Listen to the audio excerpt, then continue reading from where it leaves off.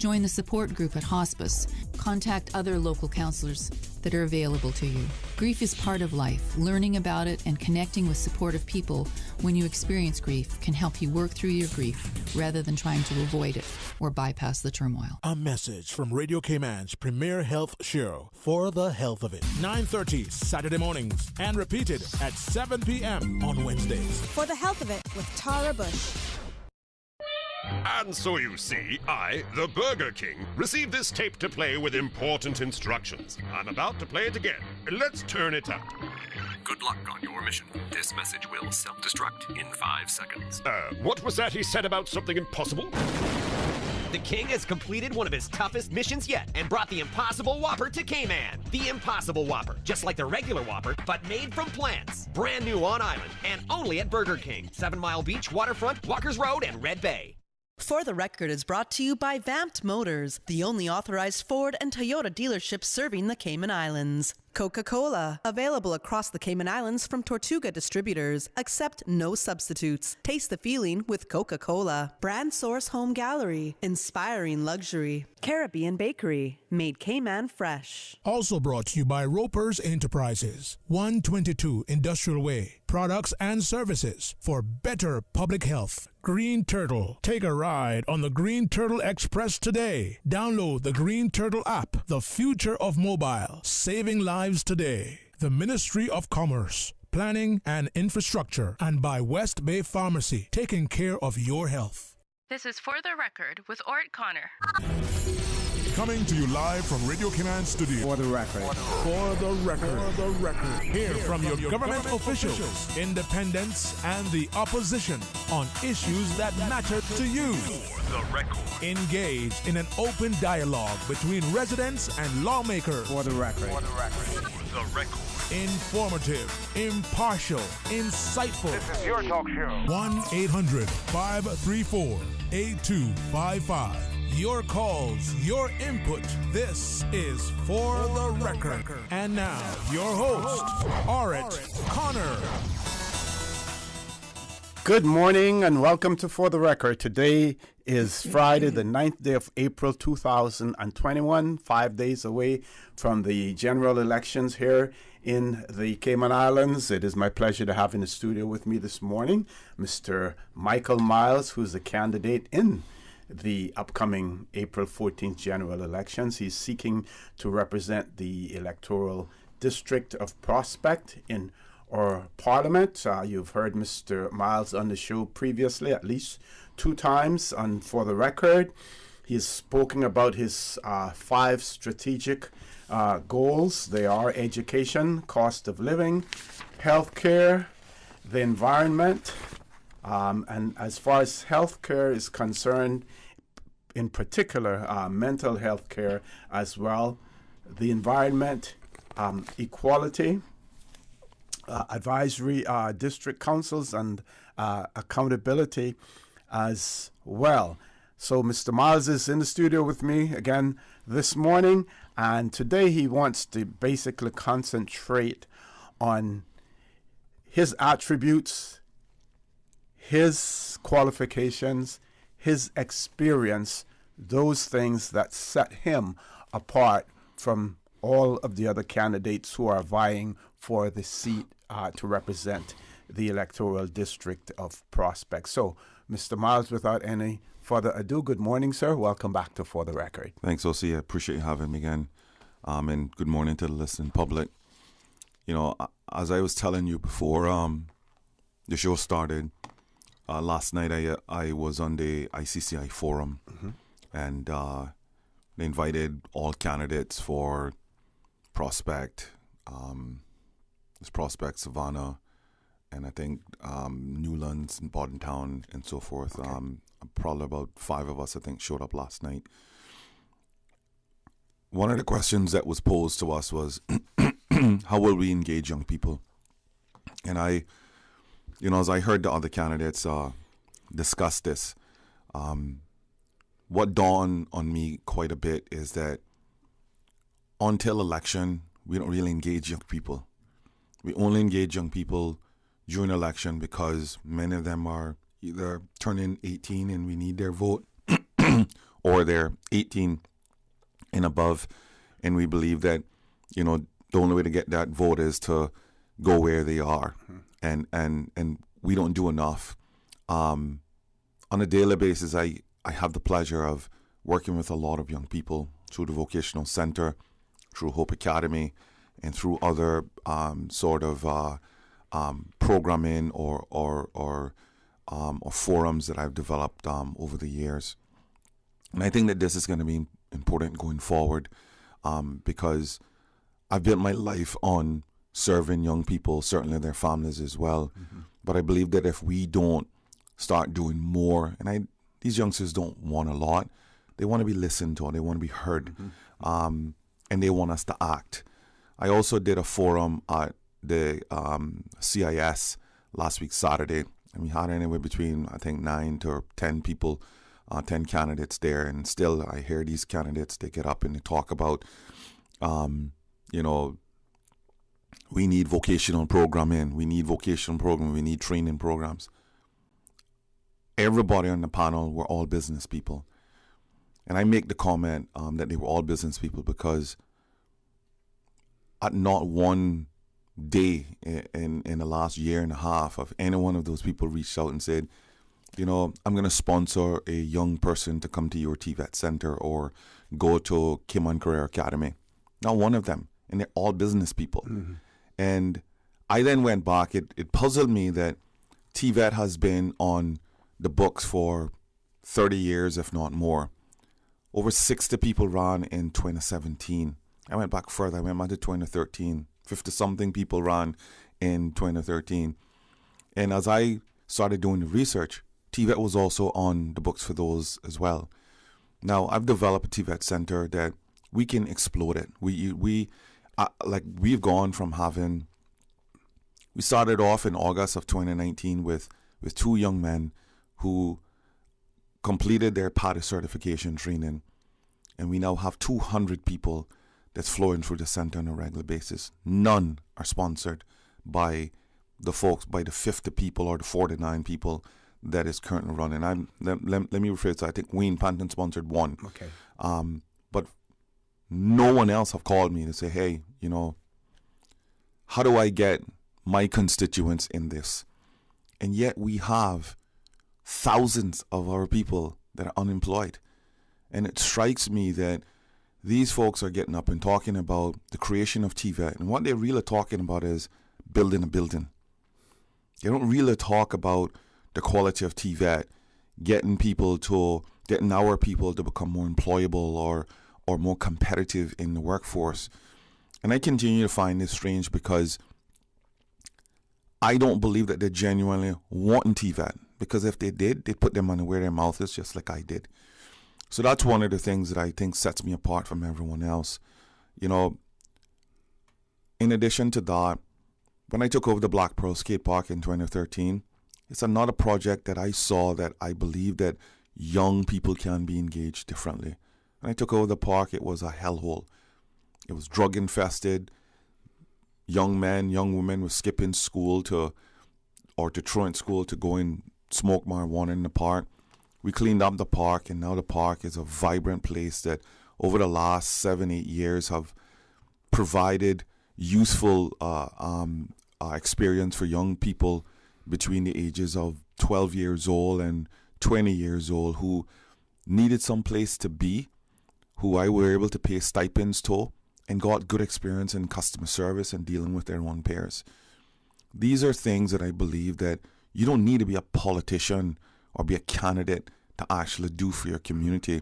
And it shouldn't come around once in a while. I've seen people purchase school bags for the first time in forever because they're running for politics.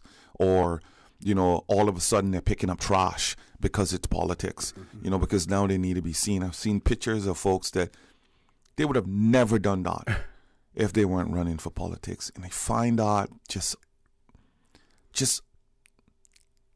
no integrity. I find it disgusting that we only do it because we want to get elected. I'm not doing that. That's not who I am. You know, I have said to people, I want to win this race. I want to win the race bad.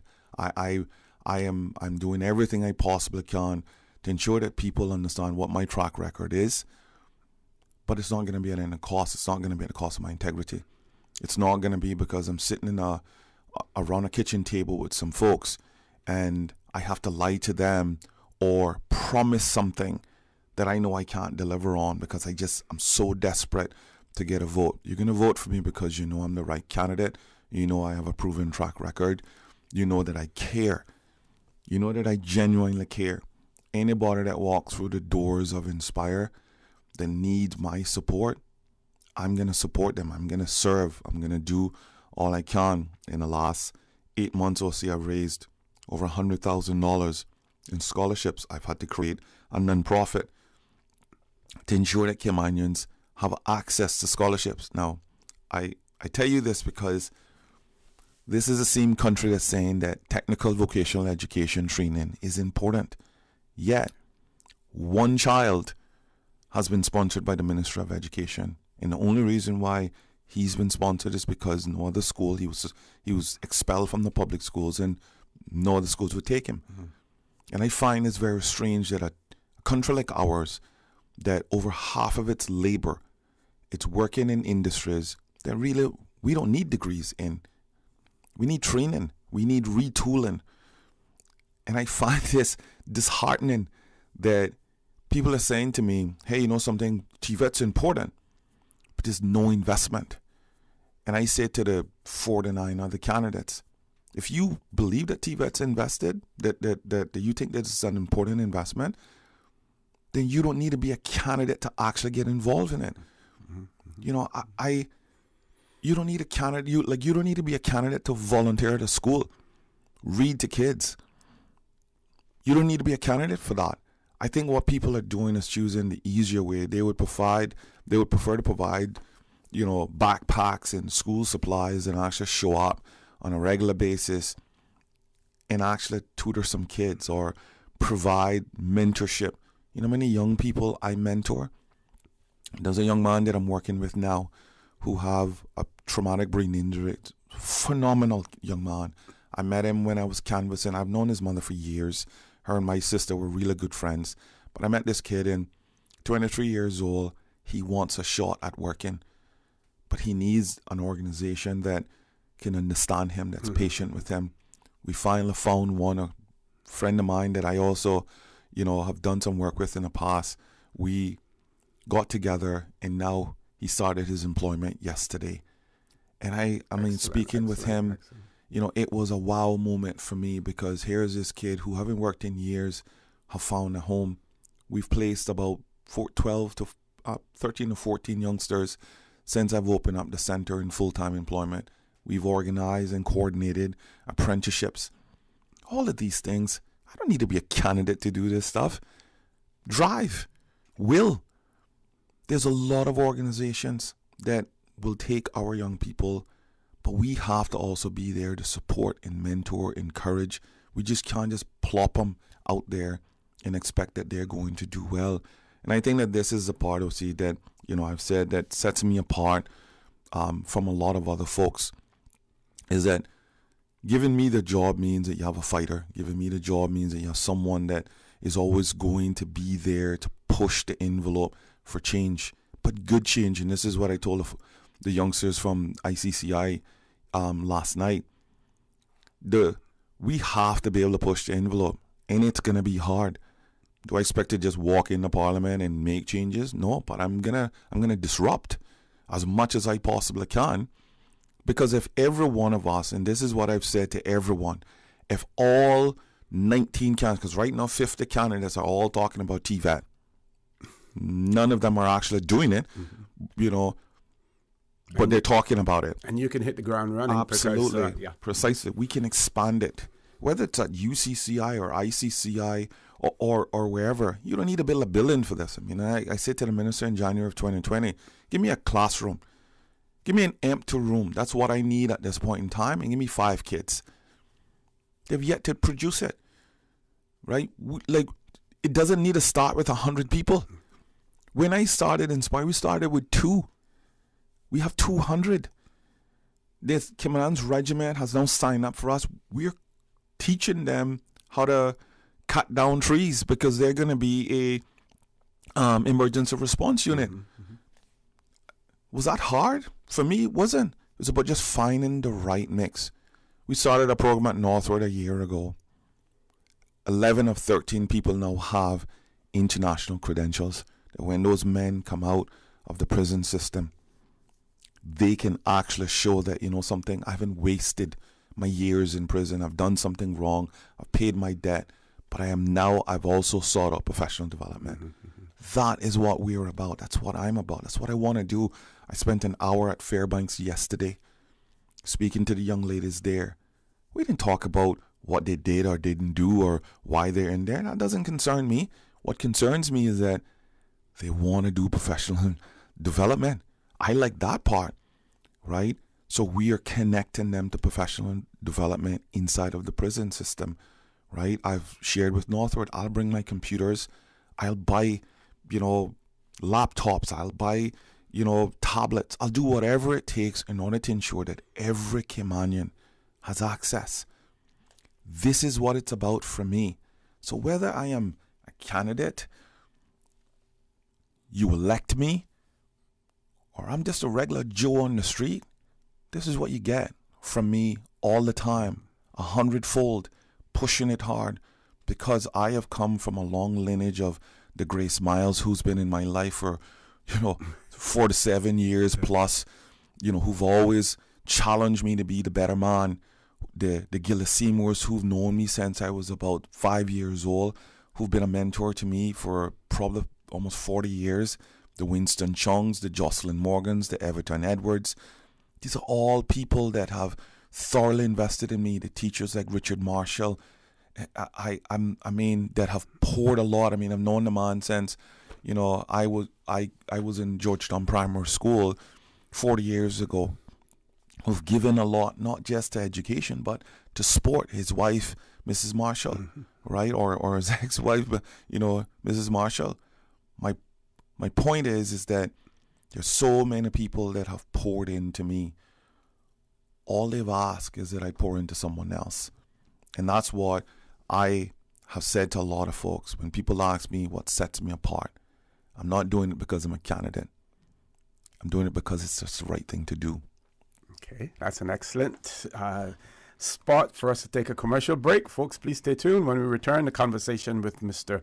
Michael Miles, a candidate in the upcoming April 14th general election seeking to represent the electoral district of Prospect in our parliament will continue, so please stay tuned. The Cayman Islands boasts of a long, colorful, and rich history.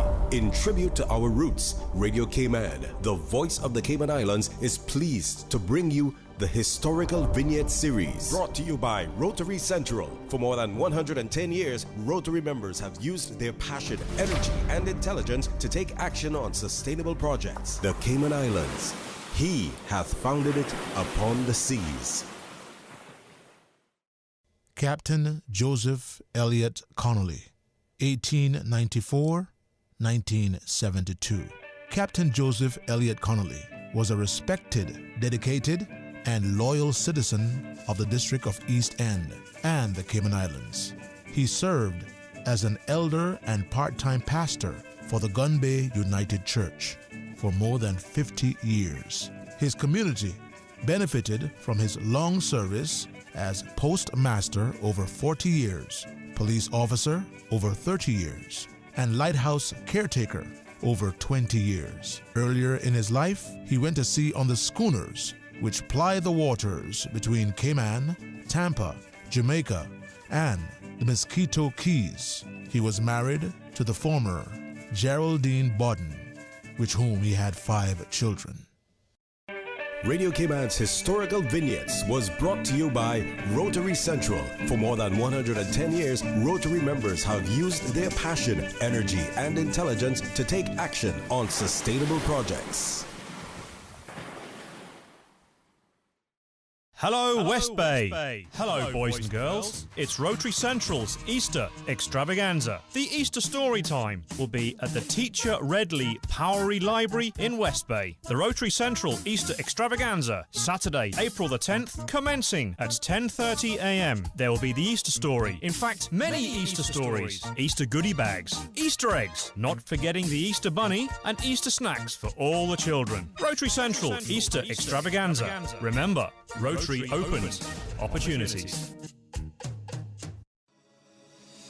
Did you know that defective airbags can cause serious injury or even death if not repaired immediately? Right now, millions of vehicles around the world are under recall for faulty Takata airbags, and yours could be one of them. At Vamt Motors, our priority is to make sure the Toyota or Ford you drive is safe. So we are offering customers a free, fast and easy airbag swap out if your vehicle was manufactured in 2016 or earlier. Find out if you need to have new airbags installed by emailing your Ford or Toyota vehicle's VIN or vehicle identification number to service@vamtmotors.com or stop by Vamp's Service Center or call us at 949-2245. Don't risk it. Get the airbags in your Toyota or Ford checked for free at Vamp Motors on Walkers Road. I grew up in a Canadian village with a general store that had just about anything you could ever need. That's what I'm reminded of every time I go into West Bay Pharmacy. It's not just because it's well stocked with necessities and oddities, but also because it's like our community hub. The staff treat customers like friends. Ron and the team of pharmacists have kept my family patched up and flu-free for years, and there are usually a few good laughs mixed in. They are truly taking care of my health and my family's health. West Bay Pharmacy is the very best of Cayman kind. What's that? No sugar, same amazing taste? Coca-Cola Zero Sugar is here to stay. Classic taste, pure satisfaction. Be sure to stop into any Tortuga location and get your own case of Coke Zero. Or grab an ice-cold one straight from the cooler. Brought to you by Tortuga Distributors Limited. Coca-Cola, taste the feeling, Cayman. Green Turtle. Modern solutions to get you through the new normal. Download the Green Turtle app now and top up yours or a loved one's phone with any mobile carrier in any destination. Home delivery of laptops, tablets, phones, accessories, and iTunes and major online retailer gift cards. And now, home deliveries of groceries and courier service. Guaranteed delivery within 2 hours from 9 a.m. to 3 p.m. Visit their list of products at greenturtle.ky or download the Green Turtle app today. Green Turtle is not only the future of mobile, but today, it can help save a life. Take a ride on the Green Turtle Express today. Download the Green Turtle app, the future of mobile, saving lives today. Hi, I'm remodeling our bathroom. I have a few questions. Sure. What are some ideas to make my bathroom feel larger? How do I know if I'm picking the right vanity? How do I choose a new toilet or a new countertop? Also, the lighting is terrible. Can I put a window or a skylight? And do I really need an exhaust fan? You've come to the right place. At Brand Source, we custom design kitchen and baths, and our talented design team can help answer your questions. Whether you're looking for a modern, functional family bathroom or a luxurious personal retreat, we'll help create that beautiful space that makes your home yours. And if you're in a rush for a new look and have a limited budget, our ready-to-install bathroom vanities built with solid wood and countertops of the finest materials are a quick and easy remodeling solution. For the very best in custom-designed kitchens and baths, visit Brand Source Home Gallery on Dorsey Drive, Industrial Park, Cayman's Kitchen and Bath Center. System 1 loaded. 1-800-534-8255. What is on your mind when it comes to the government, independence, and the opposition? Issues that matter to you. 1-800-534-8255. Waiting to hear from you. For the Record. This is For the Record with Ort Connor. Good morning and welcome back to For the Record. It is my pleasure to have in the studio with me this morning Mr. Michael Miles, candidate in the upcoming April 14th general elections, seeking to represent the electoral district of Prospect in our Parliament. Mr. Miles has pointed out to you, our audience, that while it has been trendy for politicians or aspiring politicians to give out books, school books, to give out backpacks, to talk about vocational training and other educational projects, while it has been trendy for them to talk about that, he is actually underground. He has been doing it, and he feels that that is one component that sets him apart from many of the other candidates who are running, and in particular those who are seeking to represent the electoral district of Prospect. Mr. Miles, back over to you. Yeah, as I said, it's I think what continues to be disappointing is that every 4 years, and this is why I believe that in particular young people are disengaged from the process because they don't see where the value is for them. They don't see where they have a voice or their opinions count, because we only come around every 4 years. It doesn't matter if 50 or 60 or 8 of us are running. We bombard them with a lot of information. I mean, you go on social media, I mean, it's filled with, people, saying a number of different things that they're going to deliver on, and there's no strategy in how they're going to do that. And in addition to that, they're excluding, perhaps I think the most important people is the people. How do we do it without the people? As I've canvassed Prospect and I've talked to a lot of folks and have my own little small meetings and so forth, I make it very clear, this is going to be people driven going forward. Having a democratically elected district council is important to what I want to do. It's not just about, being different and having a district council. It's about being accountable. And I want to be accountable to somebody, to some organization, to something. And I think people in Prospect have to get back involved in the decision-making process of this. And that's where I believe that we're going to find more commonalities, where people come to the table and say, okay, in Prospect, these are the things that we actually want to get done. And it may not be education immediately. As I said, one of the biggest things that I have seen in there, just canvassing and talking to residents in the area, is flooding. Flooding is a major thing, and it's not just on Marina Drive or in some of the side streets of Marina Drive, but it goes all the way down to Raven, where, a little rain overflows a swamp. And there's nothing that protects those people's, in particular their property values. Mm-hmm. So that's a major challenge that we are going to have to solve, but it is going to have to take everybody. And Prospect is now, we have 1,346 people that are registered to vote within Prospect. Within that, with all of their families, I'm sure that's well over 3,500 to 4,000 people.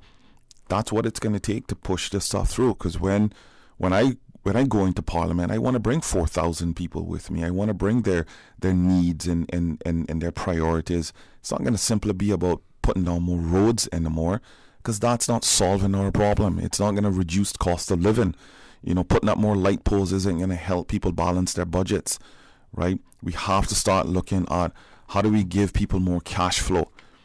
And that's going to come down from us 19 people getting in the same room and agreeing to disagree. But we have to agree on that Caymanians need to be priority. And I believe that that's the part that sets me a little bit different, if not a lot different from everyone else. But Prospect have to vote for that.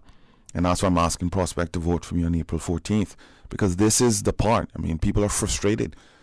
Almost every household that I've visited, every young person that I've engaged, what I hear is frustration. And I'm often saying, how do we channel that into success, right? And the only way to do that is to vote different, right? You can't continue to complain that we are under siege by the expatriate population or by the big developers that coming off of the plane, that we're not competitive because the schools aren't at a certain standard.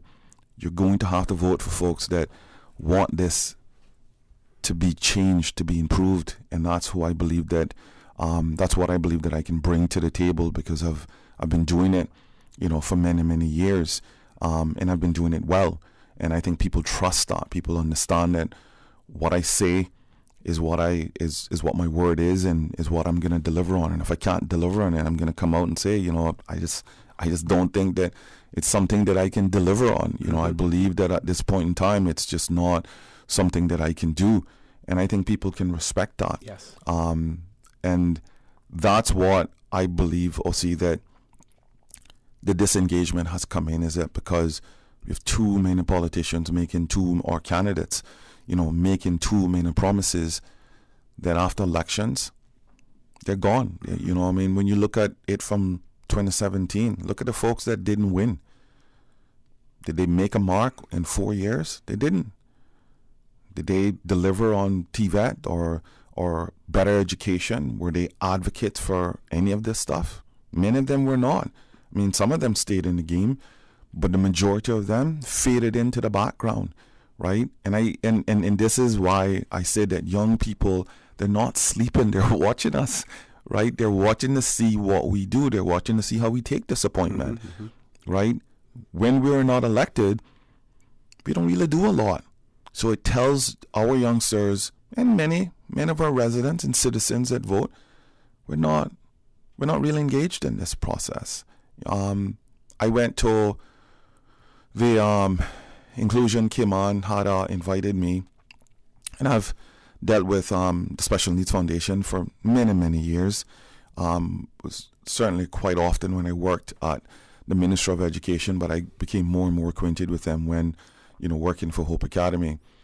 And I was in a group, many candidates were there as well, and we were listening to at least 7 moms talk about their experience with trying to get the services for their special education needs students, and how they simply just don't want them to be treated different, and they should be included in mainstream schools. Do I believe that we can fix this? Yeah, we've done it at Hope. We've done it for years at Hope. I mean, Dr. Samantha Tibbetts have built a phenomenal school. Is it perfect? No, it's not. But is it a school that you can trust, that you can get results? Man, I've been there 4 years. I've seen the heart and soul of these teachers. I've seen what Sam can do when she put a good team together that balances from therapeutic to teaching to psychiatry. It is a phenomenal feat. Can we have that in the public schools? Absolutely. Hope Academy is about 115, 120 students. When you look at Northside or Edna Moyle Primary in Eastern Primary School, they have the same population of students, and yet they're not doing well. They've either failed or they've gotten satisfactory, right? These are schools that should be getting good because their numbers, right? You have anywhere between 8 to 10 students in a classroom. So these are things that ultimately, like I said, I can bring to the table because I have loads of experience and certainly the qualifications to back me that outcomes is going to change the name of the game that's called elections going forward. Final comments for your audience? I know that I'm not going to be able to reach 1,346 people. I've tried, and I know that I'm always going to miss a few folks. So I'm asking people, please visit my website, www.electmichaelmyers.com, or visit me on Facebook, Instagram. You can give me a call at 939-1301, or send me an email, electmichaelmyers.com. I believe that I'm your candidate. I believe that come April 14th, if you want not just change, but you want good change, you want someone that has integrity, that will keep that will not be compromised, you're going to vote for me on April 14th. I want to thank the listening public for giving me another opportunity to have a chat and talk about the things or talk about who I am today. And also, I appreciate you giving me the opportunity again. Thanks. Certainly. Folks, that was Mr. Michael Myers, candidate in the upcoming April 14th general election, seeking to represent the electoral district of Prospect in our parliament. We're top of the hour, 8 o'clock news. Please stay tuned. When we return, we will have Mr. Mario Ebanks in the studio with us at 8:30. So please stay tuned for the record. We'll be back shortly. At Foster's, we have better product prices. We sure do. And on special this week, we have DiCecco pasta. Selected varieties for $1.89. Save 50 cents. We also have Sea Best raw shrimp, 32 ounce, only $12.99. Save $5. And Jergens skincare lotions. Selected varieties, only $2.09. Save $1. Price is good until April 21st, 2021. Find more great specials in store or by visiting fosters.ky. Fosters. Better prices because we care. The voice of the Cayman Islands. 89.9 FM in Grand Cayman and 93.9 FM in Cayman Brac and Little Cayman. Silver wings shining in the sunlight. Radio Cayman. The 8 a.m. news is proudly sponsored by the Chamber of Commerce Pension Plan. For further information, please visit chamberpension.ky. The Cayman Islands Chamber of Commerce Pension Plan. We're here for you. Please be advised that the pension contribution holiday has been extended until 30th of June 2021. Employers and plan members should ensure arrangements are in place for salary deductions and remittance following this date. The Cayman Islands Chamber of Commerce Pension Plan, keeping you informed. For further information, visit chamberpensions.ky, and for information as it happens, follow us on Facebook, LinkedIn, or Instagram. Email admin@pensions.ky or call 745-7630. We're here for you. For today's biggest news. Radio Cayman, the voice of the Cayman Islands.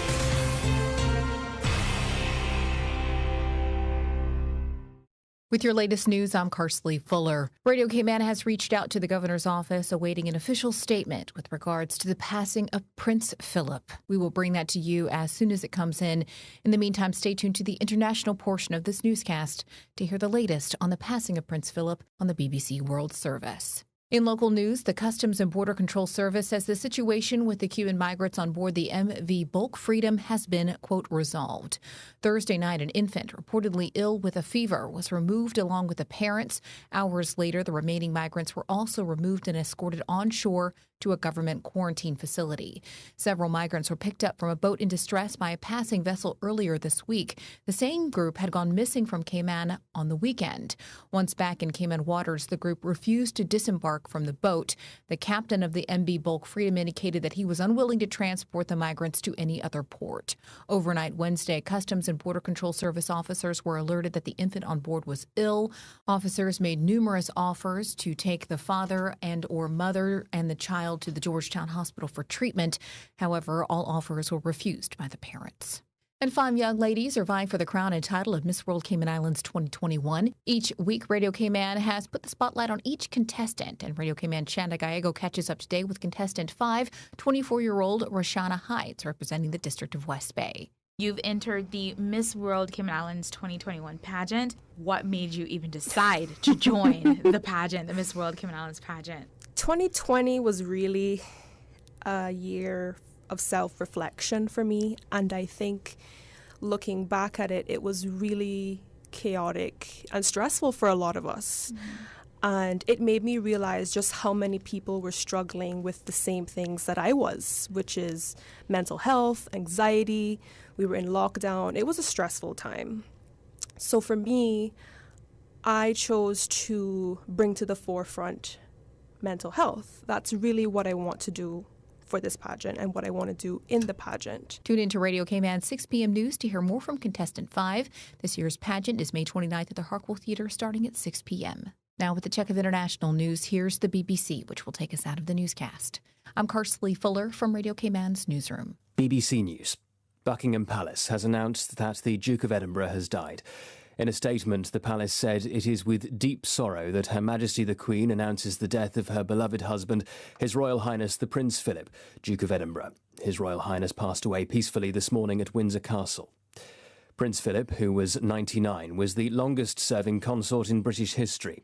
The Duke and the Queen were married for more than 70 years, and Prince Philip dedicated decades of his life to royal duty, as our royal correspondent, Nicholas Witchell, explains.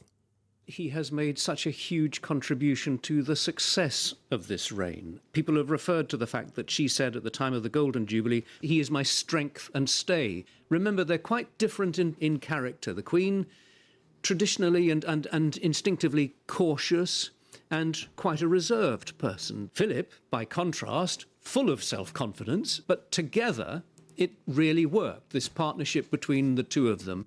Our royal correspondent, Nicholas Witchell. Prince Philip retired from public engagements in the summer of 2017. Speaking at Downing Street in the past hour, Boris Johnson, the British Prime Minister, paid this tribute. Prince Philip earned the affection of generations here in the United Kingdom, across the Commonwealth and around the world. He was the longest serving consort in history, one of the last surviving people in this country to have served in the Second World War. He helped to steer the royal family and the monarchy so that it remains an institution indisputably vital to the balance and happiness of our national life. Boris Johnson. The Prime Minister of Australia and King Philippe of Belgium are among many who have sent their condolences to Her Majesty and the royal family. BBC News. The 8 a.m. news is proudly sponsored by the Chamber of Commerce Pension Plan. For further information, please visit chamberpension.ky. The Cayman Islands Chamber of Commerce Pension Plan. We're here for you. We are a not-for-profit, member-centric plan with a democratically elected volunteer board of trustees representing all sectors of the Cayman Islands economy. We have an all-in expense ratio of less than 1%, over 20,000 members, and $490 million in assets under management. We were the first multi-employer pension plan approved by the regulator in the late 1990s, and today we are still strong, secure, and are here for our employees and employers alike. If you would like to join or require further information, visit chamberpension.ky. And for information as it happens, follow us on Facebook, LinkedIn, or Instagram. Email admin@pensions.ky or call 745-7630. The Cayman Islands Chamber of Commerce Pension Plan. We're here for you. Stay in touch with Radio Cayman for the latest in news and information. Follow Radio Cayman on social media, Facebook, Instagram, Twitter. Download the Radio Cayman app or log on to our website, www.radiocayman.gov.ky. Radio Cayman, your voice, your choice, your radio. I'm looking for a new pizza joint with that perfect crust. My car needs a bit of a tune-up, and my pregnant wife needs something from the pharmacy. So I turned to the printed yellow directory, and in an instant, the pizzas are ordered, the oil change is booked, and the thing that I'm not allowed to say out loud has been purchased for my wife. Problem solved. When you need something quick, do yourself a favor. Flip through the printed yellow directory. Stop searching, start finding. Yellow, we know local. Put your hands for the progressive. Serving you is the objective. We going all the way. Hello, Georgetown West. This is your representative, David White. This election, I'm running as a Progressives candidate with the Alliance team. We have known each other long before I ran for office, and you know of my commitment to you, the people of Georgetown West. As part of a new Alliance government, I can continue to enhance our neighborhoods and improve your quality of life. Make affordable housing a reality. Ensure our children get an education and better opportunities to ensure their prosperity. I humbly ask you to vote for me, David White, number 4 on April the 14th, so that together we can continue to build a better Georgetown West and a better Cayman.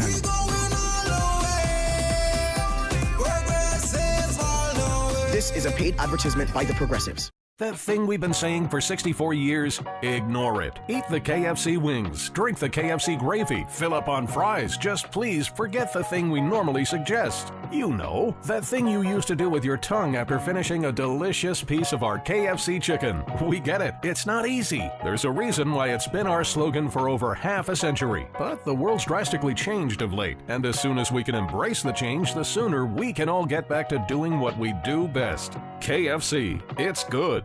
The 8:10 a.m. weather report, Monday through Friday, is proudly sponsored by Pan American International Insurance Corporation. Pan American International Insurance Corporation, meeting the life, accident, and health insurance needs of individuals and businesses to ensure financial security and peace of mind. For more information, call 949-8304 or visit www.palig.com. That's PALIG.com. For over 100 years, more than 5.8 million people across the Americas and the Caribbean have placed their trust in Pan American Life Insurance Group. We have delivered on our promise and have proven that we are more than an insurance company. We are family. To learn more about our first-in-class individual and group life, disability and accident solutions, please visit Pan American International Insurance Corporation at Unit 221, Cannon Place East, North Song Road, Grand Cayman, or contact us at 949-8304 and visit us online at www.palig.com. Pan American Life, people you can trust for life.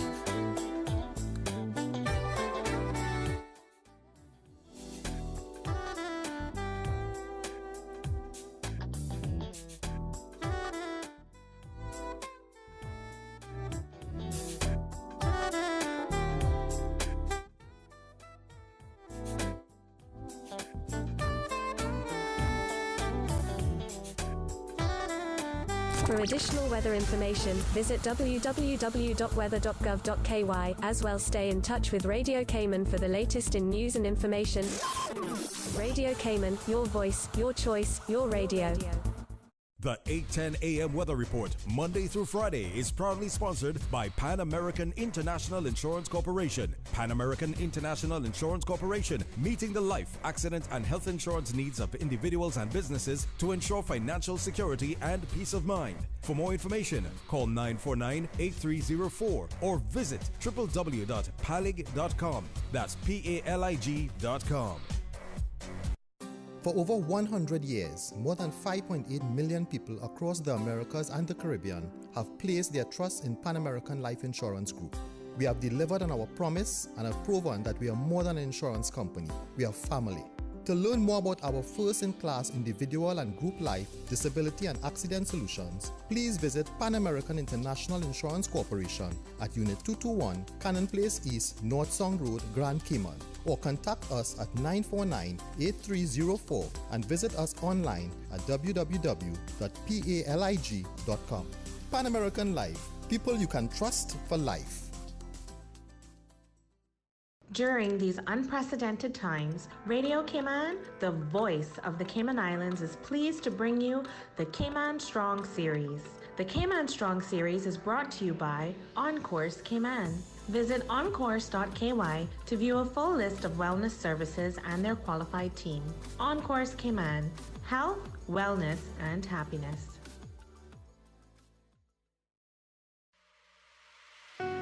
Achieving your goals is a very rewarding feeling, but at times can feel very frustrating, especially if and when we miss our target. As you approach your goals in life, set yourself up for success. When setting your goals, tell a friend. Having an accountability partner is often helpful in achieving your goals. Let your parents and partner know what you are planning or doing. Sharing with others also helps us to develop the ideas and our vision. Writing down your goals can help to solidify them for you and help you to stay accountable. Change your thinking and change your life. Radio Cayman's Cayman Strong Series was brought to you by OnCourse Cayman. Visit oncourse.ky to view a full list of wellness services and their qualified team. OnCourse Cayman, health, wellness, and happiness. These days, feelings of loneliness, anxiety, stress, and depression can be overwhelming. Just know you are not alone.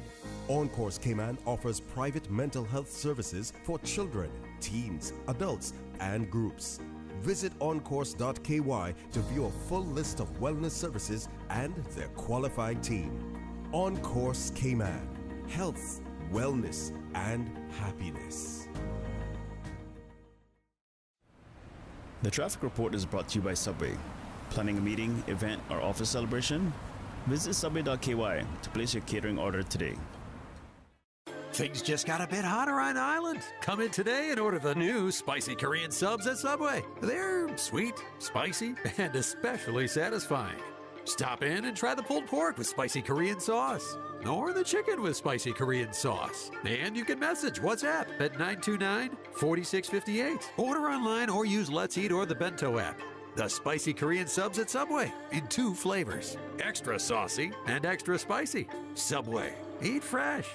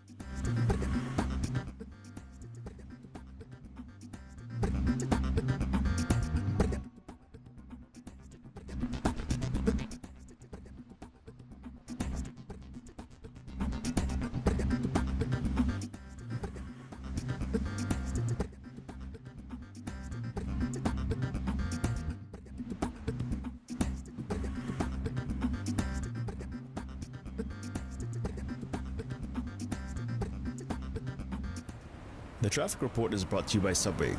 Planning a meeting, event, or office celebration? Visit subway.ky to place your catering order today.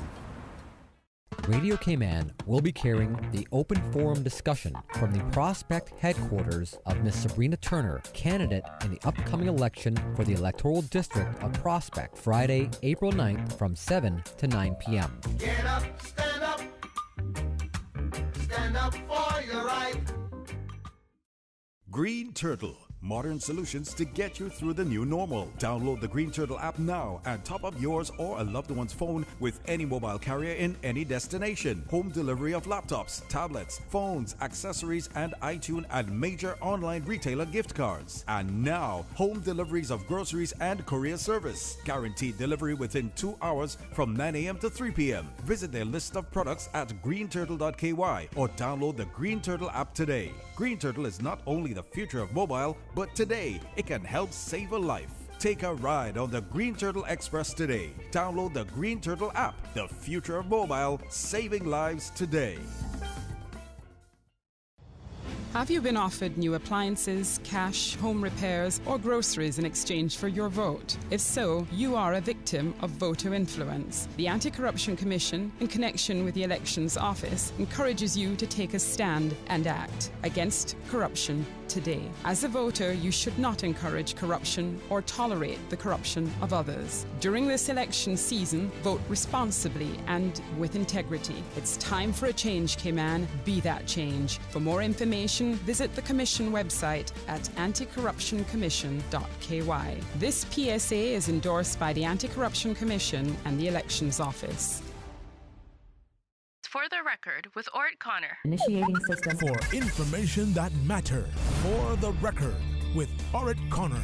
Continues right now on Radio Cayman. Good morning and welcome back to For the Record. While we still have some time before we have our next guest in the studio, I'd like to share with you some vital information. First, starting off with the COVID-19 update for yesterday, the 8th of April, 2021. Chief Medical Officer Dr. John Lee reported that 315 COVID-19 tests had been carried out since it was last reported on Wednesday, the 7th of April. 2 were positive. The individuals are travelers who tested positive following routine screening. They will remain in isolation until considered recovered. The number of persons in isolation, either at a government facility or in their homes as required by the medical officer for health, will be provided later, so we didn't have that, but we have information in relation to the number of vaccines that have been administered as well. And to date, that is as of yesterday, 54,884 vaccines had been administered.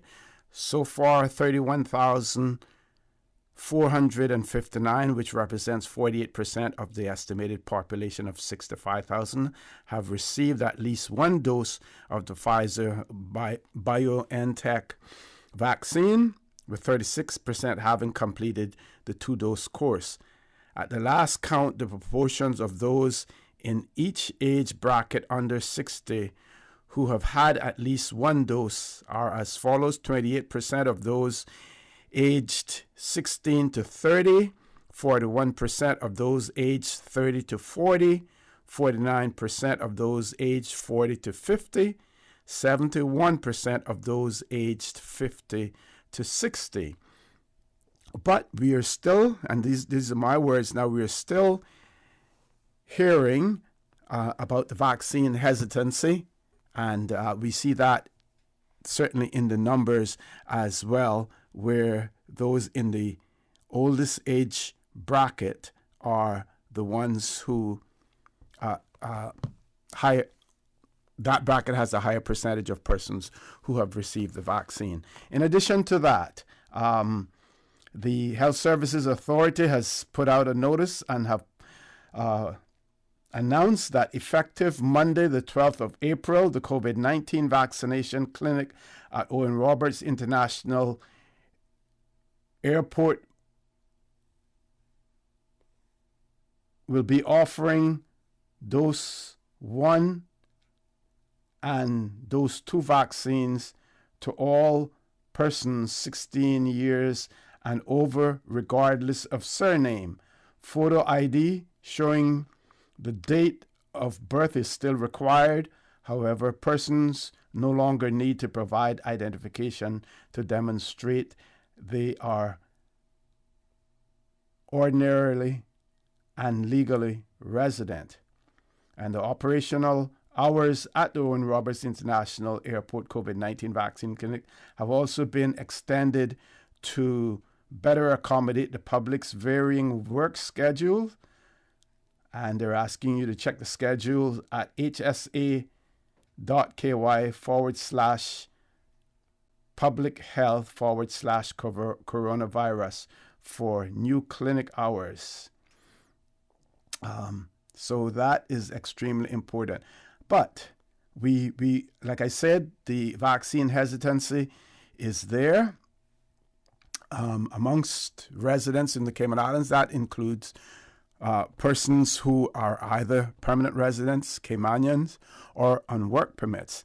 And my question is, what can we do to jolt those persons into getting the vaccine? What incentives can be offered? How can we push them to ensure that they get the vaccine?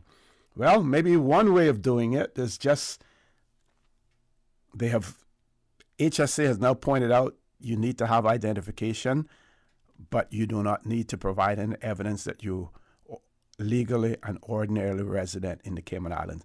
That is a good start. Whomever wants to now get the vaccine, if they're on island, they can go and get it. Sometimes we as Caymanians, when we see or we feel that others are being favored over us, that may jolt us a little, move us to take action. Maybe that will help as well. So you Caymanians out there who have this vaccine hesitancy, if you want persons who are possibly non-Caymanian to be more protected than you are when it comes to the COVID-19, then go ahead and remain hesitant. Let those persons who are not Caymanians, let them get the vaccine. Let them be protected while you leave yourselves vulnerable to it. We would hope and trust that by now, with all of the evidence available in the Cayman Islands from those persons who have taken the vaccine and have seen that there is really no negative effect or substantial negative effect from it, we would have hoped by now that that would have encouraged you. Not sure what else the government can do. Obviously can't force you to take it, but if things really get serious, at some point in time, we may have to consider the public interest and the public good over individual rights, because sometimes while you are exercising your individual right, you are at the same time putting other people's rights in jeopardy as well. I believe we have a caller. Let's take the caller. Good morning. Welcome to For the Record. My son, I don't believe you don't make it. You don't think so? No, you child. It's next week. Now how to come that you can get a relief from some side, whether the right side or the left side. Remember, my mother told me when I asked her what killed President Kennedy, she said, she was her asthmatic. She said shortness of breath. And my mother was parting, so I figured that shortness of breath and surely killed the man. I don't know how you can make it anyhow. That would make us more stoic too, you know. Mm-hmm. So don't even go down that road. you got to address the crowd now. But look here, all of my girlfriends I take that. Sick as a dog. The man is what? Up and going. It's a man's world. It's a man's world. They didn't test a woman. They tested all men. I know that. All right. But I hope we answer her to come. Okay, yes. Well, maybe we can breathe again, or maybe there will be a whole lot to talk about depending on what happens and what the government is comprised of after Wednesday. You already starting, and I walk after like you're here. You're going off on your rant. I'm going to left you alone. All right, my dear. Take care. DJ Lynn, you want to take a commercial break now? One more caller. Okay, caller, good morning. Welcome to For the Record. Good morning, OC. George Eubanks calling in just to give a plug for what you just said just now about the doing like a PSA for the COVID vaccine. Yes. I took my second shot yesterday, and after I sat down for like about 15 minutes, 10 minutes or so, I walked out and I went and did a full day's work. No effects. Nothing, and I didn't have any for the first one. I probably had a slight headache, which I probably put down to stress. But I just encourage everyone, as you just did. We have to protect our neighbors and our friends, and everybody needs to get vaccine. I know some are religious organizations, and some people hold some belief that there's some chip or something inside the vaccine, and all sort of conspiracy theories. And the vaccine is going to make, it gives you clots and heart attacks. Listen, millions and millions of people have taken the thing, and there's no deaths which is recorded against the vaccine. So really, I really encourage everyone who hears our voice that go and take the vaccine, and let's be able to travel globally together, at least by the winter of this year. Let's try and get the world where we have herd immunity built up to a large degree, where we can travel knowing that we are protecting each other as best we can. Thank you very much for that. Folks, we're going to take a commercial break. When we return, we will be having a discussion with Mr. Mario Eubanks, candidate in the upcoming April 14th general election, seeking to represent the electoral district of West Bay West in our parliament, so please stay tuned. I grew up in a Canadian village with a general store that had just about anything you could ever need. That's what I'm reminded of every time I go into West Bay Pharmacy. It's not just because it's well stocked with necessities and oddities, but also because it's like our community hub.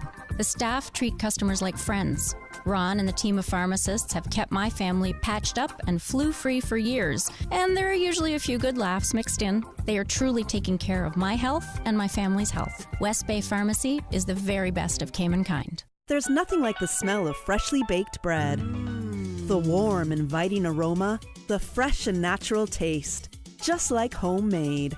100% all-natural, additive-free bread. Enjoy fresh and natural-tasting bread from the iconic Caribbean Bakery. Always delivered fresh to your favorite supermarkets island-wide. Forget the imported frozen and thawed and enjoy our freshly baked selection of quality breads and pastries. Try our classic white and wheat sandwich breads, coconut and raisin breads, hamburger and hot dog buns, and a great selection of pastries. Feed your family fresh with Caribbean Bakery. It's time to buy smart. It's time to buy Ropers. Find everything for your home and kitchen at low prices. Ropers. Appliances, dishware, bulk foods, and so much more. With huge savings. Ropers is stocked for your hurricane supplies. Don't cut back on your needs. Cut back on your spending with Ropers. Your neighborhood store. Value. Integrity. Ropers Enterprises. 122 Industrial Way. Call 949-2511. Clean up your spending with Ropers. Ropers, providing products and services for better public health. Honey, our fridge has stopped working again. Everything in the freezer is melting. We need to get this repaired right away. I'm calling Brand Source Service. When you need the very best appliance service, call Brand Source Service at 623-5000. Offering service and installation of all brands and models of appliances. Brand Source Service is Cayman's source for appliance parts and repairs with qualified and experienced technicians and the island's largest stock of appliance parts. Brand Source Service will have your repair completed in a flash. So, whatever the problem is, call the experts at 623-5000. Brand Source Service, Dorsey Drive, Industrial Park. Telephone 623-5000. System 1 loaded. 1-800-534-8255. What is on your mind when it comes to the government, independence, and the opposition? Issues that matter to you. 1-800-534-8255. Waiting to hear from you. For the Record. This is For the Record with Ort Connor. Good morning and welcome back to For the Record. According to the Elections Office of the Cayman Islands website, we are 4 days, 22 hours, 26 minutes, and 38 seconds away from the April 14th general elections. And it is my pleasure to have in the studio with me again this morning none other than Mr. Mario Ebanks, candidate in those upcoming April 14th general elections, seeking to represent the electoral district of West Bay West in a parliament. Mr. Mario, good morning, sir. Welcome back to For the Record. You're becoming a fixture on here. I almost like home. It's like home to me now. It's good to be with you again, Mr. O.C., and thank you to Radio Cayman. Thank God for the freedom of political expression and debate. And also I want to welcome everybody who is listening on the radio here in the Cayman Islands and overseas, and also some of my and my wife's family overseas as well who keep a regular check on For the Record. Driving into Georgetown this morning from lovely West Bay, I'm amazed at the traffic being so much better since school is out. It says to me, as I have in my manifesto for Mario Ebanks, West Bay West, and that's found on our website, which is Mario, the number 4wbw.com. Well, you have a T-shirt on, or you might want to just stand up and let them see. I have my T-shirt on. Here it is. Yes, It says vote Mario Ebanks, and the back it says "Bout time, bout time, bout time." So those T-shirts, we ordered 700 of those, and we probably have maybe 50 left, and but they're wonderful. So in the manifesto, we have you talk about traffic, and we talk about not just building roads, which we don't have the land to do and it's also very expensive, but also other low-cost, non-capital intensive solutions, and things like staggered time for school and work, things like public transportation, things like making sure that all the schools that need busing for the students have proper buses, that they're equipped, they're safe, and that they're reliable, so that we can have the school children use the buses, so the parents don't have to be traveling and cluttering up our roads with traffic. And so we can see the impact of traffic when school is out. So I I want to encourage that, and when we are elected, non-capital intensive solutions will also be brought to traffic, because if we don't do something about traffic, we're going to probably have to park our cars and walk to work because it's going to be gridlock, especially if this government and your allies, including my opponent in West Bay West, get their way of promoting 100,000, 150,000 person population in this country. We have to look at our carrying capacity and just look at roads and the congestion. That's one sign of our carrying capacity getting to the point where it's not sustainable. So as far as the school situation is concerned, what you're saying that is one of the variables that we know. When school is out, there's less traffic. So we know then that we really should be concentrating on the issue of school transportation. Exactly. That's right. So we have some buses, but we need to get more, and we've got to make sure that they're properly equipped and they're safe. They have bus wardens who have some issues on the buses with discipline of children. We've got to get those parents involved and get those bus wardens and the officials the power to do what it is do, because a lot of our problems in this country involves parenting. And in our manifesto, we talk about community and family empowerment, parenting skills, and all those things are important. But also on the road, you have fast driving and reckless driving. I mean, this morning, for example, I saw some cars that were probably traveling 70, maybe 80 miles an hour on the road in the bypass, and that's because there's less traffic. But if we have one accident, that's going to hold up traffic for thousands of people as well because of reckless, careless driving. I also want to this morning, I want to talk a bit about the vaccination program. And I think you were speaking about that before I got on here. Yeah, we don't hear too many candidates talking about that, and we don't hear too many of them saying whether or not they have been vaccinated as well. Well, I got mine. I got both shots. My wife got hers as well, and most members of my family. And we need to really get this vaccination program done. The UK government and the international community and our government has worked hard to do this. Yesterday, I believe a batch came in on British Airways, but they didn't send as much as they could have sent because the take-up is not what it should be. We need folks, all of us in the Cayman Islands, hear my voice and spread the word.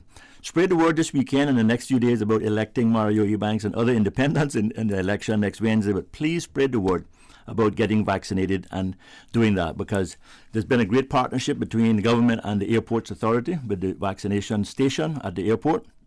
But we need to do this. We're not going to be able to safely open our tourism economy if we don't get the vaccination program to the levels that it should be. That also leads me to another point where, and I appeal to all of you, those of you who have cultural or religious reasons for not being vaccinated, to please do so. You know, someone reminded me this morning, a good friend and advisor, that Cayman seafarers, when they were going to sea, had to all be vaccinated to be able to travel around the world and go to different ports.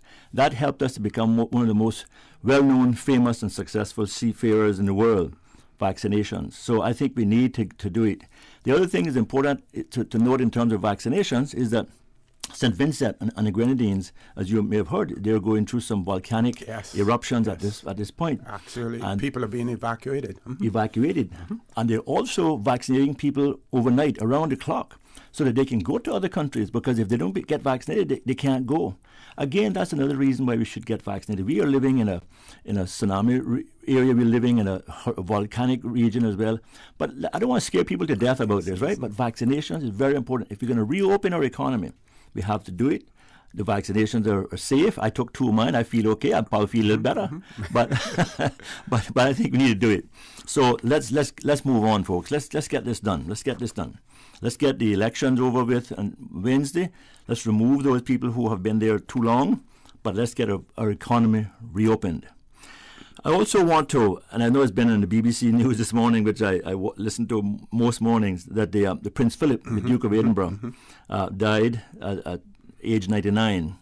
He was a World War II veteran, and he's a husband of 73 years to Her Majesty Queen Elizabeth. He's the cousin of, his mother is the cousin of Lord Louis Mountbatten, who was a hero as well in my books, and someone who was assassinated because of political reasons, and I will talk about that a little bit later also. He was a great father, grandfather, and an icon in a royal family.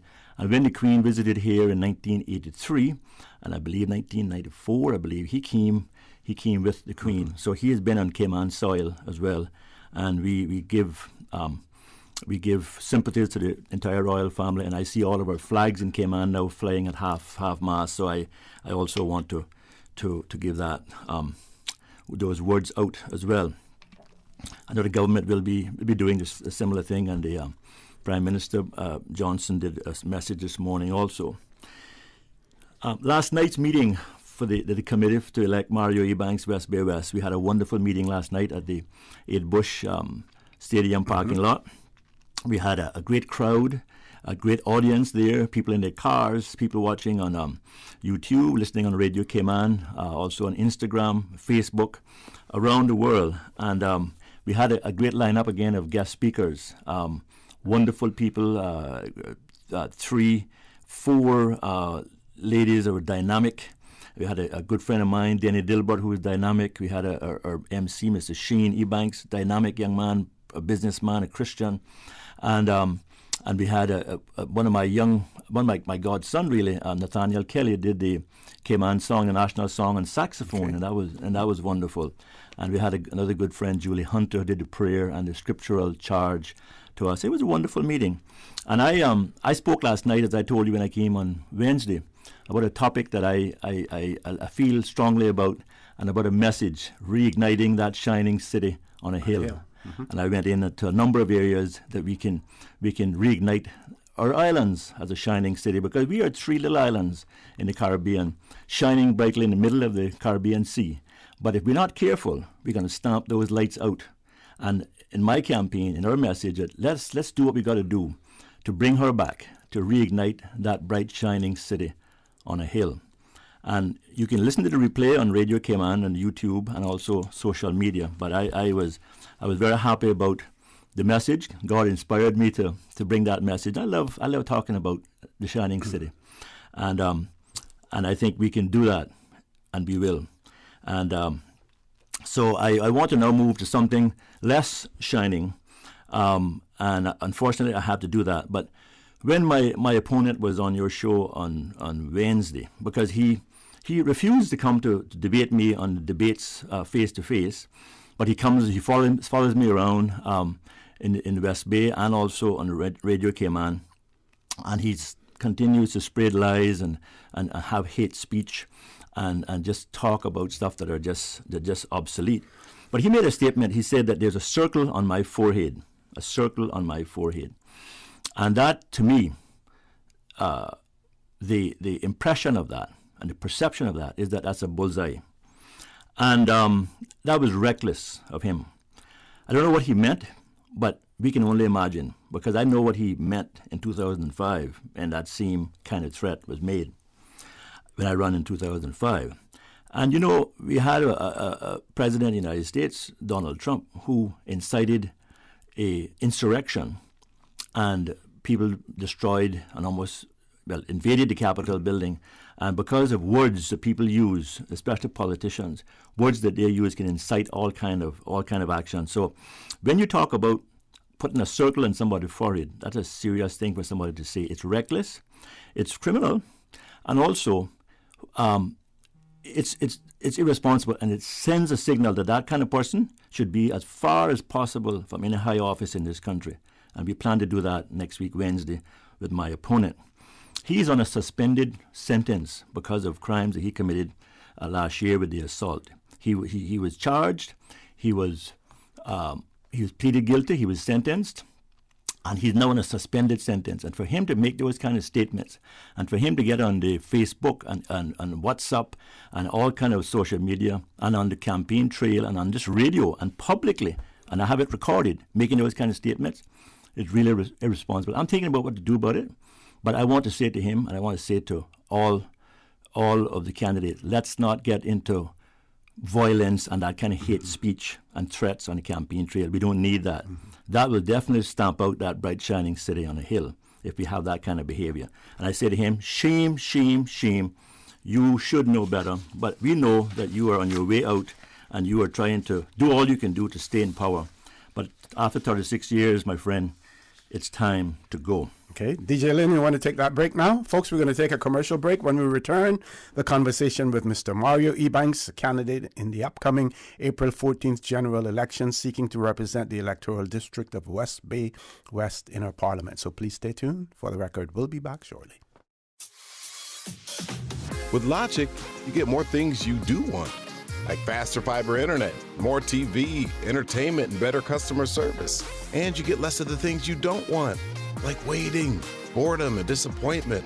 More of the good, less of the bad. It just makes sense. Or should I say, it's logical. See what I did there? Call us or go to logic.ky to find out how you could be getting way more of what's good. I grew up in a Canadian village with a general store that had just about anything you could ever need. That's what I'm reminded of every time I go into West Bay Pharmacy. It's not just because it's well stocked with necessities and oddities, but also because it's like our community hub. The staff treat customers like friends. Ron and the team of pharmacists have kept my family patched up and flu-free for years, and there are usually a few good laughs mixed in. They are truly taking care of my health and my family's health. West Bay Pharmacy is the very best of Cayman kind. What's that? No sugar, same amazing taste? Coca-Cola Zero Sugar is here to stay. No one can stop me when I taste the feeling. Classic taste, pure satisfaction. Be sure to stop into any Tortuga location and get your own case of Coke Zero. Or grab an ice cold one straight from the cooler. Brought to you by Tortuga Distributors Limited. Coca-Cola, taste the feeling, Cayman.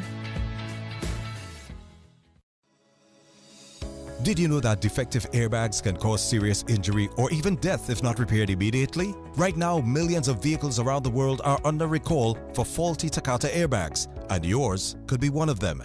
At Vant Motors, our priority is to make sure the Toyota or Ford you drive is safe.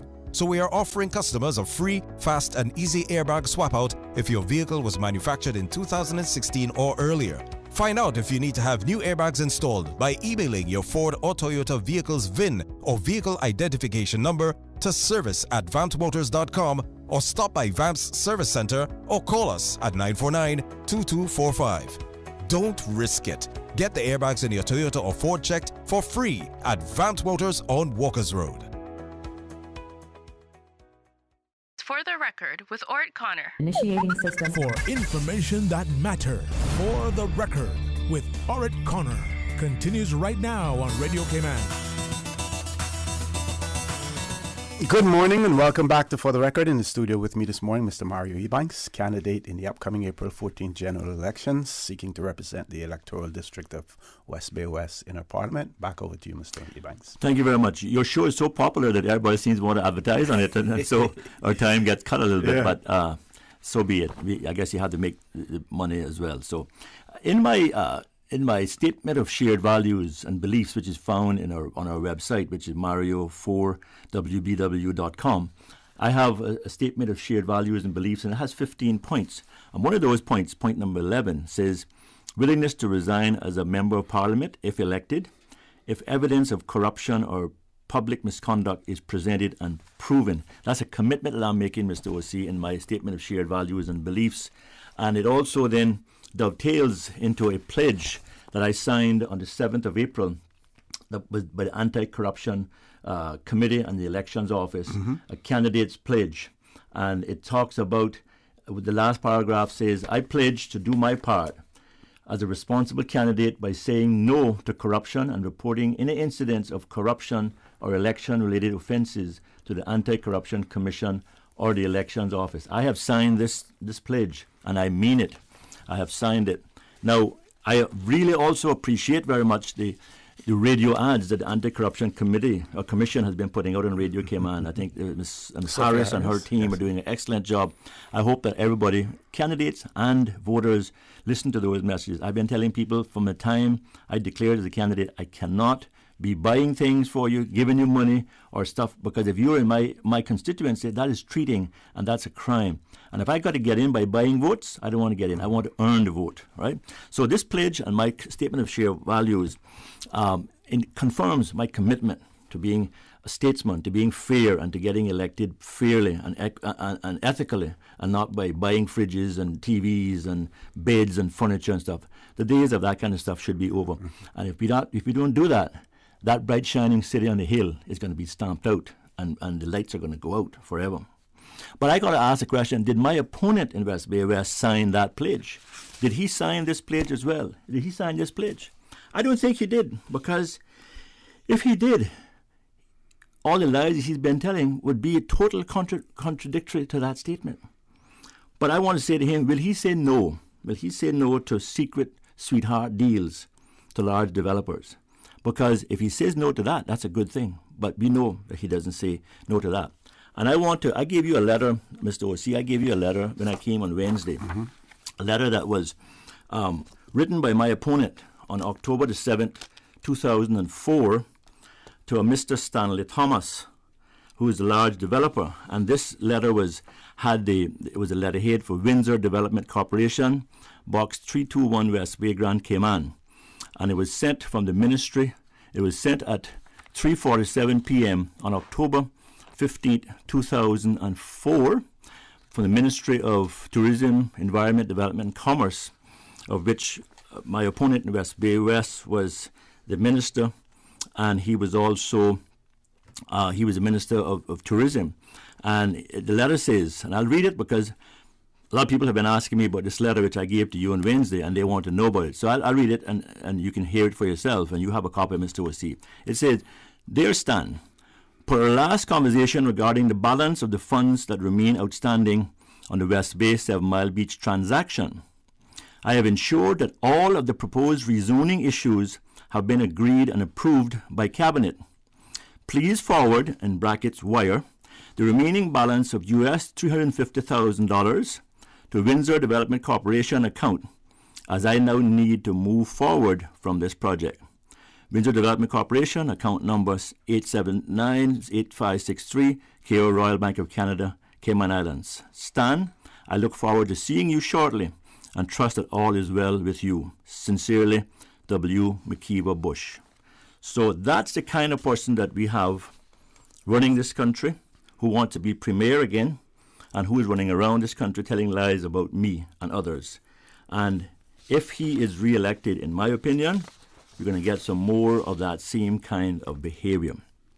That leads me to the next point about the DART plan, their area development that they're putting out there, where they want to put these canals from the North Sound all through the West Bay Peninsula, and a canal going underneath the bridge near the Kimpton, going out into that vacant piece of land where the Kaboo Festival was, and doing a turning basin for boats. And that will have severe impact on this country for many respects. But one of the most dangerous things is that it'll bring the waters of the North Sound and the 7 Mile Beach waters within 1,000 feet of each other. So if you have bad weather, you have rising sea levels, you have global warming, you could have a complete fourth island in the Cayman Islands. West Bay could be cut off altogether. And we don't want that.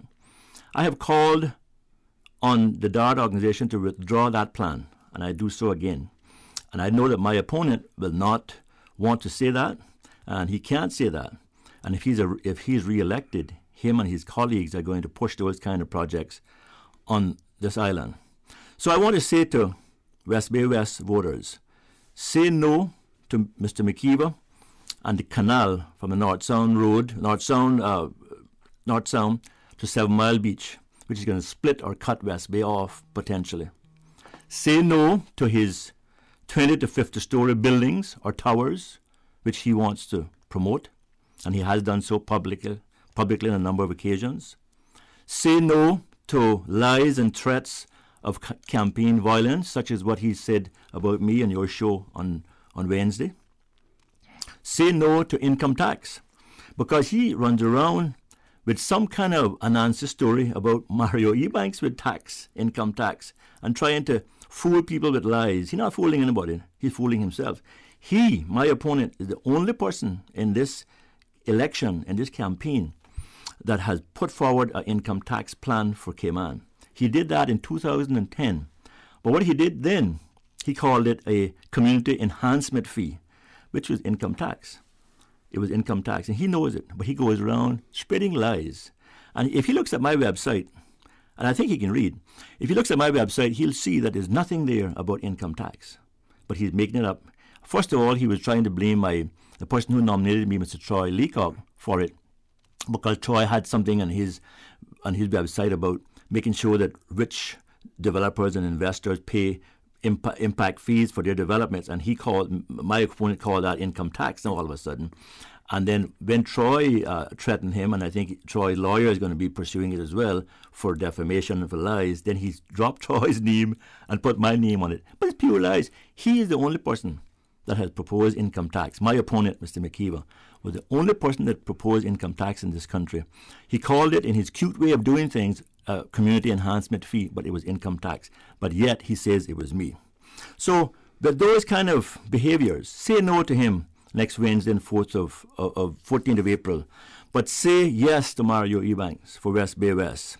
Say yes to a new community and families empowerment law, which I will bring if elected and form the government. Say yes to a new Human Capital Development Authority and a new Human Capital Development Law or Act, which I will bring if elected to office. Say yes to a new National Development Plan, which I am calling Vision 2020 in my manifesto. Say yes to higher minimum wage in this country. Say yes to lower cost of living. So vote Mario Ebanks for West Bay West. I want to also end, because I know you're going to soon usher me out, I want to end by saying that our website, again, is www.mario4wbw.com, and our Facebook is Mario4WBW. I will be here on Monday noontime with your colleague Sterling Dween on Talk Today. I think it's around about 1 o'clock. I'll be on Monday, so I want people to join again on our discussion. I'm hoping to be able to open up the phones for some calls, but you know how that is. That's quite difficult, especially when you have to deal with so many topics and try to also defend yourself from lies that are being told about you. And Tuesday night at 7:30, we'll be announcing this. We'll have our final rally at the Club Inferno parking lot in Hell. So again, we're going to Hell to bring a good message of hope to this country, and we want to invite everybody to come out to that final rally. And I will just want to say that the Honourable Speaker, it's a requirement if you have honourable in your name to act honourably, because I believe that truth is on the ballot this year, character is on the ballot, decency is on the ballot, ethics is on the ballot, and integrity is on the ballot.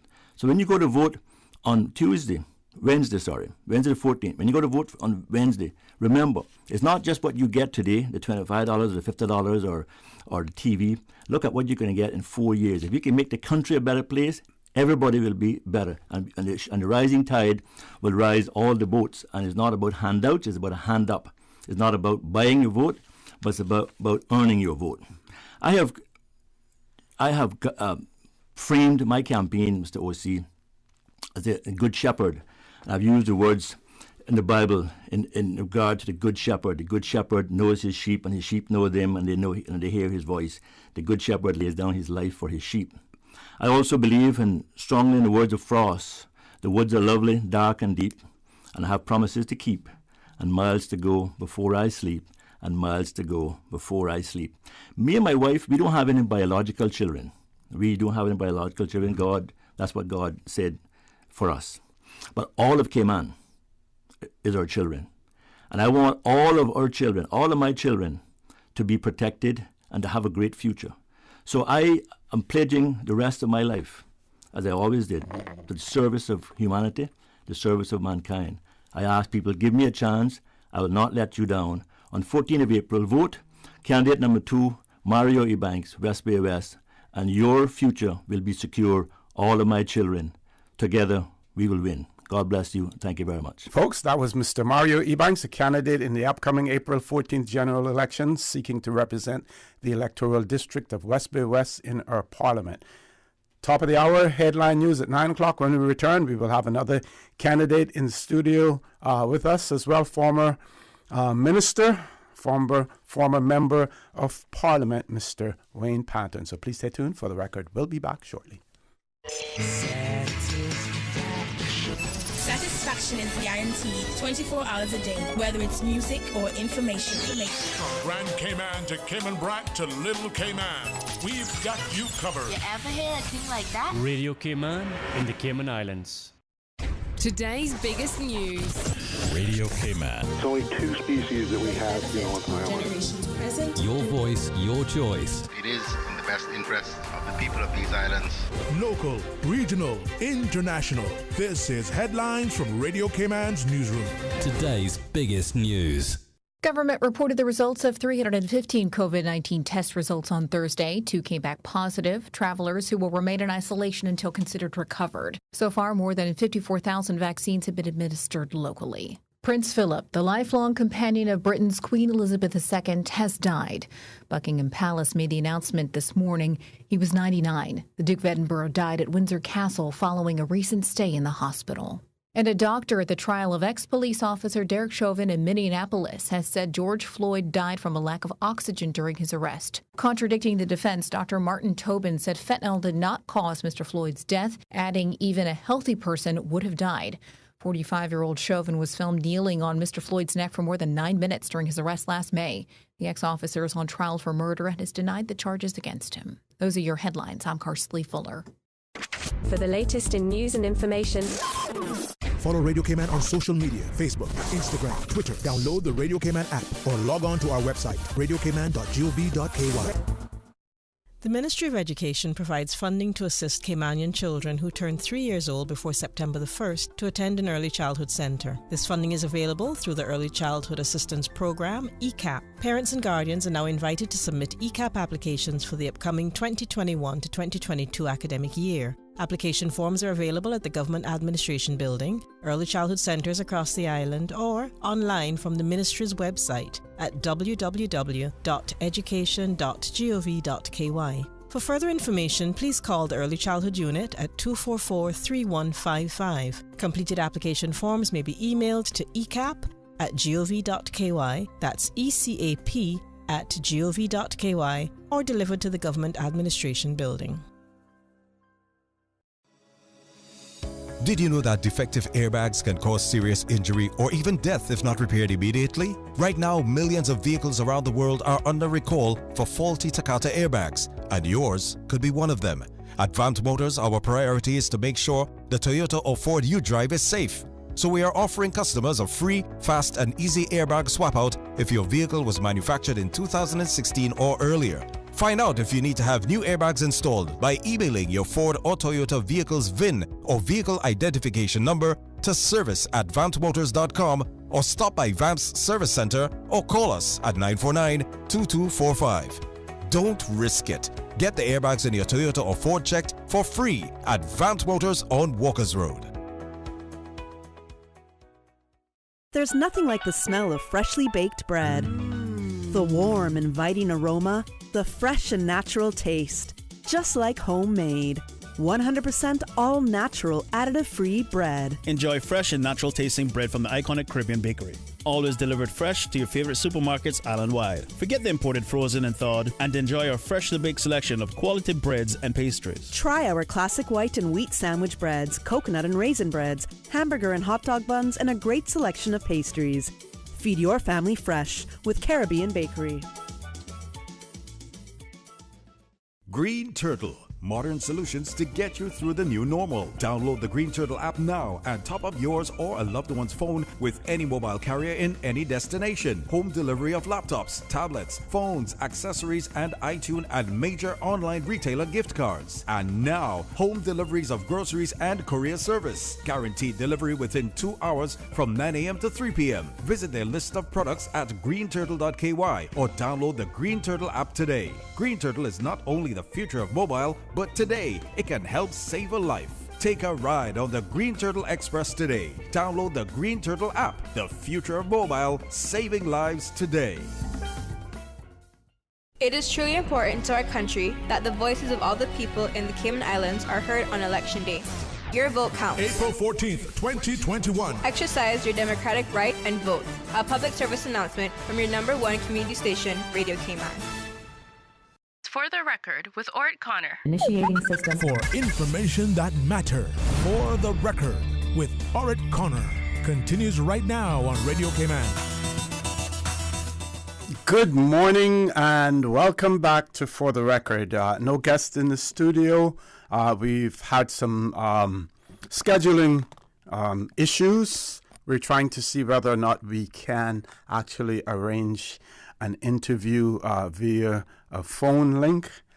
Meanwhile, For the Record will continue. Our phone lines are open as well. I want to remind you, you can email me, For the Record, one word, For the Record, at candw.ky. WhatsApp us, 925-3261, where you can leave us a text message, send us a voice note, contents of which will be played during the course of the show. You can call us on our toll-free number, 1-800-534-8255. Also, call us on 949-8037, 949-6990. I didn't get to mention much this morning about the passing of Prince Philip because of our commitments, but I'd like to speak a little bit about that and share with you an article on BBC News, the obituary of His Royal Highness, the Prince Philip, Duke of Edinburgh. And it says that Prince Philip, Duke of Edinburgh, won widespread respect for his steadfast and constant support of the Queen. For some, as a man, that may be challenging when you're there to support your wife, who is the monarch, and you are her consort. It is, and I'm saying this, it is very difficult, especially when you live in a male-dominated world. But Prince Philip was able, based on this article, to do that quite admirably and effectively as well. He said it was a desperately difficult role for anyone, let alone a man who had been used to naval command and who held strong views on a wide range of subjects. Yet, it was that very strength of character that enabled him to discharge his responsibilities so effectively and provide such wholehearted support to his wife in her role as Queen. As male consort to a female sovereign, Prince Philip had no constitutional position, but no one was closer to the monarch or of greater importance to the monarch than he was. Prince Philip of Greece was born on the 10th of June 1921 on the island of Corfu.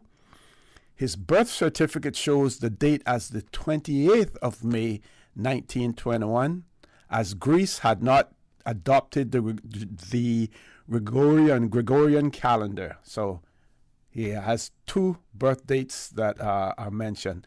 10th of June when he was actually born, but his birth certificate shows the 28th of May 1921 because Greece had not then adopted the Gregorian calendar.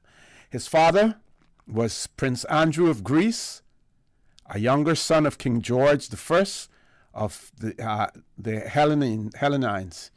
His mother, Princess Alice of Battenberg, was the eldest child of Prince Louis of Battenberg and sister of Earl Mountbatten of Burma. After a coup d'etat in 1922, his father was banished from Greece by a revolutionary court. A British warship sent by his second cousin, King George V, took the family to Italy. Baby Philip spent much of the voyage in a crib made from an orange box.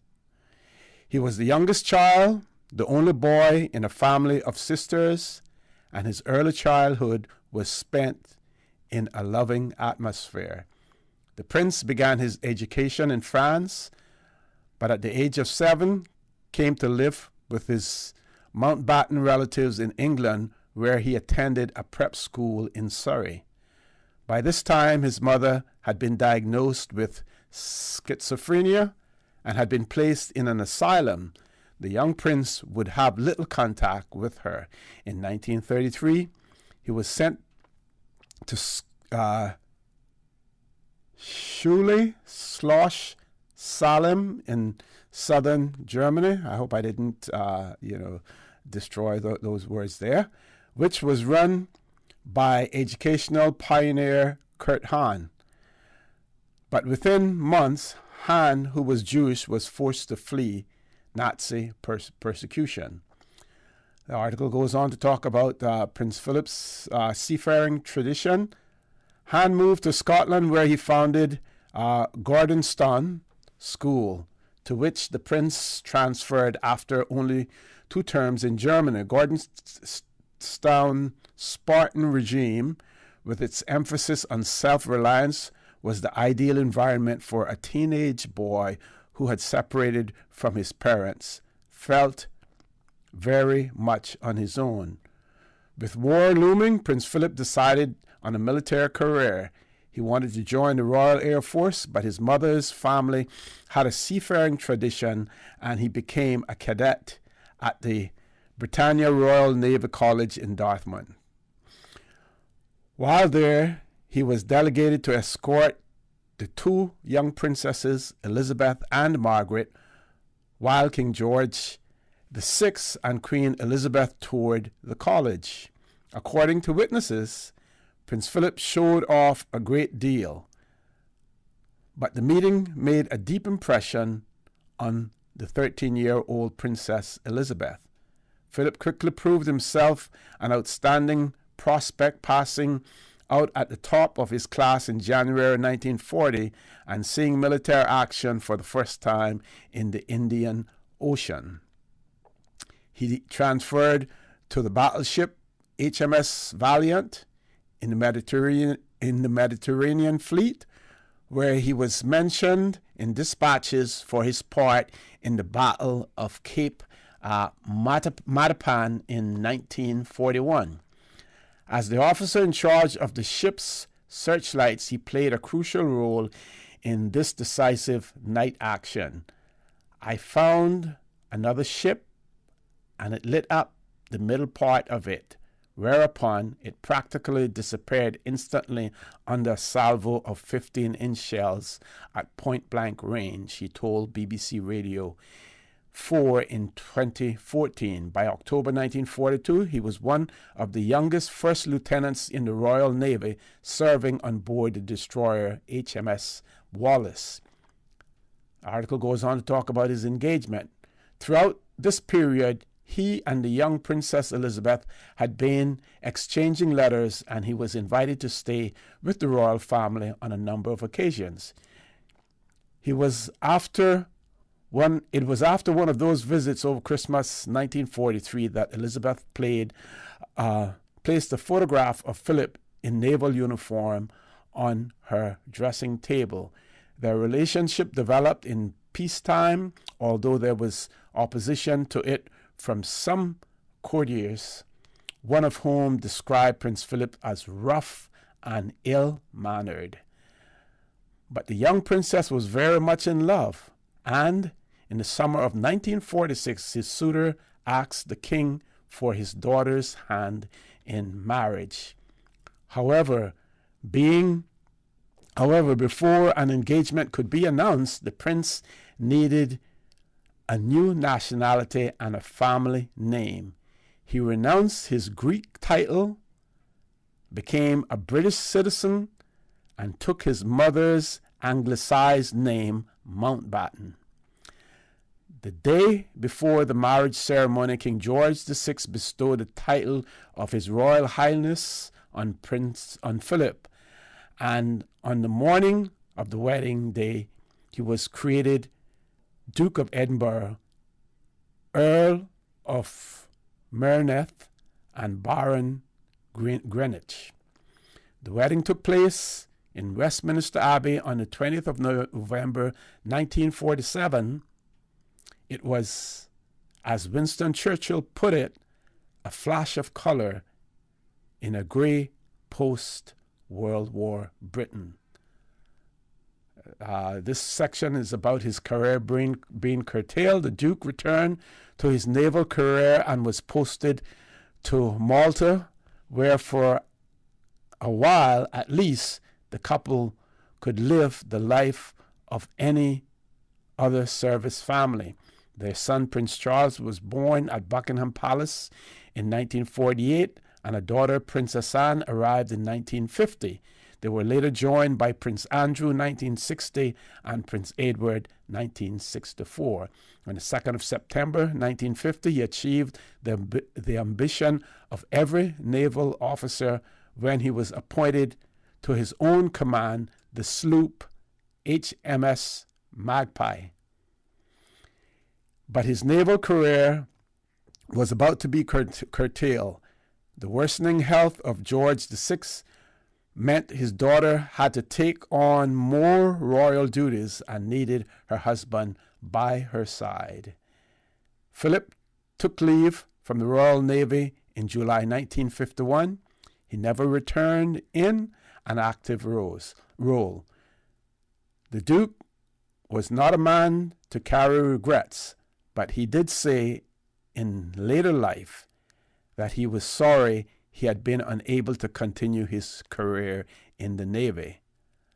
Contemporaries have said that he could, on his own merit, have risen to become First Sea Lord. In 1952, the royal couple set off on a tour of the Commonwealth, originally planned to be undertaken by the King and Queen. This section is about his modernizing ideas.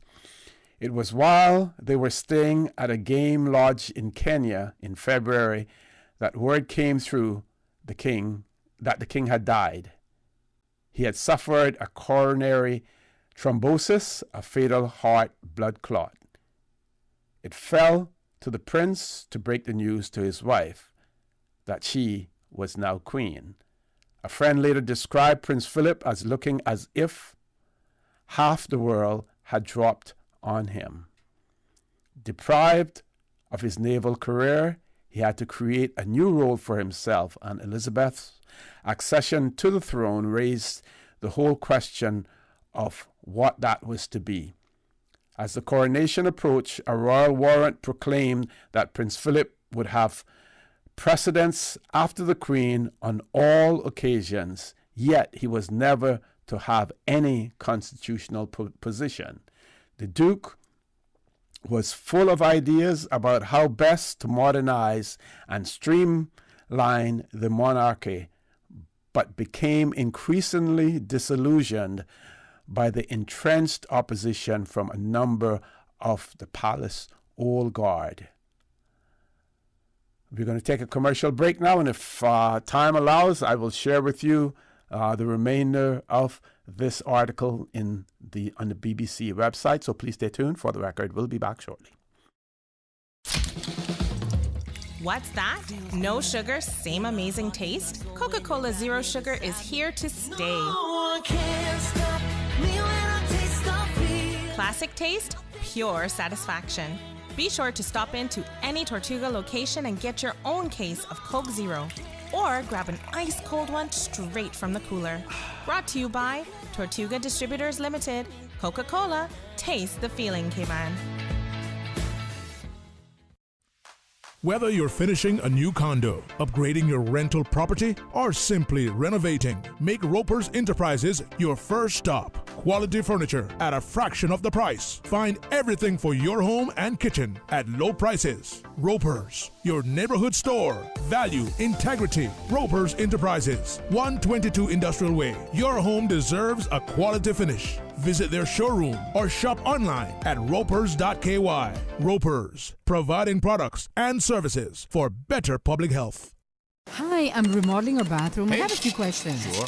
What are some ideas to make my bathroom feel larger? How do I know if I'm picking the right vanity? How do I choose a new toilet or a new countertop? Also, the lighting is terrible. Can I put a window or a skylight? And do I really need an exhaust fan? You've come to the right place. At Brand Source, we custom design kitchen and baths, and our talented design team can help answer your questions. Whether you're looking for a modern, functional family bathroom or a luxurious personal retreat, we'll help create that beautiful space that makes your home yours. And if you're in a rush for a new look and have a limited budget, our ready-to-install bathroom vanities, built with solid wood and countertops of the finest materials, are a quick and easy remodeling solution. For the very best in custom-designed kitchens and baths, visit Brand Source Home Gallery on Dorsey Drive, Industrial Park, Cayman's Kitchen and Bath Center. The 7 a.m. news Monday through Friday is proudly sponsored by CG Britke Insurance, Health, Pensions, Life, where people come first. For the record, with Ort Connor. Initiating system. For information that matters. For the record, with Ort Connor. Continues right now on Radio Cayman. Good morning and welcome back to For the Record. No guests in the studio. I have been sharing with you an obituary just recently published this morning on the BBC News website in relation to the passing of His Royal Highness Prince Philip. While I personally I'm not a monarchist, many people here in the Cayman Islands, and we are still a British overseas territory, and many people in the Cayman Islands have an affinity for the monarchy, as well. And in all fairness to everyone, I'm sharing this with you. Some of you may or may not have the opportunity to read this article as well. So the bitter blow says he, Prince Philip, channels some of his energies into active social life. He and a group of male friends met every week in rooms above a restaurant in Soho, central London. There were long convivial lunches and visits to nightclubs, and he was often photographed with glamorous companions. One area in which the Duke was given free rein to exercise his authority was in the family, although he lost the battle over the name his children would carry. Most men end up losing that battle when it comes to mothers as well. They take charge. They take charge of that. Those are my words. The Queen's decision that the family would carry the name of Windsor rather than his own family name of Mountbatten was a bitter blow. I am the only man in the country not allowed to give his name to his children, he complained to friends. I'm nothing but a bloody amoeba. As a parent, Prince Philip could appear brusque, and insensitive. According to Prince Charles's biographer, Jonathan Dimbley, Charles was reduced to tears in his youth by public reprimands from his father, and the relationship between father and eldest son was never easy. Strength of character. Philip insisted that Prince Charles go to his old school, Gordonstown, in the well-intentioned belief that its regime would help counter his son's somewhat retiring nature. In the event, the young prince hated the school, and when he suffered homesickness and was often the target of bullies. The Duke's attitude reflected the difficult nature of his own, sometimes lonely, childhood. He was forced from an early age to develop self-reliance and found it difficult to understand that not everyone shared his strength of character. Sometimes that's very difficult for many fathers to do that. They judge their children, especially sons, on their abilities or their achievements, sometimes failing to realize that it takes everyone, and it took them time to reach that stage as well. Again, folks, those are my words that I have added there based on my experience, with my sons as well. One of Prince Philip's main concerns was for the welfare of young people, and in 1956, that interest sparked the launch of his phenomenally successful Duke of Edinburgh's Award. Over the years, it enables some 6 million able-bodied and disabled 15 to 25-year-olds the world over to challenge themselves physically, mentally, and emotionally in a range of outdoor activities designed to promote teamwork, resourcefulness, and a respect for nature. If you can get young people to succeed in any area of activity, he told the BBC, that sensation of success will spread over into a lot of others. Throughout his life, the Duke continued to devote much time to the scheme, attending various functions and involving himself in its day-to-day running, moral sense. He was also a passionate advocate for wildlife and the environment, although his decision to shoot a tiger while on a trip to India in 1961 caused a furor.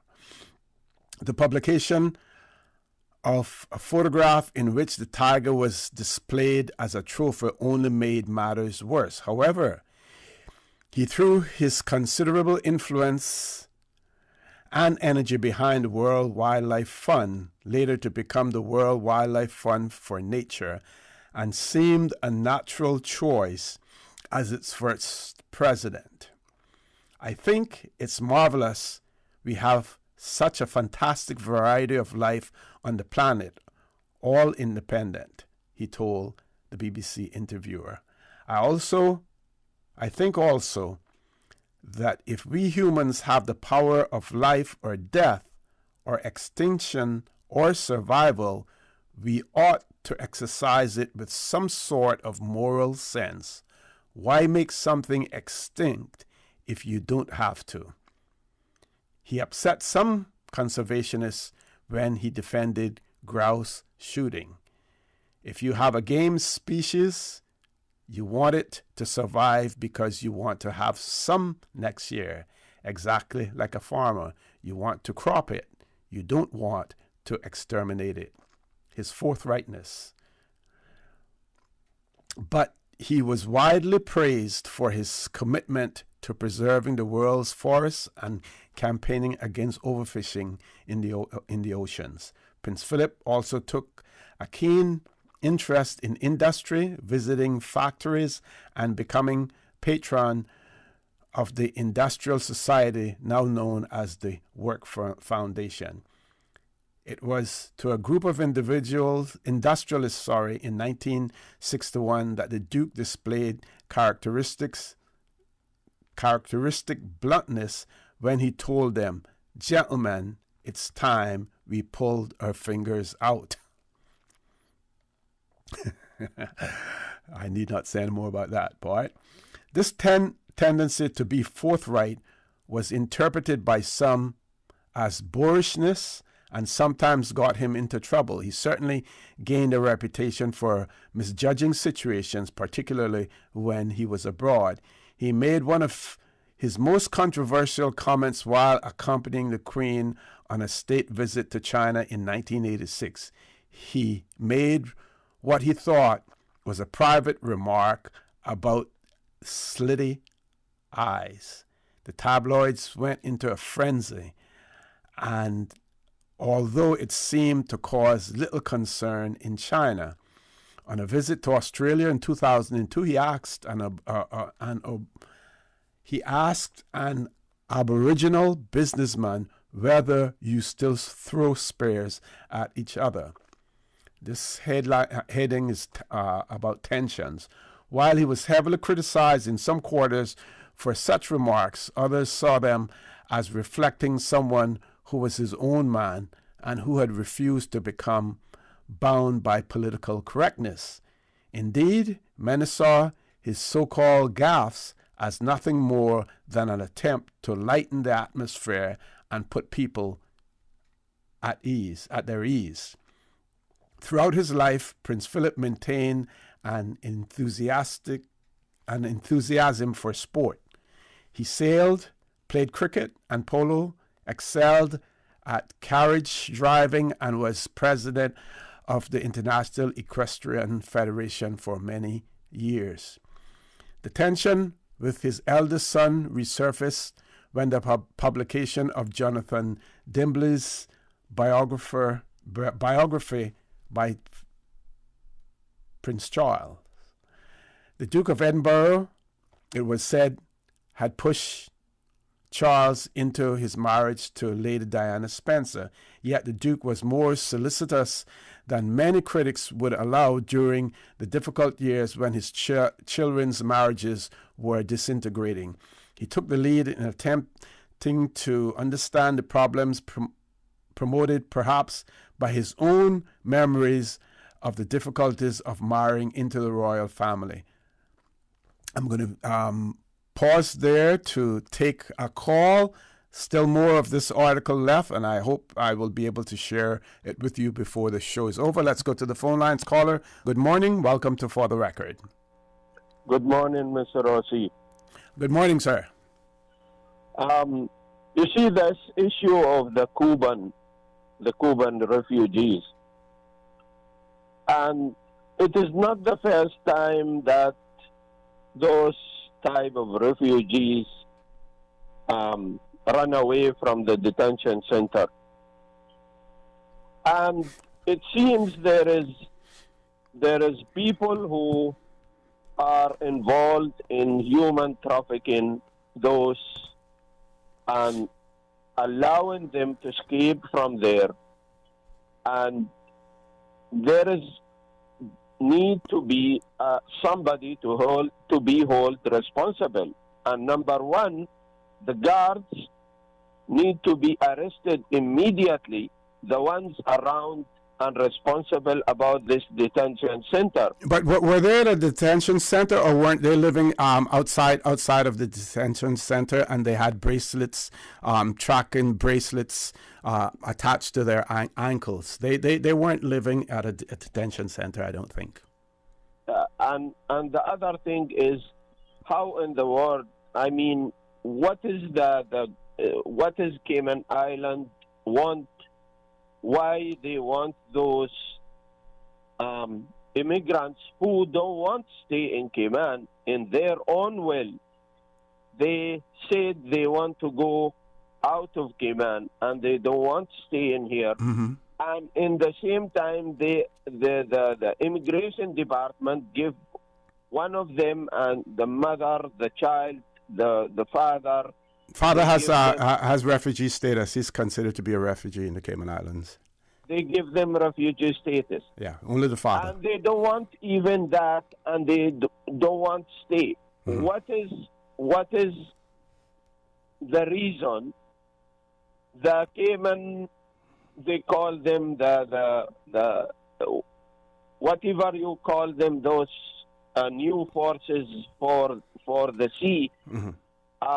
They asking for their return. Why the Cayman Islands want those people? I understand I understand your question. You do realize that there are maritime laws and regulations that are in effect that have to be observed as well. Based on what I have read, the captain has pointed out the difficulty that he would have to continue to keep them on board simply because he didn't have the facilities nor the additional means of taking care of them. So he proceeded not only to the nearest port, but also to the port that they supposedly disembarked from. So captain did the right thing in that. But you when you question the fact of the human trafficking part of it, yes, serious questions have to be raised about how they were, if they purchased the vessel, the boat that they were in, how they were able to purchase that. Based on what the news that is out there, it seems as if they were getting free board and lodge. They were each individual being paid about $100 a month for food. That's a lot of savings and a lot of starvation if you to save up to buy a boat to take that many people. So questions have to be asked about that. But we do know that when the Cubans come to the Cayman Islands, they are treating the Cayman Islands as a transit point, trying to get on to the United States. Now, it is quite obvious, based on what we're hearing, that some of them really have no understanding of what U.S. immigration policy is all about, because they're saying they want to be sent to the U.S. That is totally impossible. But while I have you on the phone, why don't we talk a little bit about your country, Jordan, and what's happening over there with the monarchy and the family over there? What's your take on that? First, as a member of the Jordan opposition in the I live out of my country for 20 years, and as a member of Jordan National Movement and founder, I think what happened in Jordan is the frustration of the people in Jordan from the royal family and the corruption, which is the king and his wife.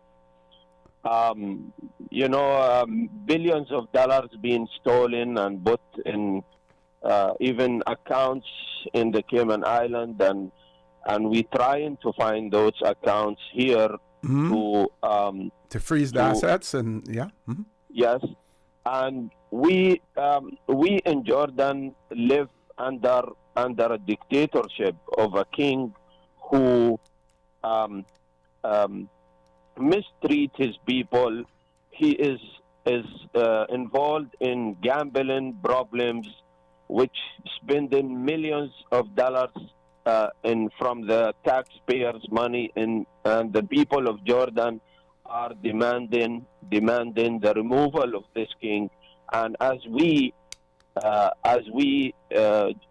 all Jordanians, as we in Jordan National Movement, we trying to remove the king. I have been working in that for 20 years. I've been asking for people to demonstrate in the street. Last demonstration I called for, 70,000 people went in the street in Jordan. How is he different from his father in terms of his rule? And can you talk about obviously one of those who's under house arrest is his mother would have been Queen Noor, whereas I believe the ruling king is from a different mother. Am I correct in that? Yes. Queen Noor, she was the wife of King Hussein. Right. Now, when she come sometime years ago and stay in Cayman for almost some time, and I was honored to be called to meet her, and I speak to her. And Prince Hamza is loved by the Jordanian people. He is a very humble person. He is very intelligent man. He is very honest person. All the Jordanian people have great trust in him. He is similar to his father, King Hussein, late King Hussein, and he was the person who go in the street without no security guard, nothing, walk among the people, talk to the people. He loved by the people of Jordan, and now we are demanding to know where is Prince Hamza is. I put a hashtag in the Jordan in the internet in Jordan in many pages. Where is Prince Hamza? He is under house arrest. Last time, myself and others opposition outside the country Jordan. Last time we speak to Prince Hamza, he was in fear of his life. We trying to put out in the international media about to brush our countries to question Jordan. Where is the prince and what is happening to him? I doubt it that the regime have the guts to take his life or something, but they're trying to stop the Jordanian people from finding a leader. Very quick question, because I'm out of time, but I want you to answer this very quickly. Are we likely to see a regime change in Jordan anytime soon? Very quickly. I think the fight will continue. We are fighting. We still continue, and one day I will be honored to put the robe of hanging around that king and his wife one day myself when I return to my country. Excellent. Thank you very much for that. We have to go to a commercial break. We do have another caller on hold. We will take that caller as soon as we return, so please stay tuned. There's nothing like the smell of freshly baked bread. The warm, inviting aroma, the fresh and natural taste. Just like homemade. 100% all natural, additive-free bread. Enjoy fresh and natural tasting bread from the iconic Caribbean Bakery. Always delivered fresh to your favorite supermarkets island-wide. Forget the imported frozen and thawed, and enjoy our freshly baked selection of quality breads and pastries. Try our classic white and wheat sandwich breads, coconut and raisin breads, hamburger and hot dog buns, and a great selection of pastries. Feed your family fresh with Caribbean Bakery. Green Turtle. Modern solutions to get you through the new normal. Download the Green Turtle app now and top up yours or a loved one's phone with any mobile carrier in any destination. Home delivery of laptops, tablets, phones, accessories, and iTunes and major online retailer gift cards. And now, home deliveries of groceries and courier service. Guaranteed delivery within 2 hours from 9 a.m. to 3 p.m. Visit their list of products at greenturtle.ky or download the Green Turtle app today. Green Turtle is not only the future of mobile, but today it can help save a life. Take a ride on the Green Turtle Express today. Download the Green Turtle app, the future of mobile, saving lives today. Did you know the third most important factor for customer retention is cleanliness? With 95% of shoppers saying exterior appliance influences where they decide to shop. Keep your business clean with Roper's Janitorial. From offices to restaurants, interior and exterior, walls to rugs and flooring. Roper's cleans it all, including 24-hour emergency service. Roper's Janitorial, 949-2511 or email janitorial@ropers.ky. Dress your business for success with Roper's Janitorial. We make your business shine. 949-2511 Roper's, providing products and services for better public health. The Department of Environment is appealing to the community to help combat the impact of stony coral tissue loss disease on the Cayman Islands reef ecosystem. Easter week is expected to see more water sports activities. Pathogens on dive gear and boats can survive for extended periods and be transferred among reefs. If you are diving or snorkeling anywhere in the Cayman Islands and before traveling between Grand Cayman and the sister islands, disinfect your gear and bilge water in a 1% bleach solution for 10 minutes before moving to a new location. For more information or to make any reports, visit doe.ky. For the record, with Ort Connor. Initiating system. For information that matter. For the record, with Ort Connor. Continues right now on Radio Cayman. Good morning. Welcome back to For the Record. We have about 15 minutes left in the show, 17 minutes left in the show. One caller. Caller, good morning. Welcome to For the Record. Good morning, Jose. It's good to hear you. I long time never call in, but... Yeah, good morning. Good to hear your voice, too. Yes, great. Yeah, I was thinking, like election coming up, and I was... In the Bible, it says that any country or any people divided among themselves can't stand. Mm-hmm, mm-hmm. And one of the things that I've always said, why is it that we have to have the opposition? Why it's not just another name? Because it make it sound like no matter what, if anything they think is opposing the government. You know what I mean? Mm-hmm. We need to have a government. They're all part of a government, and we need to have a government where when we have situations like this, that people sit down with themselves. All the people get together and sit down and discuss things, and then come up with a solution. And the government can still take the thing for it, but at least they have discussed it, and you know that the so-called opposition then is working along with you, and you're not going to have this conflict between the two sides. And I'm hoping that people in government will get together and say we are all here to work for the people of this island and to do the things that makes this little island a better place. And you know what I mean? Mm-hmm.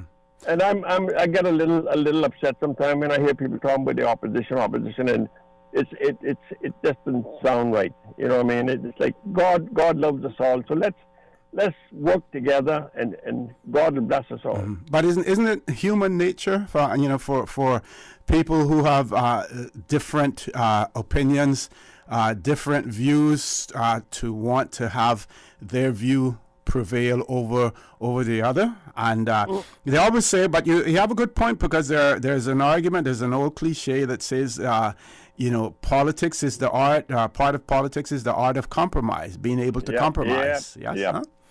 It's always possible, we'll see, because the thing it's just you just need to have the desire to do what's right and what's good for this country. Mm-hmm.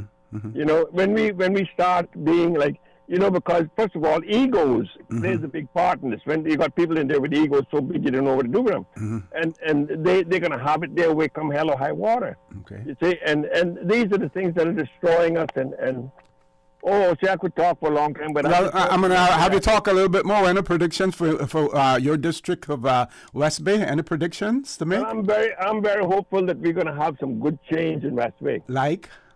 Yeah.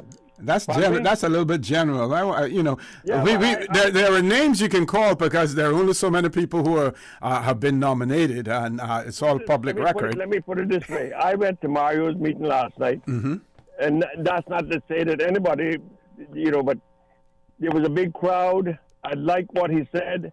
I believe that if based on what he's saying and having known him for some time, I do believe that he will try to do the things he said he's going to do. Mm-hmm. And some of the things he talked about were really important, and he was talking about, how we have to get back as a group, as a people, to work together. And that's the thing that hits me most of all. Is when we can work together, we'll see we can get things done much faster and much better for everybody. Okay, all right. So I'm hoping that he can get in. I do believe he'll get in. Okay. I do believe he can get in. Yeah. And thank you very much for that. We're going to grab another caller. Caller, good morning. Welcome to For the Record. Hello, Hosi. Am I on? Yes, you are. Good morning, Hosi. This is Billy Simamba. I thought I should chime in on your last few minutes and congratulate you the way you have been conducting your interviews on the candidates. When you put them on, you are very neutral and you give them an opportunity. I think that's very good to see. Thank you. I always say, I try to treat them all the same. Where I can give advice, in terms of the presentation on the show, I do so. And I think part of my job is to make every one of them look good. Yeah, and I think it's very clear. Anybody watching them has got no doubt that actually you've performed in accordance with the way you wanted to. You read a very interesting thing today about Prince Philip. Yes. First of all, I mean, any family losing somebody, particularly an icon like him, is quite sad, and the condolences, of course, to the royal family. But it's very interesting, actually, to recall that actually he's of Greek heritage. Despite being of Greek heritage, he was pretty much accepted in the royal family, despite the fact that, as you pointed out from the article in the BBC, that he didn't have an official role. Mm-hmm. And yet he was so accepted in terms of what he did and everything.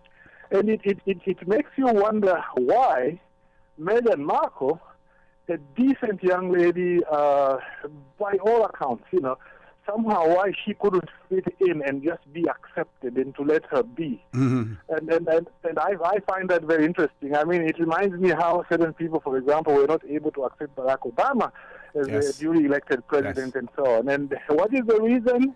I think people can figure it out for themselves. But for myself, I find that to be very, very interesting, the two contrasts. Mm-hmm.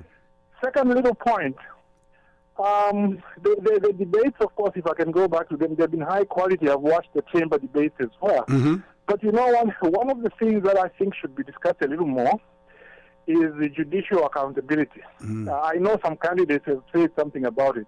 And the reason I say that, you know, Osi, not to go on and on about the suit against this judge, which I have, but I have got to a point now, Osi, where the courts won't give me a date of hearing.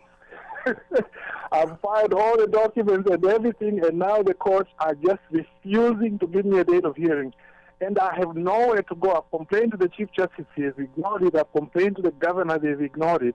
So I'm asking, let me ask you, Osi, or a former chief officer, and through you to ask the audience who are listening, what do you do when you go to the courts of law and they won't give you a date of hearing, and yet they have said, if you've got a grievance, don't talk publicly about it. Come to court. But when you go to court, they don't give you a date of hearing. Yeah. Is there any...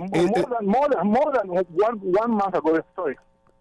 Yeah. My question is just like how you have the international consortium of journalists and things of that nature, international organizations that help to represent their peers. Do we have any such thing for lawyers internationally? There are things like the International Bar Association, which does advocate for issues relating to human rights, protection of lawyers and litigants and so on. We've got the Commonwealth Lawyers Association, which was supposed to meet this year in the Bahamas, but it's been postponed. Those are some bodies that you can go to, and technically, legally, I can go to those. I can go to human rights organizations as well. But at the end of the day, where access to justice really gets to a point where you can't get a hearing, it's tough. I've been waiting for a date of hearing now for more than 1 month. Normally what happens is, you know, if you go for a directions hearing, which is the hearing where the judge says, okay, file this document by this day and that day. Once it is agreed, normally anywhere from 1 day to 3 days, they give you the order and they give you a date of hearing. I've been waiting for 31 days, and I'm not getting answers from anybody. Okay. But anyway, I just thought let me air that out and also let sensitize the public and candidates to it. Certainly. But thanks for the opportunity. Thank you very much, Billy. Stay safe and continue to advocate for your rights. Okay, DJ Len, we're going to cut the phone lines off. I want to try to finish at least this article in the BBC about the late Prince Philip. So this paragraph deals with his pilgrimage that he made. It says, Prince Philip was greatly saddened by the ending of the marriages of 3 of his 4 children, Princess Anne, Prince Andrew, as well as Prince Charles. But he always refused to talk about personal matters, telling a newspaper in 1994 that he had not done so before and was not going to start then. Advancing years barely slowed the pace of his life. He continued to travel extensively, both for the worldwide fun, for nature, and with the Queen on state visits abroad. And he made a personal pilgrimage, tongue-tying, personal pilgrimage to Jerusalem in 1994 to visit the tomb of his mother. Her wish to be buried there had been fulfilled. There was another poignant moment for him during the 50th anniversary of VJ Day in 1995. Prince Philip had been on a British destroyer in Tokyo Bay when the Japanese surrendered, and on the anniversary he joined other veterans of the Far East campaign in marching past the Queen on the Mall. Warm tones. He also expressed sympathy for those former prisoners of the Japanese who had found it hard or indeed impossible to forgive what had been done to them.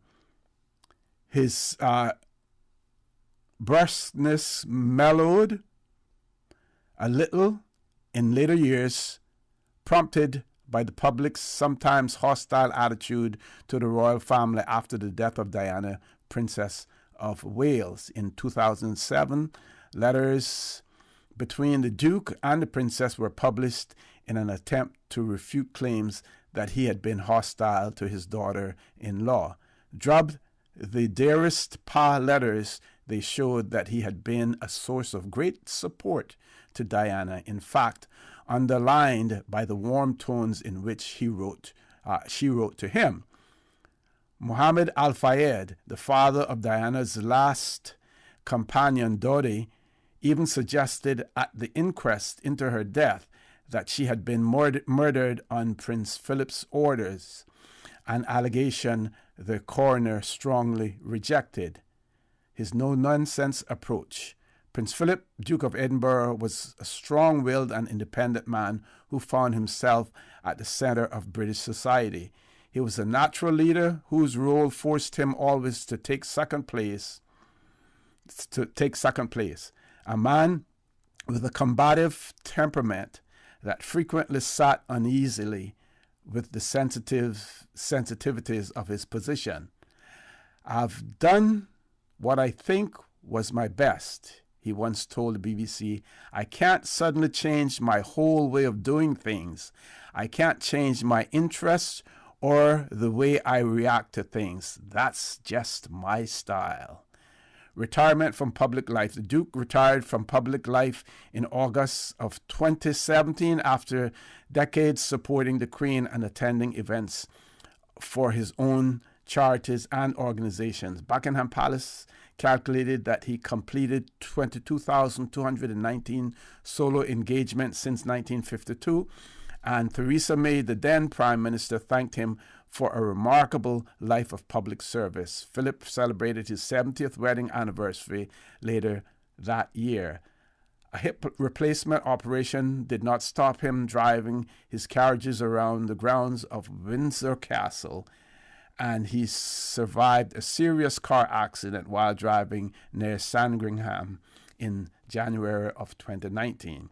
2 women in the other car were injured, and the Duke voluntarily surrendered his driver's license.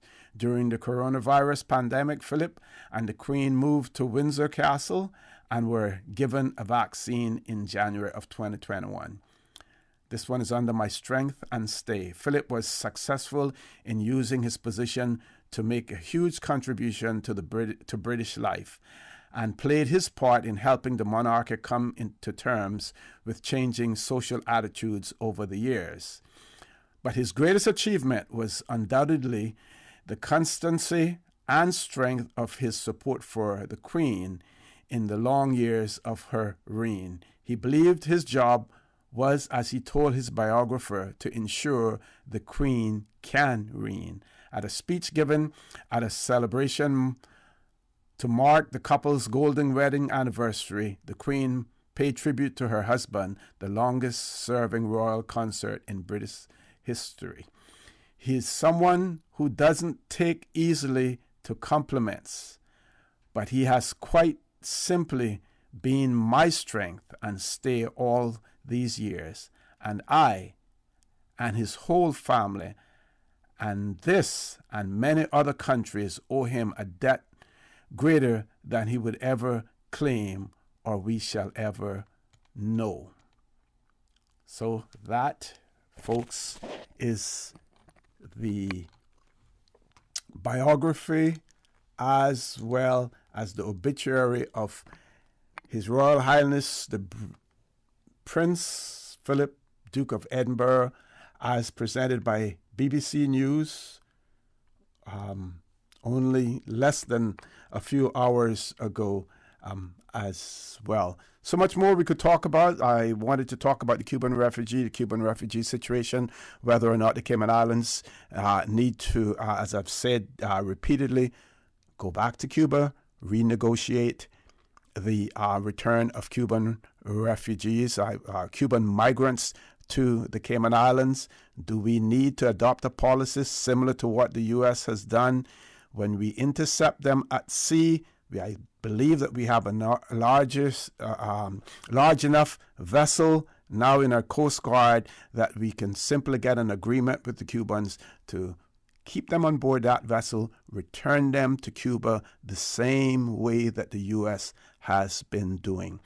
We know the Brits, the United Kingdom government, would be, or I believe that the United Kingdom government will be sympathetic towards that move, because the UK is having their own challenges in the English Channel with migrants coming over from France as well. Sorry, I can't say more, folks. I want to thank you for allowing Radio Cayman, and by extension, For the Record, into your homes, into your vehicles as you traverse the busy roads of the Cayman Islands, into your places of work, wherever that may be. I also want to remind you that we are our brothers and our sisters' keepers. There is always someone out there who's less fortunate than we are, and I ask you to extend a helping hand to them. If you can't do that, then I suggest you donate to a worthy charity, because we always want to consider those who need, not necessarily those who want, or even those who crave. So I say to you, have a great day. Continue to support your radio station, Radio Cayman.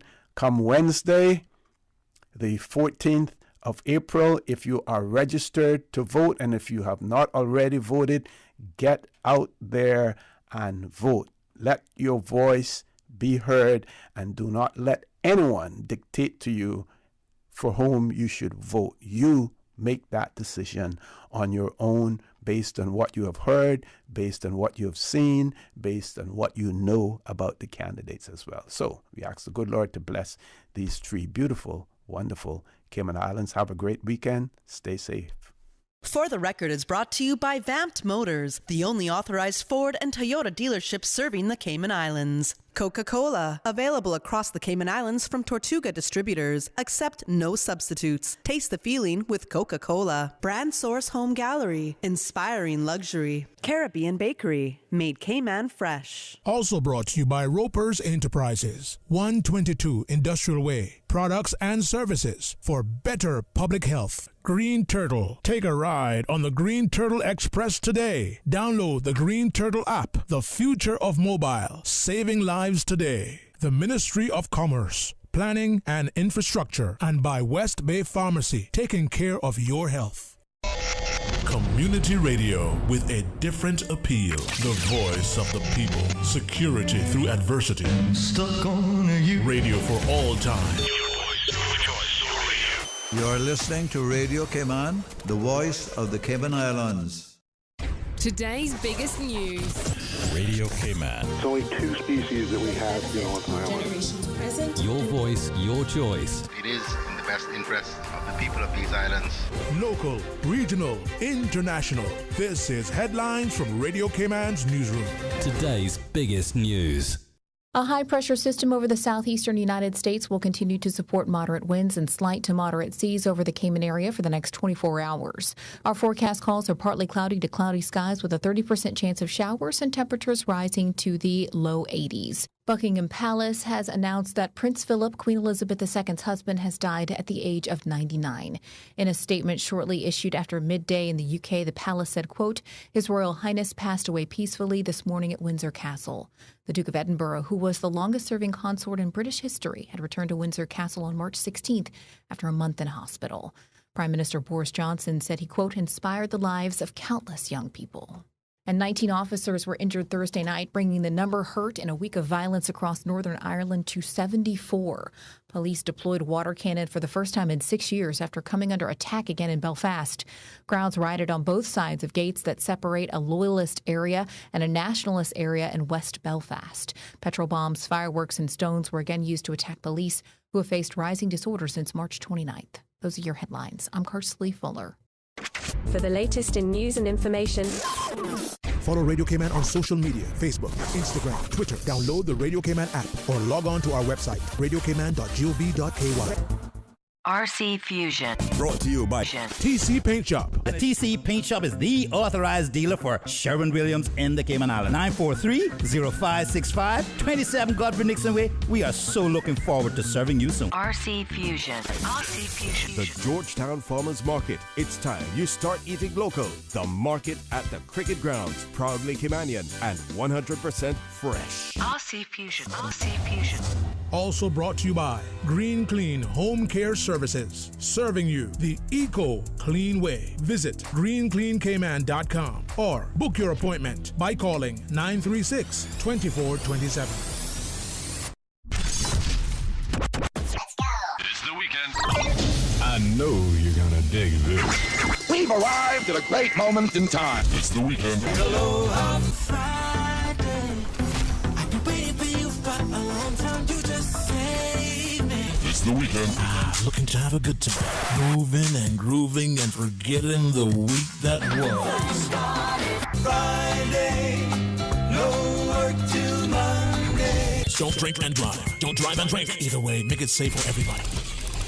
A message from Radio Cayman, TGIF Fusion, and Breeze 105.3 Weekend Magic. It's the weekend. It's the weekend. It's the weekend.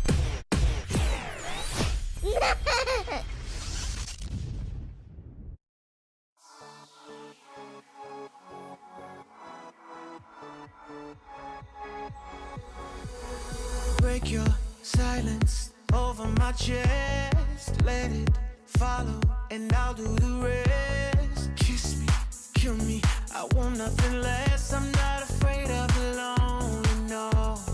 Meet me at the corner, I'll be waiting for you. I can take the weight off of your shoulder.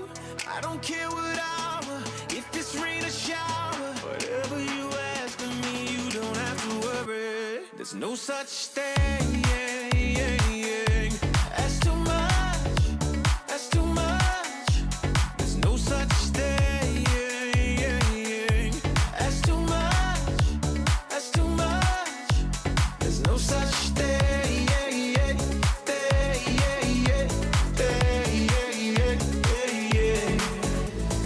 Empty bottles clouding your mind. I know you get lonely sometimes. Say the word and I'll make the drive. I'm not afraid of the lonely, no.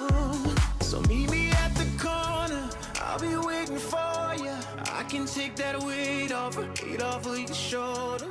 I don't care what hour, if it's rain or shower. Whatever you ask of me, you don't have to worry. There's no such thing as too much. That's too much. There's no such thing as too much. That's too much. There's no such thing.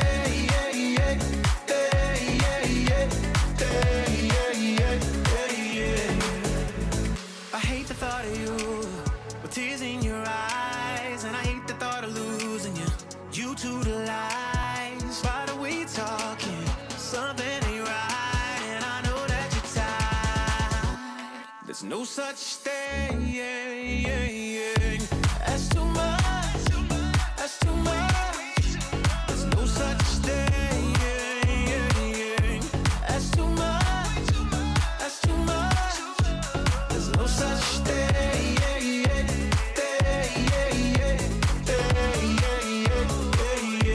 There's no such thing.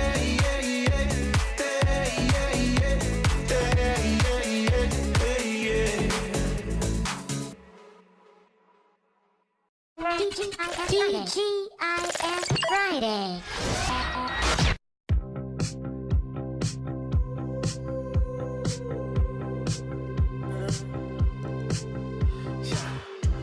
I saw you dancing in a crowded room. You look so happy when I'm not with you. But then you saw me, caught you by surprise. A single teardrop falling from your eye. I don't know why I'll run away. I'll make you cry when I run away.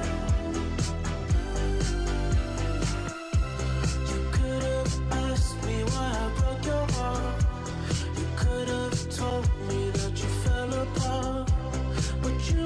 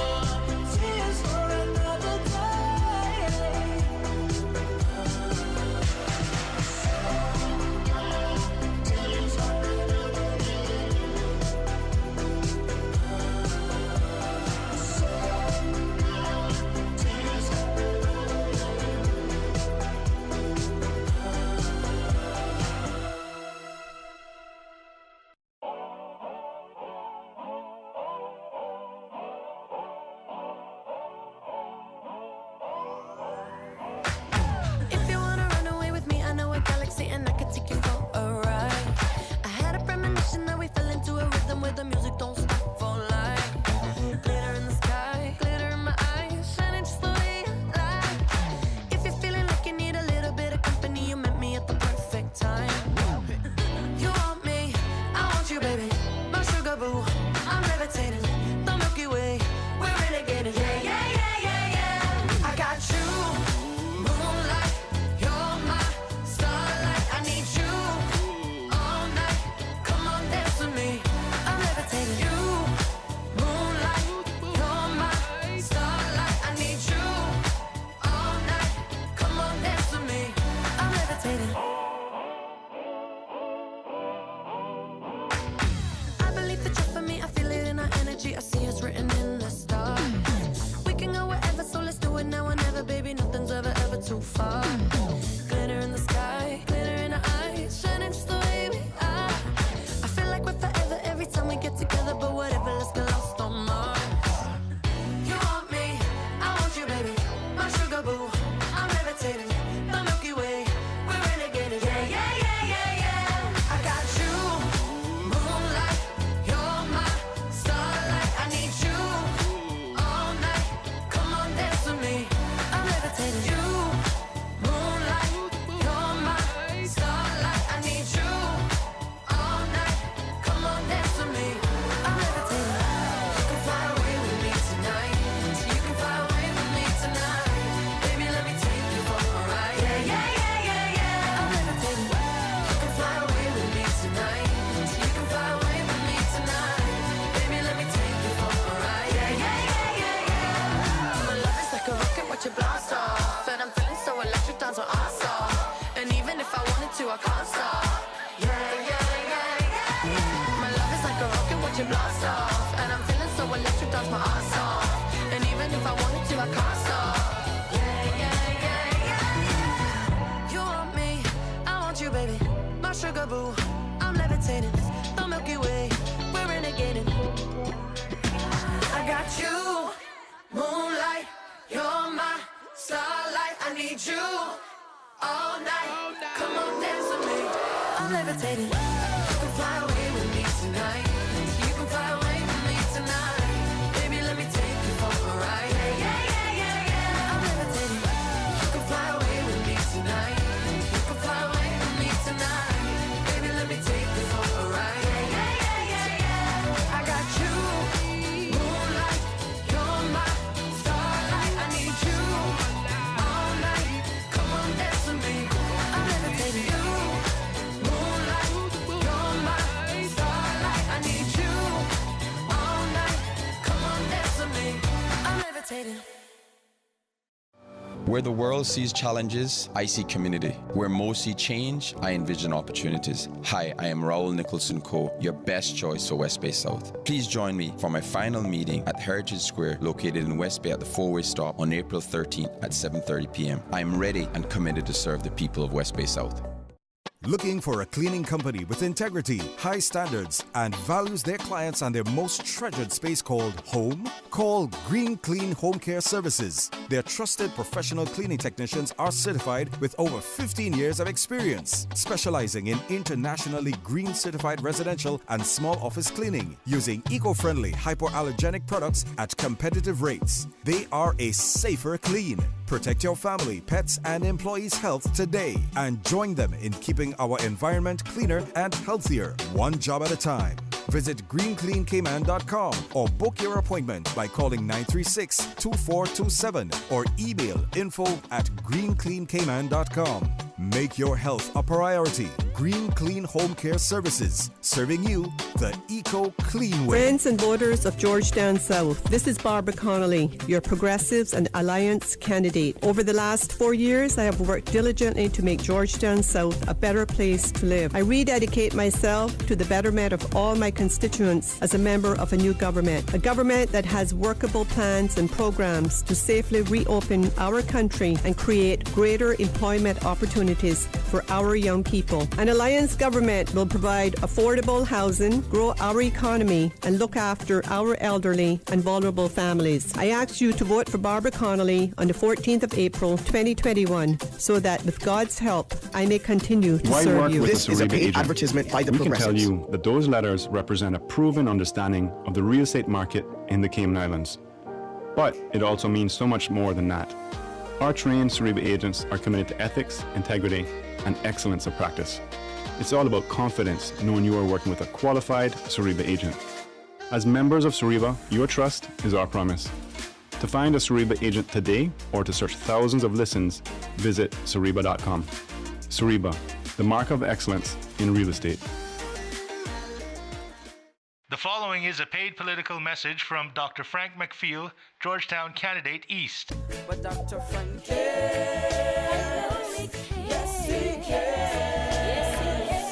Yes, he cares. For his people. Yeah.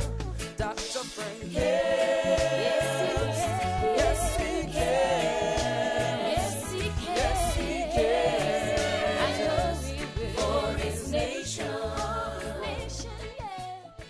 The proceeding was a paid political message from Dr. Frank McPhail. Cayman Turtle Georgetown Conservation and candidate Education Center invites you to join them on Sunday, 11th April for their first annual Turtle Crawl 5K Walk and Run. All funds raised from the event will support the conservation of green sea turtles in the Cayman Islands. So come on out and show your support. Learn more and register now at www.turtlecrawl.ky. Proudly sponsored by HSM, Rotary Central, Gatorade, and Radio Cayman. Smash. Let's get ready to rumble!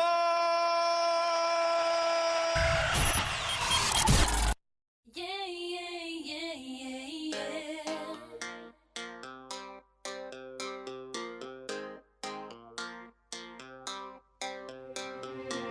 Your love for me came as a waterfall, flowing inside me like never before. Your love for me, something I didn't say, but baby, I know better now. When you walked in the room that very night, a special feeling just burst inside. It was only you, nobody else, but baby, I know better now. Don't wanna love you if you don't love me. Don't wanna need you when you won't need me to. Don't wanna tell you this now, but it wouldn't be right if I didn't tell you this tonight.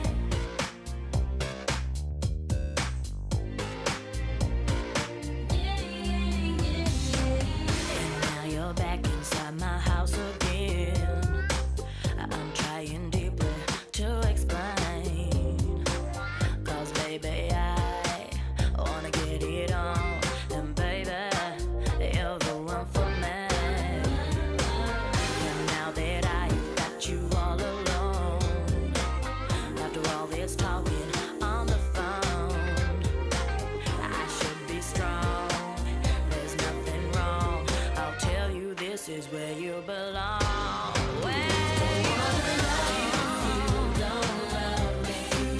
Don't wanna need you when you won't need me to. Don't wanna tell you this now, but it wouldn't be right if I didn't tell you this tonight.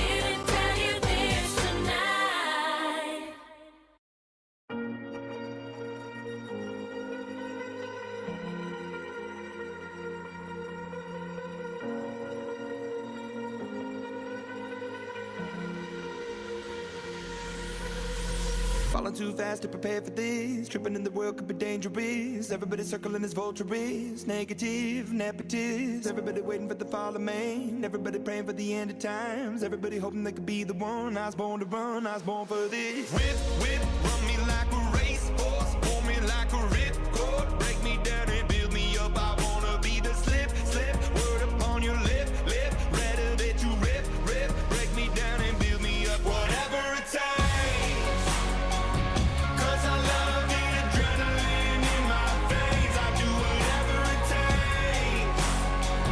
'Cause I love how it feels when I break the chains. Whatever it takes. Yeah, take me to the top. I'm ready for whatever it takes. 'Cause I love the adrenaline in my veins. I do what it takes. Always had a fear of being typical.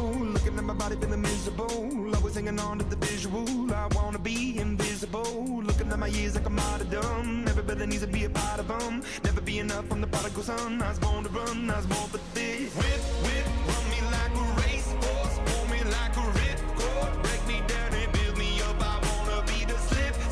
Word upon your lip. Rather that you rip.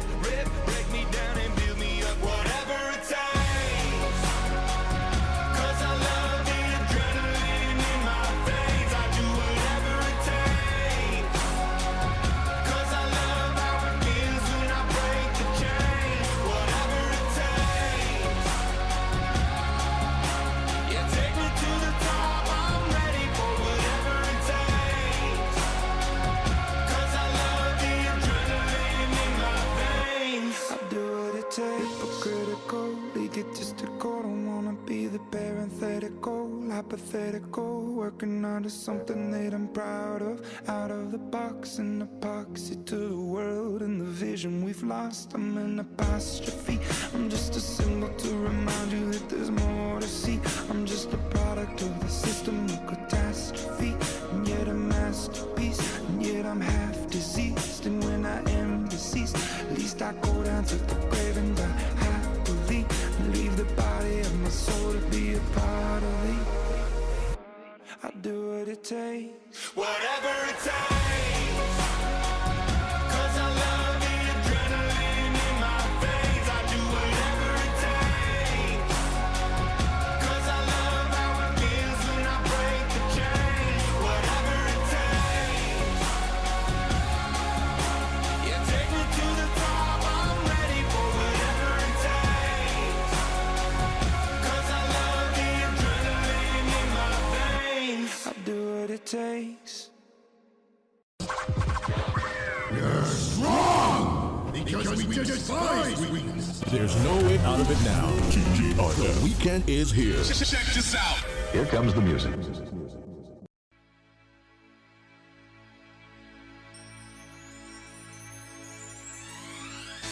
I believe the children are our future. Teach them well and let them lead the way. Show them all the beauty they possess inside. Give them a sense of pride to make it easier. Let the children's laughter remind us how we used to be. Everybody searching for a hero. People need someone to look up to. I never found anyone who fulfilled my need. A lonely place to be, and so I learned to depend on me. I decided long ago never to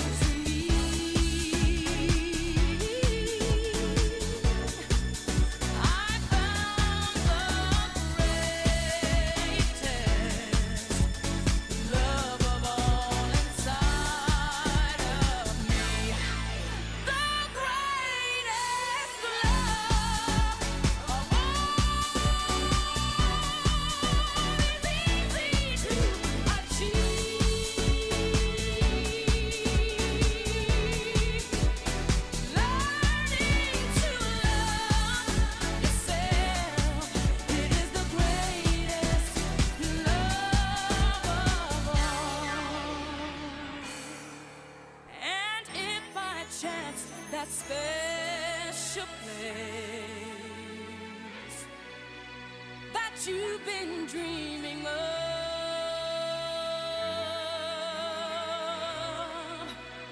Lead you to a lonely place. Find your strength in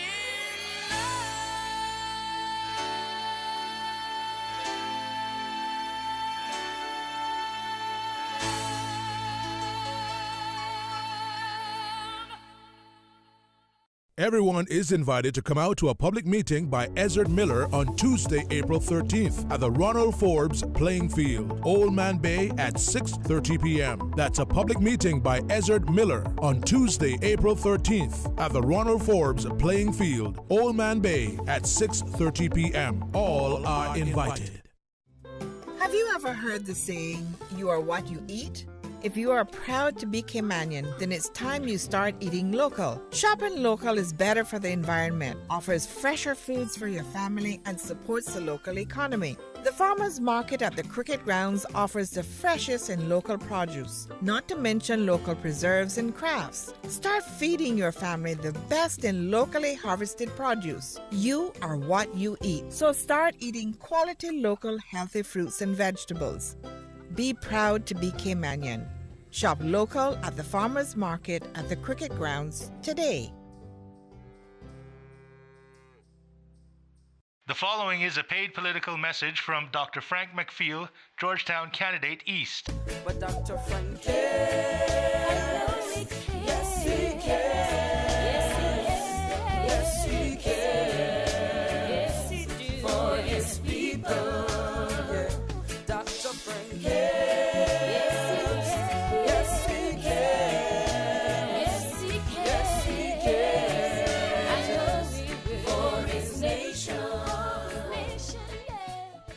The proceeding was a paid political message from Dr. Frank McPhail, Georgetown candidate East. Hello, West Bay. Hello, boys and girls. It's Rotary Central's Easter Extravaganza. The Easter story time will be at the Teacher Redley Powery Library in West Bay. The Rotary Central Easter Extravaganza, Saturday, April the 10th, commencing at 10:30 a.m. There will be the Easter story. In fact, many Easter stories. Easter goodie bags, Easter eggs, not forgetting the Easter bunny, and Easter snacks for all the children. Rotary Central Easter Extravaganza. Remember, Rotary opens. Radio Cayman will be carrying the open forum discussion from the Prospect headquarters of Miss Sabrina Turner, candidate in the upcoming election for the electoral district of Prospect, Friday, April 9th from 7 to 9 p.m. Get up, stand up. Stand up for your Cayman right. Turtle Conservation and Education Center invites you to join them on Sunday, 11th April for their first annual Turtle Crawl 5K Walk and Run. All funds raised from the event will support the conservation of green sea turtles in the Cayman Islands. So come on out and show your support. Learn more and register now at www.turtlecrawl.ky. Proudly sponsored by HSM, Rotary Central, Gatorade, and Radio Cayman. Ladies and gentlemen, This is the journey into sound. RC Fusion, the biggest mix all week. TGIF, the biggest mix one day. here comes another set of hits.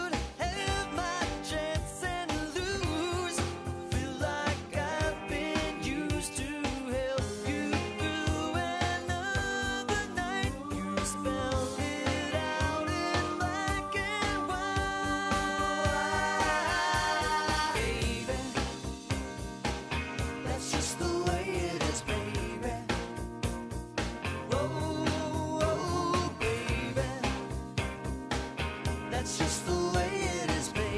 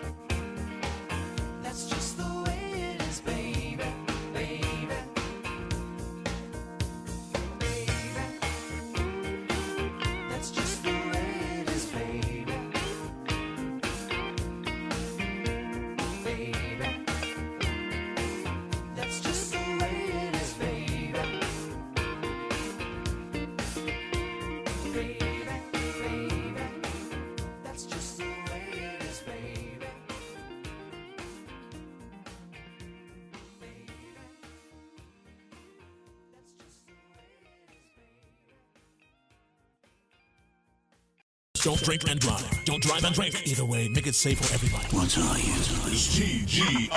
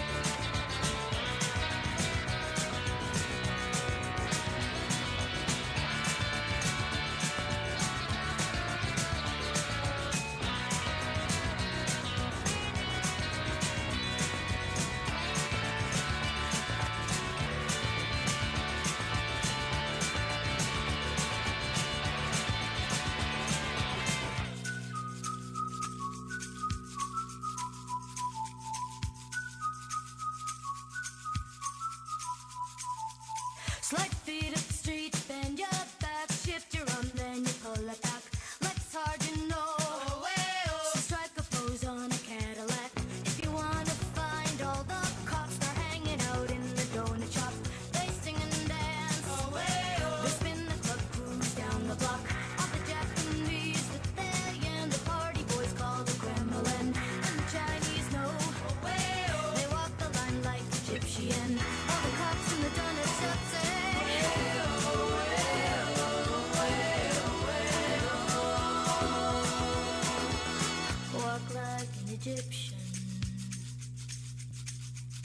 walk like an Egyptian.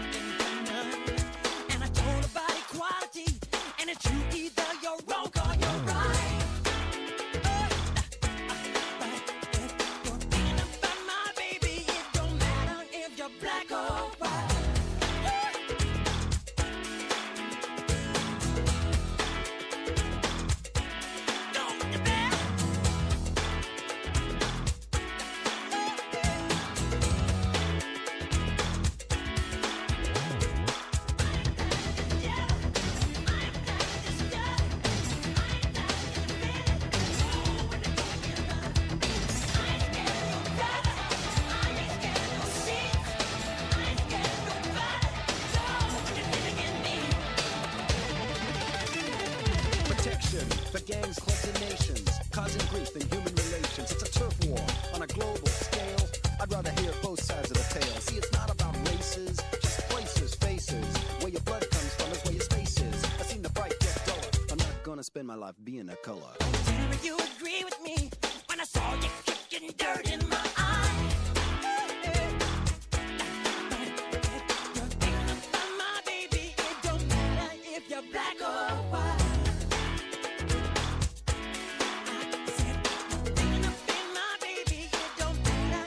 Black or white. I said you're thinking of being my brother. It don't matter if you're black or white.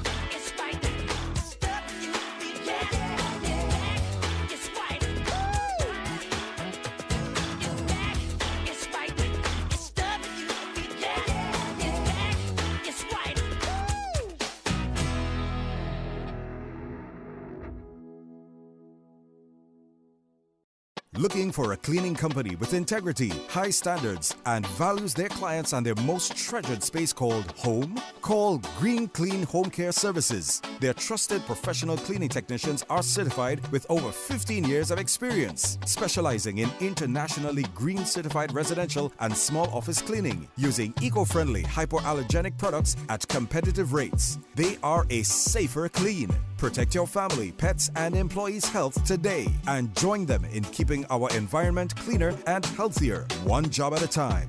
Visit greencleancayman.com or book your appointment by calling 936-2427 or email info@greencleancayman.com. Make your health a priority. Green Clean Home Care Services, serving you the eco-clean way. At Subway, we know a meal isn't quite complete without a side, and that's why we're introducing waffle fries. Subway's waffle fries are oven-baked softness with extra crispy edge, giving a satisfying taste to be enjoyed as is or in any of Subway's dipping sauces. Order waffle fries as a side item for $2 or make it a meal deal with any sandwich or salad with a 20-ounce drink and waffle fries for an additional $3 or a 30-ounce or bottle drink and waffle fries for an additional $3.50. Subway, eat fresh. Radio K-Man brings you For the Health of It live with Tara Bush on Wednesday at 7 p.m. And if you miss it, you can tune in for the rebroadcast on Saturdays at 9:30 a.m. Chlorodo Bleach is proud to sponsor For the Health of It. Mildew, no problem. Stains, no problem. Whites, no problem. Sanitary cleaning, no problem. Chlorodo Bleach has got you covered. For the ultimate clean, use Chlorodo Bleach. Available at Foster's Food Fair, 2 liters and 1 gallon sizes. Pick up your bottle today. The ultimate clean is a Chlorodo clean. West Bay North voters, you are invited to a public meeting held by candidate Mr. Bernie Bush, along with guest speakers this Monday, April 12th, 7 p.m. at the Inferno parking lot across from the Sir John A. Cumber Primary School. That's a public meeting held by political candidate Mr. Bernie Bush for West Bay North this Monday, April 12th, starting at 7 p.m. at Inferno from parking Grand lot. Cayman to Cayman Brack and Little Cayman. All around the place. This is TGIF Fusion.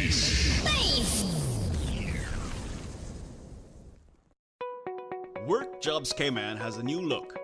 Registered users can now experience a more user-friendly platform, allowing for easier registration and posting of job ads. To see and experience the new look today, visit www.work.ky. That's WORC.ky.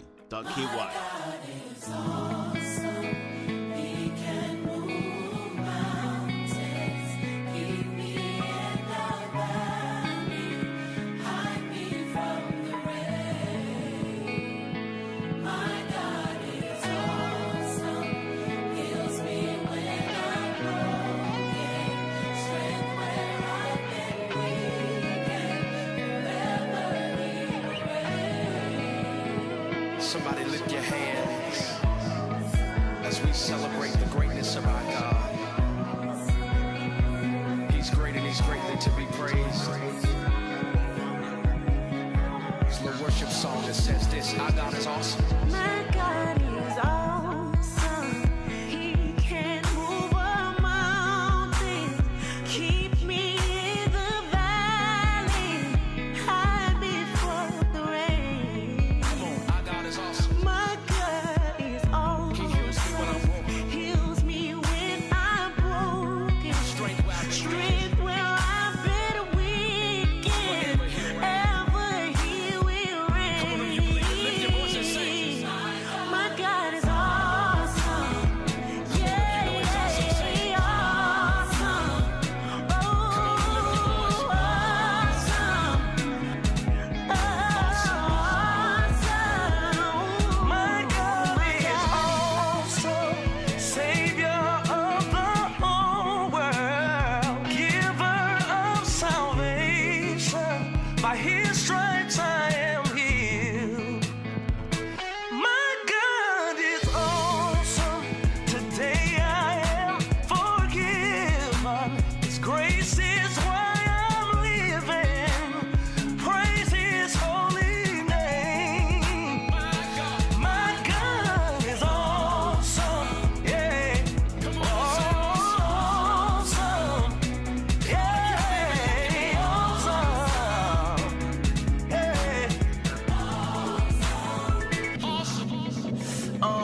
Our God is awesome. The world is full of iconic figures. The people praise Him. They stock us up at a high percentage. The giants in our eyes. The sky's the limit. The picture painted is larger than life, but God is bigger. Your God is greater. I weigh Him on the scale like Crocs and Gators. Found that only God can save us. And God is gracious. That's who we flock to. In the day of trouble, and when we blow it like hot food. The song's official. Nobody's greater for Sean Mitchell. You got it right with that song. It echoes the heart of scripture.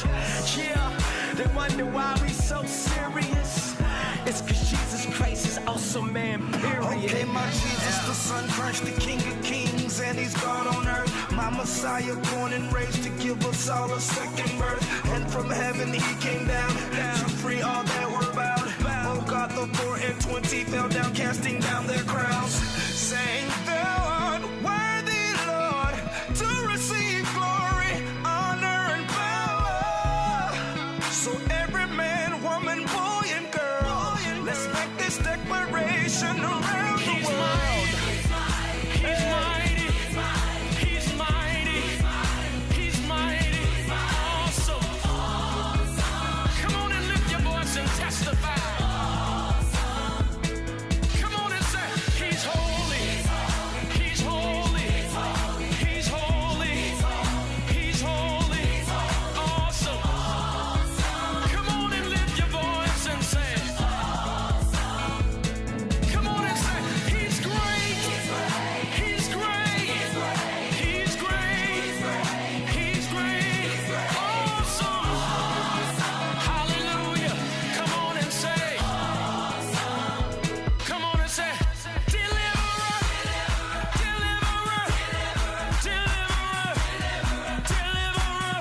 Come on and say, come on and lift your voice if you believe it. Say, somebody lift your voice and say, provider, provider, provider, provider.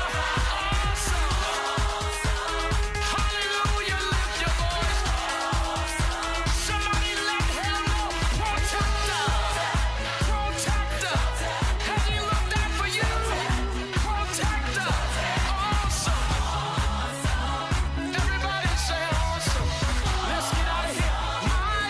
My God is awesome. He can move mountains, keep me in the valley, hide me from the rain. My God is awesome, heals me when I'm broken, strength where I've been weakened, praise His holy name.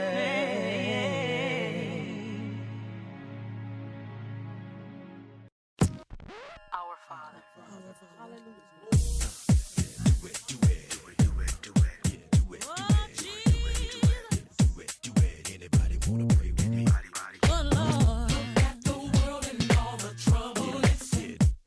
Come on. Traded righteousness for pleasure.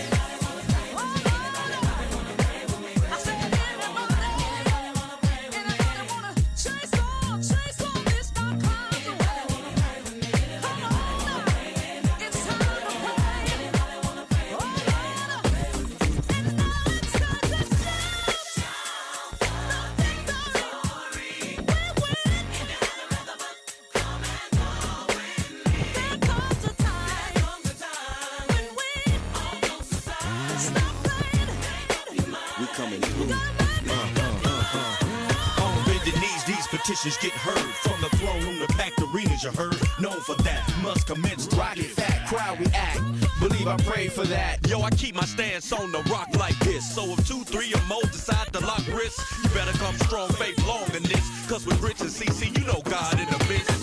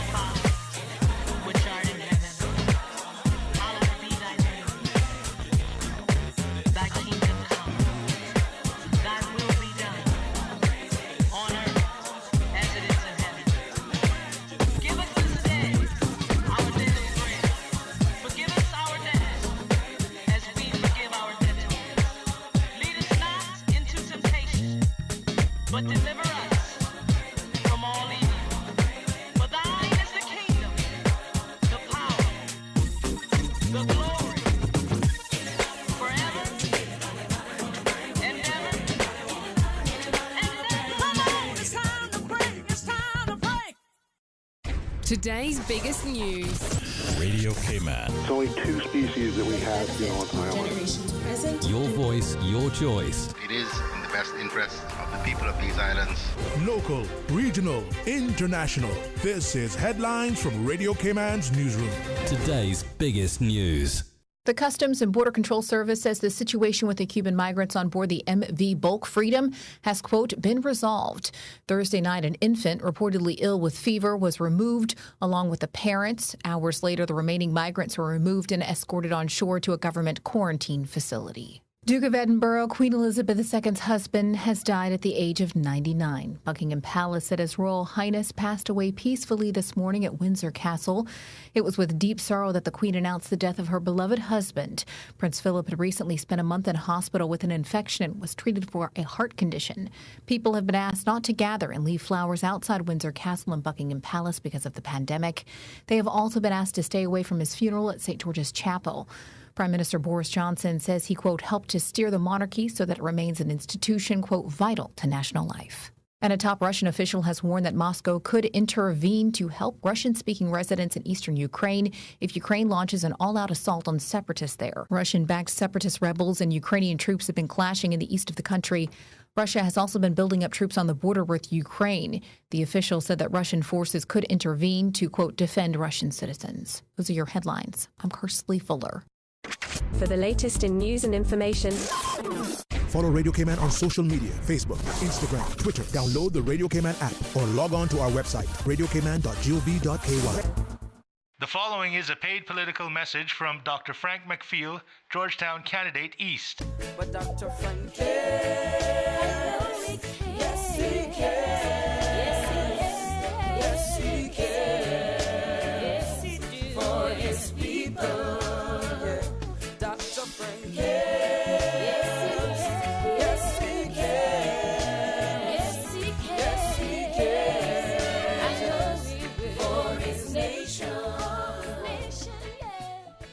The proceeding was a paid political message from Dr. Frank McPhail, Georgetown candidate East. RC Fusion. Brought to you by TC Paint Shop. The TC Paint Shop is the authorized dealer for Sherwin-Williams in the Cayman Islands. 943-0565, 27 Godfrey Nixon Way. We are so looking forward to serving you soon. RC Fusion. RC Fusion. The Georgetown Farmers Market. It's time you start eating local. The market at the Cricket Grounds. Proudly Caymanian and 100% fresh. RC Fusion. RC Fusion. Also brought to you by Green Clean Home Care Services, serving you the eco-clean way. Visit greencleancayman.com or book your appointment by calling 936-2427. It's the weekend. I know you're gonna dig this. We've arrived at a great moment in time. It's the weekend. Hello, on Friday. I've been waiting for you for a long time. You just saved me. It's the weekend. Looking to have a good time. Moving and grooving and forgetting the week that was. Friday, no work till Monday. Don't drink and drive. Don't drive and drink. Either way, make it safe for everybody. A message from Radio Cayman, TGIF Fusion, and Breeze 105.3 Weekend Magic. It's the weekend. It's the weekend. It's the weekend.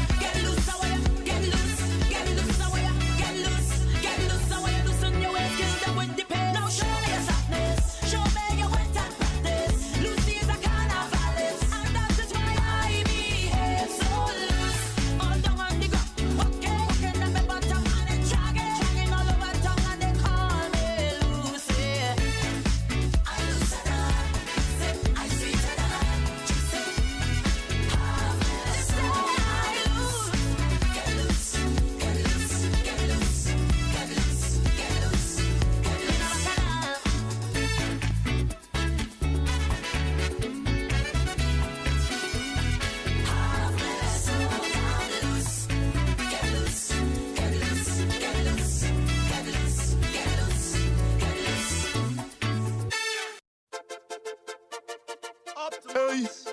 So if you wanna ease your mind, relieve your stress, then we have a time in here. Hey, we just come here just to mash up the place and we gone. Time to get we gone. Hey, we just come here just to mash up the place and we gone. So don't carry no bad news if we start a rain. No way, because we don't drink no juice when we lying in. We breaking all the rules, doing we own thing, and we moving with a few gal beside way. What we sing whole is holy. That does make me want to party whole. It's holy. From early morning, listen. It's only hot gal in our size. One bottle of the punch in the with the ice. Party and drink till we don't have no vice. Trinidad we from, so you know we have no choice. Don't tell them how we bring the vibes. Stinking because think how we pay the price. On the road where we chip and rejoice. So don't carry no bad news if we start a rain. No way. Because we don't drink no juice when we lie, man. We breaking all the rules, doing we own thing. And we moving with a few gal beside way. What missing hole is holy. That does make me want to party whole. It's holy. From early morning we starting whole. It's holy. Headband everybody singing whole. It's holy. From early morning. Listen, back in the days in a real Congo line. Woman in front and a man there behind. In a my school days, gal give me dollar wine. Up to this day, gal still a give me wine. Don't tell them how we bring the vibes. Stinking because think how we pay the price. On the road where we chip and rejoice. So don't carry no bad news if we start a rain. Because we don't drink no juice when we lie, man. We breaking all the rules, doing we own thing. And we moving with a few gal beside way. What missing hole is holy. That does make me want to party whole. It's holy. From early morning we starting whole. It's holy. Headband everybody singing whole. It's holy. From early morning, hey, we just come here just to mash up the place and we gone. We gone. Hey, we just come here just to mash up the place and we gone. We gone. We just come here just to mash up the place and we gone. We gone. We just come here just to mash up the place and we gone. So don't carry no bad news if we start a rain. We don't drink no juice when we lie, yeah. Breaking all the rules, doing we own thing. And we always have a few gal beside way. What we sing is holy, it's holy. That does make we want to party whole. It's holy. From early morning we starting whole. It's holy.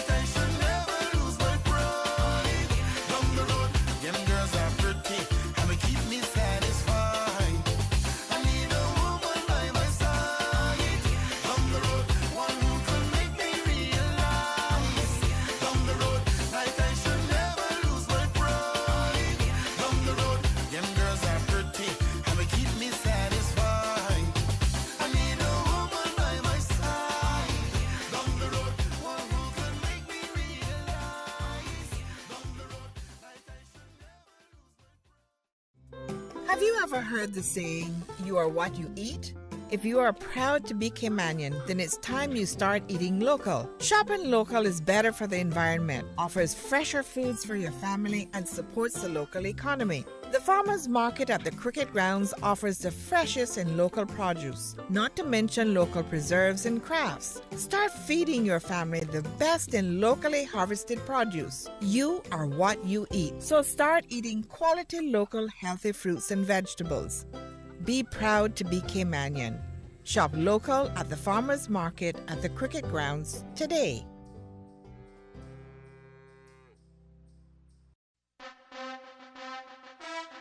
And now, a paid political message from West Bay West candidate, Mr. Mario Ebanks.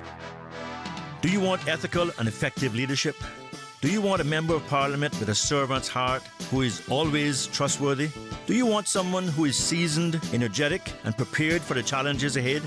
West Bay West, on 14th of April, please vote for Mario Ebanks. Together, we can restore dignity, build better communities, and achieve positive change. It's time, West Bay West. It's time. The proceeding was a paid political message by West Bay West candidate, Mr. Mario Ebanks. Stay tuned. Don't forget to tune in Monday through Friday for Radio Cayman's local evening sports report during the 6 p.m. news hour. Taking a look at Radio Cayman's local sports, I'm Dion Anglin. It is proudly brought to you by King Sports Center, providing your fitness, recreation, and relaxation needs. West Bay North voters, you are invited to a public meeting held by candidate Mr. Bernie Bush, along with guest speakers this Monday, April 12th, 7 p.m. at the Inferno parking lot across from the Sir John A. Cumber Primary School. That's a public meeting held by political candidate Mr. Bernie Bush for West Bay North this Monday, April 12th, starting at 7 p.m. The Department of Environment is appealing to the community to help combat the impact of stony coral tissue loss disease on the Cayman Islands reef ecosystem. Easter week is expected to see more water sports activities. Pathogens on dive gear and boats can survive for extended periods and be transferred among reefs. If you are diving or snorkeling anywhere in the Cayman Islands and before traveling between Grand Cayman and the sister islands, disinfect your gear and bilge water in a 1% bleach solution for 10 minutes before moving to a new location. For more information or to make any reports, visit doe.ky.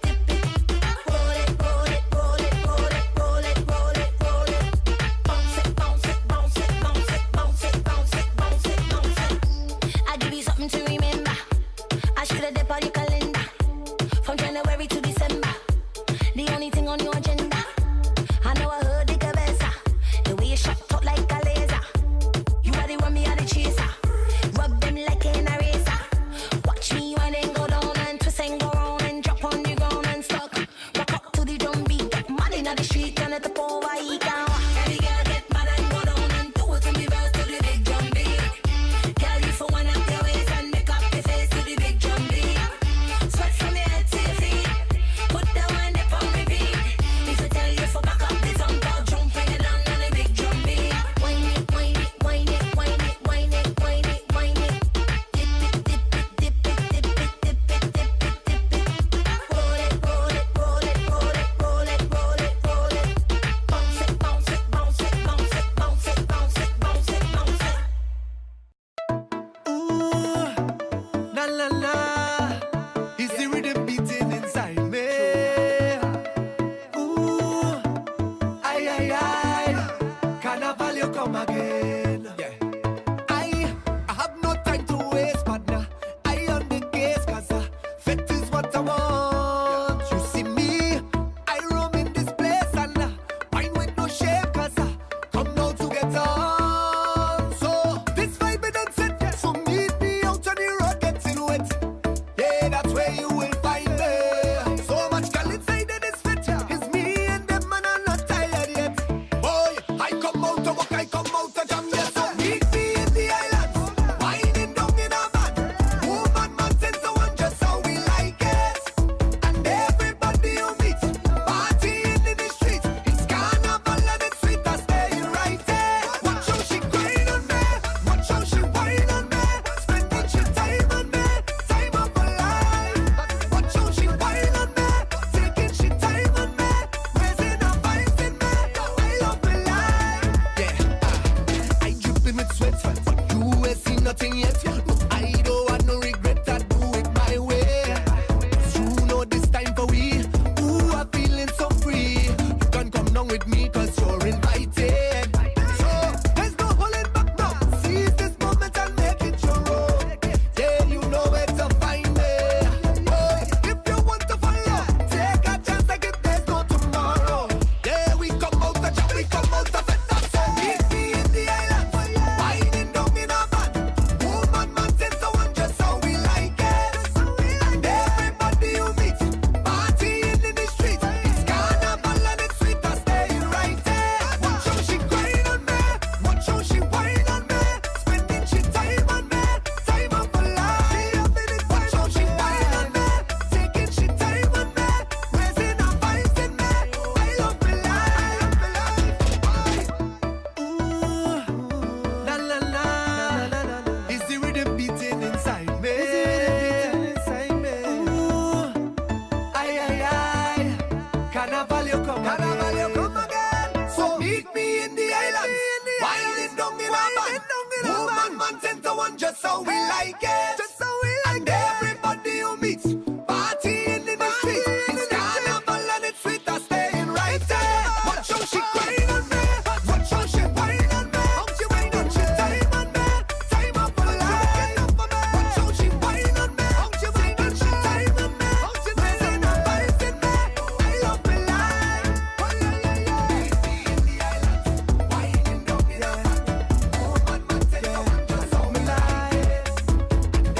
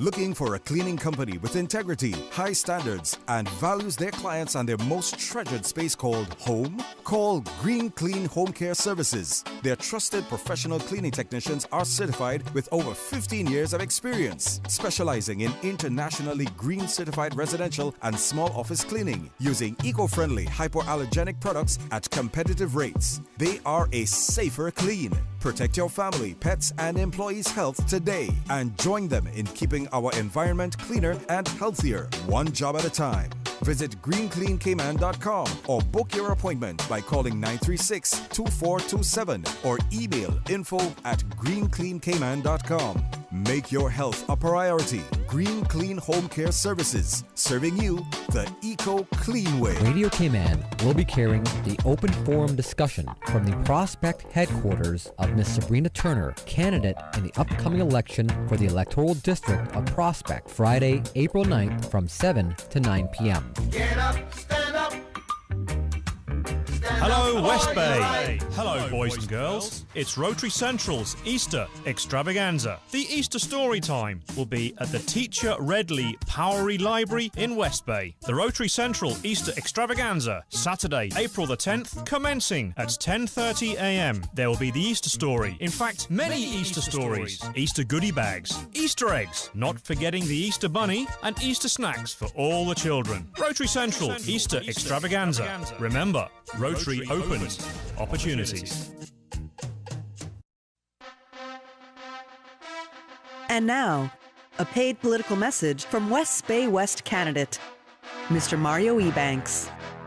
Do you want a member of parliament with proven experience and competence? Do you want someone who has always been passionate about promoting Caymanian skills and training? Do you want a servant leader who is committed to law and order?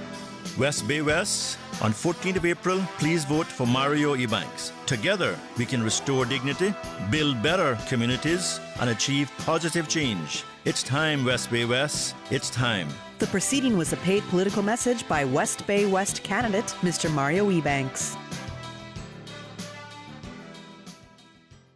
It's the event of the season. Miss World Cayman Islands presents Bows and Stilettos, the soiree. Ladies, wear your favorite stilettos, and gents, wear your favorite bow tie Friday, April 9th at Georgetown Yacht Club, starting at 8 p.m., featuring live performances by guitarist Nathan Herrera. Music provided by DJ Lynn and Adam Skills. Limited tickets, $20 pre-sold at eventpro.ky or $25 at the door. It's a Miss World Cayman Islands fundraiser with a silent auction. Join us for Bows and Stilettos, April 9th, brought to you by Bailey's and Sky Vodka.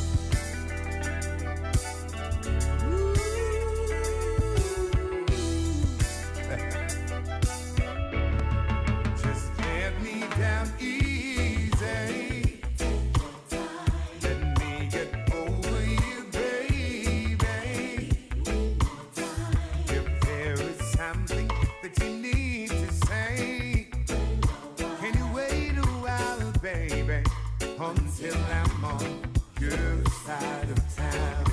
Listen, I remember when I used to see my reflection in your eyes. It used to shine bright like the sunshine. Yeah, yeah. But all I see is watery traps that you cry. Could it be I'm faded from your heart? Oh, yeah, yeah. I never took the time to read your mind. I didn't really read between the lines. Yeah, yeah. I didn't know what I was doing to you until I'm suddenly faded out of sight. Now let me down easy. Let me get over you, baby. If there is something that you need to say, can you wait a while, baby, until I'm on your side of town? Now take a look at me and tell me what you see, 'cause I'm broken up inside, paying for my foolish pride. Now it's all worthwhile. Now I see the reason why you cry. Yeah, because I'm suddenly faded from your mind. Let me down easy. Let me get over you, baby. If there is something that you need to say, can you wait a while, baby, until I'm on your side of town? Listen to me now. Ooh, let me get over. If there is something that you need to say, can you wait a while, baby, until I'm on your side of town? Listen, I never took the time to read your mind. I didn't really read between the lines. I didn't know what I was doing to you until I'm suddenly faded from your mind. Just let me down. Ooh, let me get over. Oh yeah. If there is something that you need to say, can you wait a while, baby, until I'm on your side of town? Just let me down easy. Let me get over you, baby. If there is something that you need to say, can you wait a while, baby, until I'm on your side? Oh, oh, oh. Ooh, oh, yeah. Ooh, oh, yeah.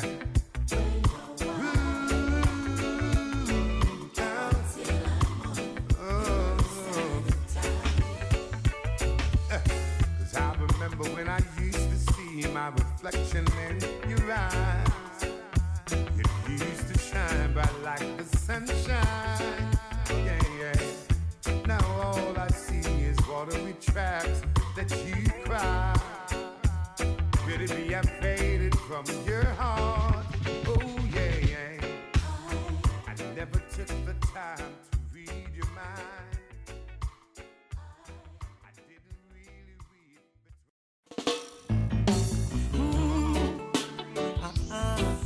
Yeah. Whoa. Yeah, yeah, yeah, yeah. Listen.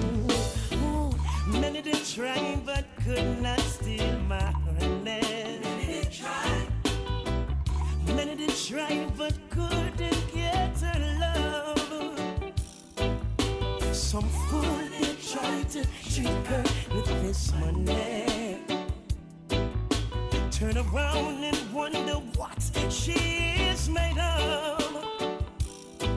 She just loved this groovy little thing we got going.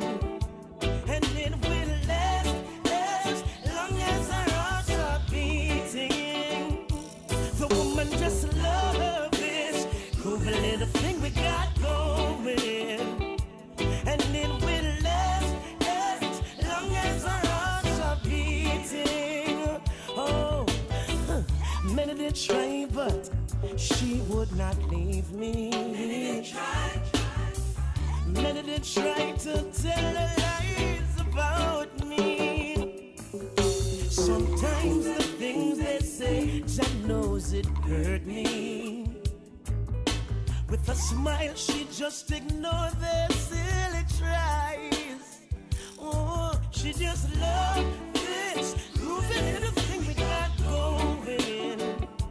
And it will last as long as our hearts are beating. She just loved this groovy little thing we got going. And it will last as long as our hearts are beating. Whoa, whoa, whoa, whoa. Hey.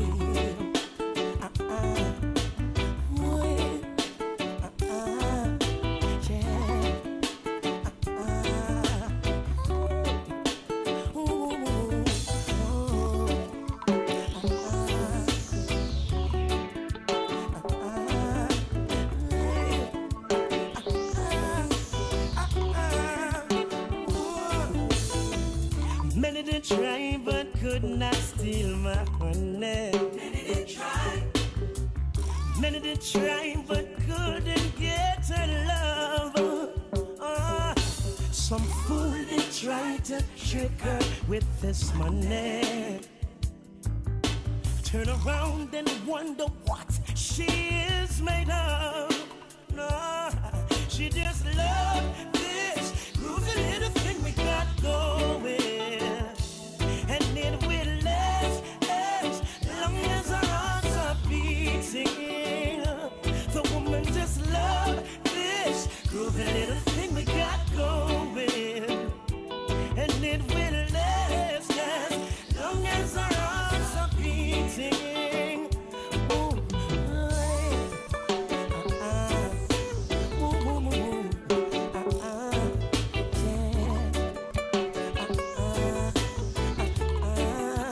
Ooh, she just loved this groovy little thing we got going. And it will last as long as our hearts are beating. The woman just loved this groovy little thing we got going.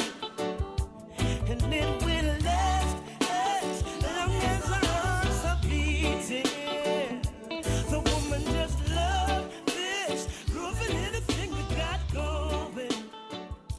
And it will last as long as our hearts are beating.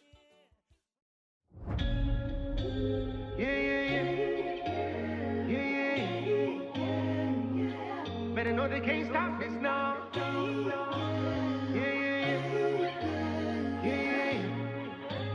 Overcomers, here we are. Lego. Never been braver than when I'm in his arms. The Lord is my refuge for the giants and the storms.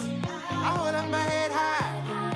Ain't never met no one that could stop my Jehovah. So let me see the one day who overcome by the blood, yeah. He changed my story, now I can say, check the records, see I'm a child of the King Most High, so I will overcome.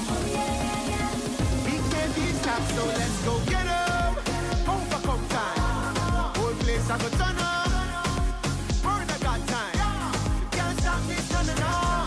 Overcome, whole place I go turn up. Never forsaken when I'm in his arms. My provider, yeah. There's no ending to his love. I hold up my head high. See, I am not afraid, no. Now your presence is over me. Oh gosh, God make we overcome. So we burn down Satan, kingdom make it overturn. And the violent take it by force. So we have to take everything them stole from us. My love, my peace, my joy, return to me. And every plan of the enemy, it can work again. So let me see the one day who overcome by the blood, yeah. He changed my story, now I can say, check the records, yeah. I'm a child of the King Most High, so I will overcome, oh yeah, yeah, yeah. We can't be stopped, so let's go get up. Overcome time, whole place I go turn up. Work I got time, you can't stop this, no, no, no. Overcome, overcome, whole place I go turn up. Every know that we are more than conquerors. Pick yourself up and overcome, overcome, overcome, overcome. Lose your faith and overcome, overcome, overcome, overcome. He fights my battles, so I am not afraid. Now your presence is over me. Oh gosh, that cancer you had last year, bleeding blood, cancer disappear. That tumor up in your brain, MRI can't find it again. Every month in a search for money, no money to chase after me. Every plan that the enemy try, it can work again now. So let me see the one day who overcome by the blood, oh yeah. He changed my story, now I can say, check the records, yeah. I'm a child of the King Most High, so I will overcome, oh yeah, yeah, yeah. We can't be stopped, so let's go get up. Overcome time, whole place I go turn up. Word I got time, you can't stop this, no, no, no. Overcome, overcome, whole place I go turn up. Every know that we are more than conquerors. Overcome time, overcome, overcome, I go turn up. Word I got time, you can't stop this, no, no, no. Overcome, overcome, we won't be moved, yeah. And so we are tweets, we are more than conquerors.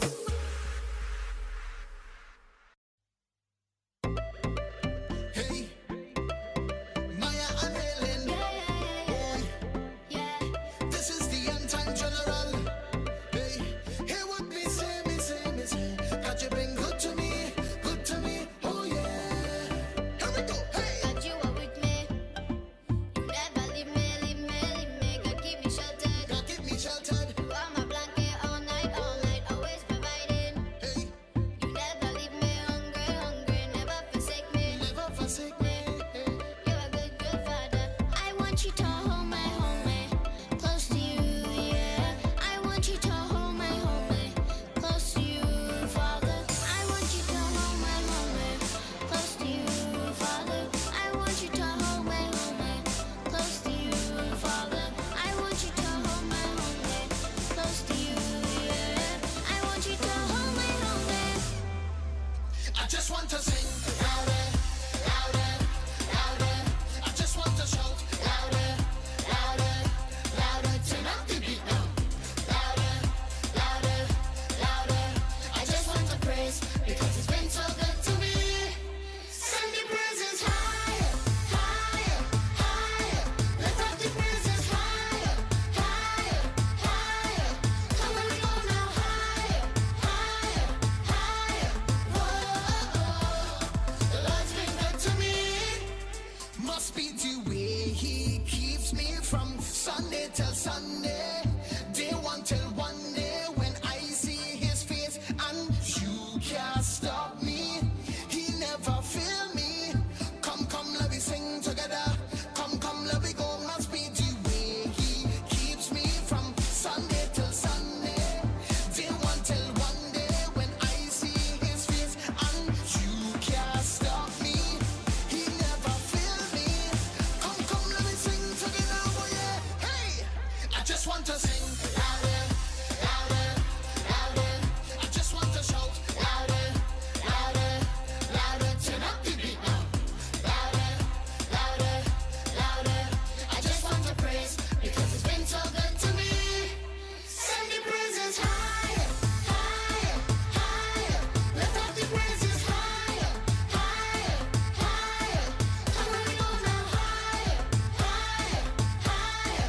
Whoa,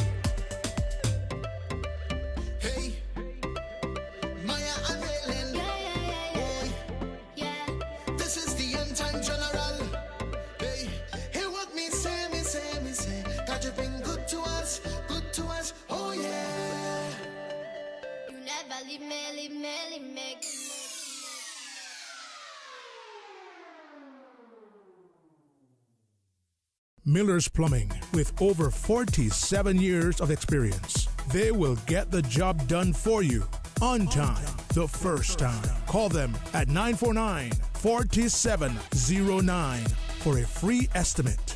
Miller's Plumbing, a proud sponsor of Radio Cayman's 7 a.m. weather update. Mr. Plumber, I've come to fix the sink. Radio Cayman 89.9 FM and 93.9. Yo, don't touch that dial. My station. This is my station, not anybody else's. It's mine.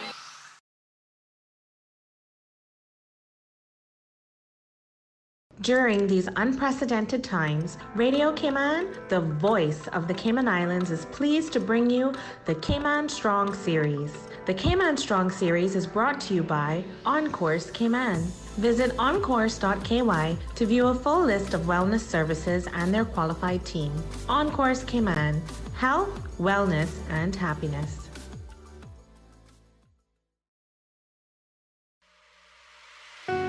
Achieving your goals is a very rewarding feeling, but at times can feel very frustrating, especially if and when we miss our target. As you approach your goals in life, set yourself up for success. When setting your goals, keep it positive. The human brain does not work very well in the negative. If told not to think about pink elephants, most people's brains go straight to a pink elephant. When setting goals, focus on what you're going to do rather than what you are not going to do. For example, instead of saying to yourself not to go on Facebook, say to yourself that you will study more. Change your thinking and change your life. Radio Cayman's Cayman Strong Series was brought to you by OnCourse Cayman. Visit oncourse.ky to view a full list of wellness services and their qualified team. OnCourse Cayman, health, wellness, and happiness. These days, feelings of loneliness, anxiety, stress, and depression can be overwhelming. Just know you are not alone. OnCourse Cayman offers private mental health services for children, teens, adults, and groups. Visit oncourse.ky to view a full list of wellness services and their qualified team. OnCourse Cayman, health, wellness, and happiness.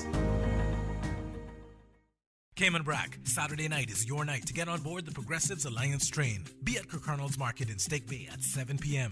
Your candidates, Moses and Julie, will be there, along with Alden McLaughlin, Roy McTaggart, and John Seymour. They have brought us safely here, but they need your support to take us to a stronger, safer future. All are welcome. This Saturday, April 10th, Kirkconnell's Market at 7 p.m. This is a paid promotion by the Progressives. Serving you is the objective. RC Fusion. Brought to you by TC Paint Shop. The TC Paint Shop is the authorized dealer for Sherwin-Williams in the Cayman Islands. 943-0565, 27 Godfrey Nixon Way. We are so looking forward to serving you soon. RC Fusion. RC Fusion. The Georgetown Farmers Market. It's time you start eating local. The market at the Cricket Grounds. Proudly Caymanian and 100% fresh. RC Fusion. RC Fusion. Also brought to you by Green Clean Home Care Services, serving you the eco-clean way. Visit greencleancayman.com or book your appointment by calling 936-2427. Yeah. Oppression made my people make bad decisions. What's the excuse now? If my people which are called by my name shall humble themselves and pray, and seek my face and turn from their wicked ways, I shall hear from heaven and heal their land. Prophet. Haven't we seen enough? Haven't we heard enough by now? Haven't we been through enough? Come on. Haven't we seen enough by now? Pulling each other down, grabbing the barrel down. Yeah. Haven't we? 3, 4, 5. Haven't we seen enough by now? I guess not. Cause if we did, then we wouldn't be in the same spot, doing things unorthodox. Facts. They claim they do a lot, but take a peek on my block, wouldn't take much to connect the dots. I need your vivid thoughts. Now can you picture this? Now do you see the condition my people living in? In the Frank Hall homes is what they put us in. Now while the foreigners living on beachside residents. I know you get uneasy when you hear the truth. I only spit facts when I'm in the booth. I'm throwing stones cause my glass house bulletproof. Real recognize real, but it's just a few. You would think by now we would learn a lesson. If we learn from God, then there's consequences. When it's time to vote, yo, we second guessing cause we only see their face when it's time for re-election. Haven't we seen enough? Haven't we heard enough by now? Haven't we been through enough? Come on. Haven't we seen enough by now? Pulling each other down, grabbing the barrel down. Yeah. Haven't we 3, 4, 5? Haven't we seen enough by now? If you hearing this, please take the time to listen. I can't believe K-Man signing gay petitions. I can't believe we turn our back on our traditions. I can't believe we turn our back on our religion. I said what I said, having no regrets. It is what it is, I don't care who vexed. You gotta stand for truth, young and nothing less. We need change, but we selling out for paychecks. Believing when I tell you that this runs deep. We cutting down each other just to get a seat. Why mothers out here trying to get their youngins food to eat? Come on, no settle for their chatting, you know talking cheap. West Bay, Georgetown, Bordentown, East End, Gun Bay, North Side, South Side can reunite. All praise to the Most High. Haven't we seen enough? Haven't we heard enough by now? Haven't we been through enough? Come on. Haven't we seen enough by now? Pulling each other down, grabbing the barrel down. Yeah. Haven't we 3, 4, 5? Haven't we seen enough by now? West Bay, Georgetown, Bordentown, East End, Gun Bay, North Side, South Side can reunite. All praise to the Most High. The voice of the Cayman Islands. 89.9 FM in Grand Cayman and 93.9 FM in Cayman Brac and Little Cayman. Silver wings shining in the sunlight. Radio Cayman. Continuing the Caymanian tradition. Let Cora keep my ground so clean. The heart and soul of the Cayman people. Thank you for keeping the culture alive. Let's spread the news every day. From East End to Georgetown, down into West Bay. Radio Cayman in the Cayman Islands.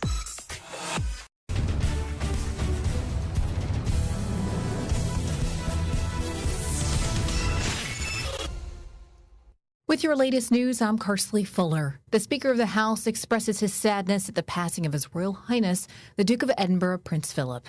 In a Facebook post, the Honourable Makiva Bush writes, quote, "Personally and on behalf of the House of Parliament, my constituency of West Bay West, and my family, it is with profound sadness that I share in the grief in expressing condolences on the passing of His Royal Highness, who he had the pleasure of meeting several times." Mr. Bush goes on to say, as the longest-serving royal consort in British history, Prince Philip had phenomenal attributes which made him adaptable and versatile. Mr. Bush says the country owes him a debt of gratitude for his contribution in empowering the young people through various programs and being a pioneer of environmentalism. A protest at the Turtle Farm. Radio Cayman's April Cummings is in West Bay with more. Of course, a group of between, I would say, 40 and 50 employees of the Cayman Turtle Center have been protesting outside here this morning. Basically, they are calling for a change in leadership at the CTC. They're citing a series of concerns that I would kind of generally characterize as unfair treatment. They feel as though they're being shoved out of their jobs. They're highlighting in particular concerns about how things have been handled in the wake of the COVID-19 pandemic. Their hours were cut. They say they were forced to use vacation and sick time in order to receive payment at all. But some of their issues go back before that as well. So the overall feeling here is one of dissatisfaction, and they are concerned about their futures. I talked to someone who works in the HR department. We'll hear more from her at 6 o'clock. But one of the primary concerns is they really feel as though they're not being heard and that their concerns are not being taken into account. count. A number of people running in the election showed up out here today to talk to them, as well as to talk to local media. One of the reasons they're holding the protest now is that they really do want to get some attention on the issue, because they say Election Day is just days away. And if they don't see resolution to the concerns that they have, they say they are going to make themselves heard at the ballot box. Reporting from the Cayman Turtle Center in West Bay, April Cummings, Radio Cayman News. In other news,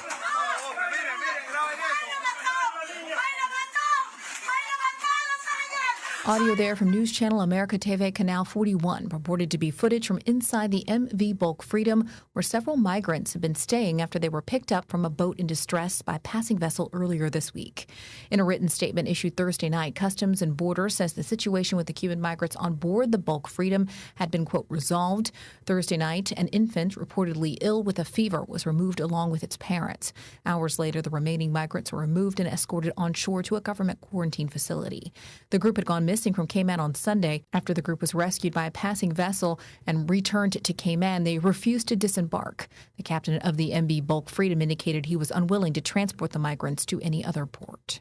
In regional news, a volcano in the southern Caribbean that has been dormant for decades erupted today, spewing clouds of ash and smoke for miles and forcing thousands to evacuate. The volcano, known as La Soufrière on the northern tip of the main island of St. Vincent, in St. Vincent and the Grenadines, had started showing signs of renewed activity in late December. It moved into an explosive state this morning, according to the National Emergency Management Organization. Now with a check of international news, here's the BBC, which will take us out of the newscast. I'm Karsley Fuller from Radio Cayman's newsroom. BBC News with Debbie Russ. The longest-serving consort in British history, the Duke of Edinburgh, has died. He was 99. Buckingham Palace said Prince Philip died peacefully at Windsor Castle on Friday morning. A statement announcing the news spoke of Queen Elizabeth's deep sorrow.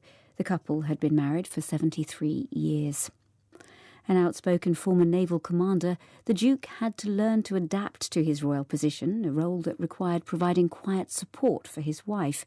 He once told his biographer that he believed his job was to ensure the Queen can reign.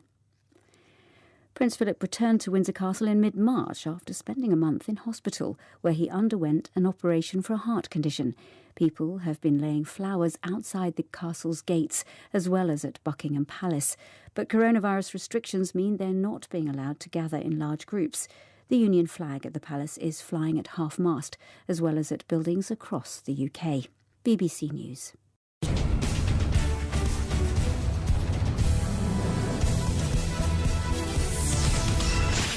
Play your part in giving information. If you see news happening, contact our newsroom 949-7799. And so you see, I, the Burger King, received this tape to play with important instructions. I'm about to play it again. Let's turn it up. Good luck on your mission. This message will self-destruct in 5 seconds. What was that he said about something impossible? The King has completed one of his toughest missions yet and brought the Impossible Whopper to Cayman. The Impossible Whopper, just like the regular Whopper, but made from plants. Brand new on island and only at Burger King. 7 Mile Beach, Waterfront, Walkers Road, and Red Bay. Cayman Brac, Saturday night is your night to get on board the Progressives Alliance train. Be at Kirk Arnold's Market in Stake Bay at 7 p.m. Your candidates, Moses and Julie, will be there, along with Alden McLaughlin, Roy McTaggart, and John Seymour. They have brought us safely here, but they need your support to take us to a stronger, safer future. All are welcome. This Saturday, April 10th, Kirk Arnold's Market at 7 p.m. This is a paid promotion by the Progressives. Serving you is the objective. Why work with a Suriba agent? We can tell you that those letters represent a proven understanding of the real estate market in the Cayman Islands. But it also means so much more than that. Our trained Suriba agents are committed to ethics, integrity, and excellence of practice. It's all about confidence, knowing you are working with a qualified Suriba agent. As members of Suriba, your trust is our promise. To find a Suriba agent today or to search thousands of listings, visit Suriba.com. Suriba, the mark of excellence in real estate. For the record. for information that matter to you, the people. Hear from the government, the opposition, independents, and other experts on issues and solutions that affect you. For the record, every Monday, Wednesday, and Friday, tune into 89.9 and 93.9 FM from 7:30 to 9 a.m. for Cayman's new Straight Talk morning show. For the record. I invite you to join me for the record. You are invited to be a part of this interesting and informative show. Embrace the opportunity to dialogue with your legislators, policymakers, and those charged with policy implementation. For the record. Brought to you by Coca-Cola. Available across the Cayman Islands from Tortuga Distributors. Accept no substitutes. Taste the feeling with Coca-Cola. Your financial news is brought to you by Cayman National, proudly serving the Cayman Islands since 1974. Visit www.caymannational.com for up-to-date information on all your banking needs. And follow us on social media. In financial news, the UK markets have closed with the FTSE 100 down 0.3% at 6,915. Germany's DAX ended the day up 0.2% at 15,234. Looking at the U.S. markets, the Dow Jones Industrial Average is up 0.2% this hour at 33,580. The NASDAQ down 0.05% at 13,822. And the S&P 500 up 0.1% at 4,104. In the Asian markets, the Hang Seng closed down 1% at 28,698. Japan's Nikkei 225 closed up 0.2% at 29,768. In currencies, the dollar will buy you 0.72 pounds, 0.84 euros, and 109.65 Japanese yen. In commodities, oil is down 0.1% at 63.12. Gold is trading at $1,747.95. Natural gas is up 0.06% at $47.23. The widest network of ATMs just got wider. When you need a trusted, on-the-go banking solution, Cayman National Bank has you covered with convenient ATMs on all 3 islands, including our new ValueMed ATM in Bodden Town and Chisholm's Grocery ATM in Northside. It's your money. Get it when you need it. For more details on all of our ATM locations, visit www.caymannational.com. Your financial news is brought to you by Cayman National, proudly serving the Cayman Islands since 1974. Visit www.caymannational.com for up-to-date information on all your banking needs. And follow us on social media. The Weather Report is brought to you by Kirk Home Center. We've got a great deal in store for you. Checking weather, a high-pressure system over the southeastern United States will continue to support moderate winds and slight seas over the Cayman area for the next 24 hours. Radar images show isolated showers around Cayman. The forecast calls are partly cloudy to cloudy skies with a 30% chance of rain and temperatures rising to the low 80s. Winds will be east to southeasterly at 10 to 15 knots, and your seas will be slight to moderate with wave heights of 2 to 4 feet. We're currently heading towards a low tide at 2:35, followed by a high tide at 8:42 tonight. Sunset is at 6:40 p.m. Your extended outlook is for similar weather through Sunday afternoon. The temperature is 84 degrees, but it feels like 91. Humidity is at 40%. Barometric pressure is 29.98 inches and rising. At Kirk's Home Center, we can make your life much better. We got it all together. We got a great deal in store for you. From cookware to stereos, from power tools to plumbing supplies. Yeah, we got the best goods with the best price and a service to make you smile. At Kirk's Home Center, we got a great deal in store for you. The Weather Report is brought to you by Kirk Home Center. We've got a great deal in store for you. The traffic report is brought to you by Subway. Make Subway your lunchtime destination for your favorite subs, salads, pizza, wraps, and snacks.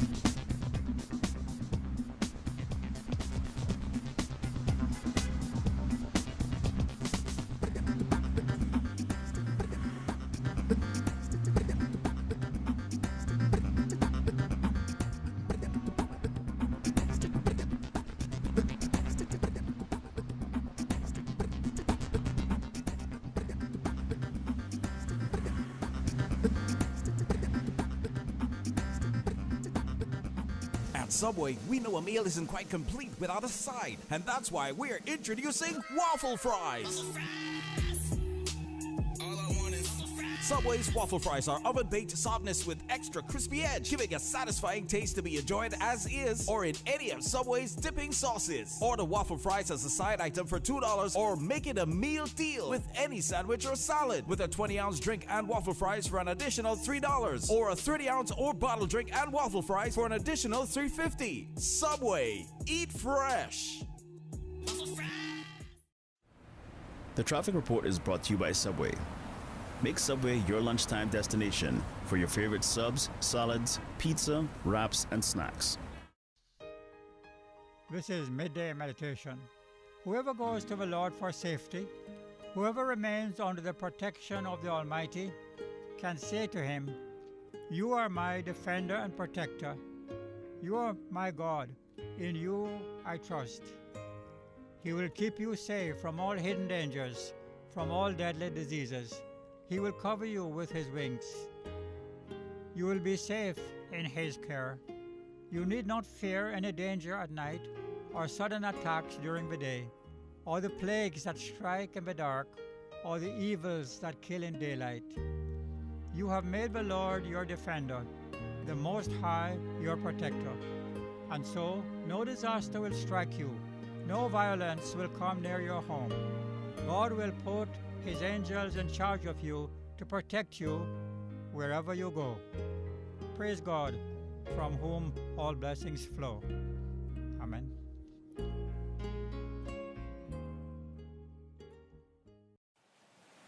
The Cayman Islands boasts of a long, colorful, and rich history.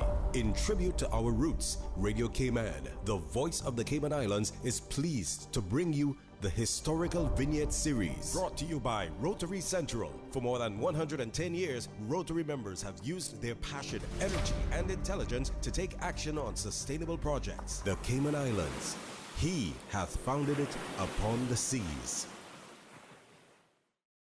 Ursel Clarice Connor, 1891-1982. Ursel Clarice Connor of Boddentown was the second Caymanian woman to be trained as a teacher at Shortwood College in Jamaica, under the auspices of the Presbyterian Church. In Jamaica, she held the position of matron at Shortwood College, governess to the daughters of Governor Sir John Huggins, headmistress of Wortley Home, matron at Monroe College, and teacher at Brown's Town School for the Deaf and Dumb. Here in the Cayman Islands, she taught at Spots Bay for many years. She was also founding headmistress of Cayman Prep School and taught at Government School in Grand Cayman and Cayman Brac. In retirement, she privately tutored quite a Easter eggs, not forgetting the Easter bunny, and Easter snacks for all the children. Rotary Central Easter Extravaganza. Remember, Rotary opens opportunities. Radio Cayman's Historical Vignettes was brought to you by Rotary Central. For more than 110 years, Rotary members have used their passion, energy, and intelligence to take action on sustainable projects. Radio Cayman. You proud to be a Caymanian? Thank you for your continued support over the years. Radio Cayman is the voice of the Cayman Islands. Talk Today is brought to you by Subway, open 24 hours in Countryside, Anderson Square in Georgetown, and Centennial Towers in West Bay. And by the Ministry of District Administration, Tourism and Transport. Explore your history, explore your land, explore your sister islands. And Savannah Pharmacy in Countryside Shopping Village, convenient opening hours including Sundays and holidays. And Royal Fidelity Bank and Trust, money at work. Oh, I think they're doing a great job. A lot of them are. Good afternoon, Dwayne. How are you? Not too bad, sir. Ladies and gentlemen, Radio Cayman's Talk Today with Sterling Dwayne Ebanks. But I do have some questions. There are more questions than answers. Radio Cayman's Talk Today. If you're ready to talk, we're willing to listen. Well, I really enjoy this program today. Cayman Islands' foremost listeners participation program. May God bless every person.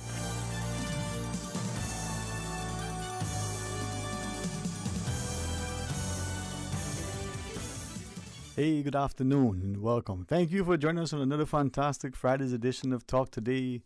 We're just moments away from going to the polls come next Wednesday, and we want you to be prepared, informed, engaged, and even entertained, not just at the political meetings, but in between. Hey, 949-8837, 949-6990, or 1-800-534-8255. Let's see what mischief we can get up to between now and whenever. I mean, it's a Friday. If you can't misbehave on a Friday, well, it better be Saturday, Sunday, Monday, Tuesday. Someday has to be a good day. So stay tuned for Talk Today. Radio Cayman's Talk Today, the Cayman Islands' foremost listeners' participation program. We ask our listeners to avoid statements or comments which are abusive, derogatory, malicious, or defamatory. Do not use any indecent language or make any statement which is false or misleading. Email talktoday@candw.ky or call 1-800-534-8255. Courtesy of Flow, Cayman's #1 network that connects you to your world like never before. Let your voice be heard. Once again, here's your host, Sterling Dwayne Ebanks.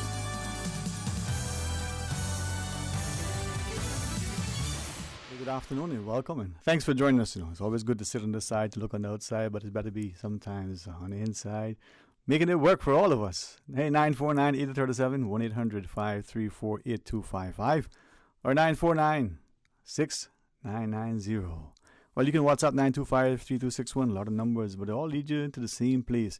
Let us extend a voice to you, a voice that is one that should be heard and championed, an opinion that should be shared. And perhaps through your input and through our collective action, we can see a better tomorrow. For us as we age, for our parents as they get into their golden years, and for our children as they come into their own. Isn't that what it's about? The service and sacrifice to the country to ensure that our ancestors are proud of our endeavors, that their sacrifices equally have been, respected, appreciated, and continue to build a solid foundation. So what is it on your mind today that you want to share with us? I had a fairly interesting, almost protracted conversation with someone very early, and as she was reminding us, it's not only the adage about too much is given, much is required, but the kinks in the road sometimes, gives us the notion that we shouldn't always try to straighten the things out. We shouldn't be, opposed to bending and being pliable and somewhat amenable to others' suggestions. It's about drawing alongside and sharing in the moment, looking with eager and hopeful expectation about what lies ahead. Well, those people that we surround ourselves with who are always positive, who always have that sense that tomorrow, can be better if you work diligently and deliberately to embrace the moment, to make it such, then it will be. Doesn't mean there are no any trials, tribulations, or challenges, or unexpected twists and turns. But like the game of Twister, it's just as much fun and laughter trying to get your body in those contorted positions as it is sometimes just to fellowship, with those around you. Whether it's a pensive moment reflecting on what has passed, the notion of what is promised that lies ahead, or the idea that a moment doesn't seem to be one that you can embrace, well, at least know that you have the strength to endure. So what's on your mind? 949-8837. The week has been great. Mr. Wilson Archer spins the tunes in the evenings, and this day he shares his time and talents with me as he runs the board to make sure that the sound is great and that you have an unfettered access to the studio. So give us a shout. 949-8037, 1-800-534-8255.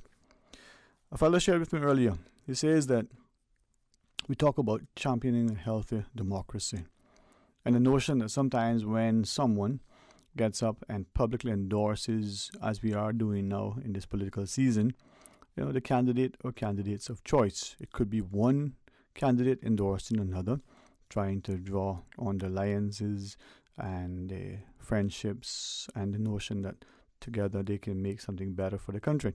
Or it could be someone else in the community, someone that we may see as a respectable and respected member, someone that we look at and say, well, they perhaps offer up a level of influence.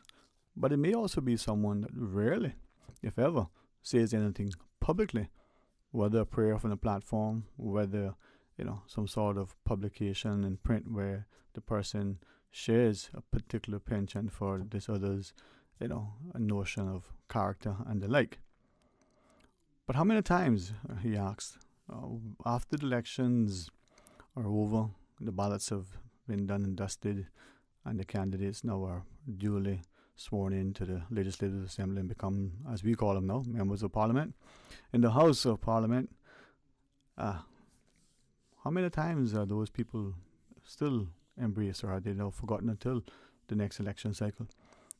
But equally, he asked, how many times are those people, whether their candidate that they've endorsed or have been successfully elected or not, but more importantly, when they aren't, how many times are those people forgotten, ridiculed, somehow, led to feel that they have a sense of fear and trepidation because they may incur the wrath of whomever, perhaps the elected opponent, perhaps the people who are now pulling the strings. And the question that he asked is, do we really have a healthy democracy where people, the voters in particular, feel a sense of confidence and confidentiality in the system, feel that the system is one that is trustworthy and full of integrity?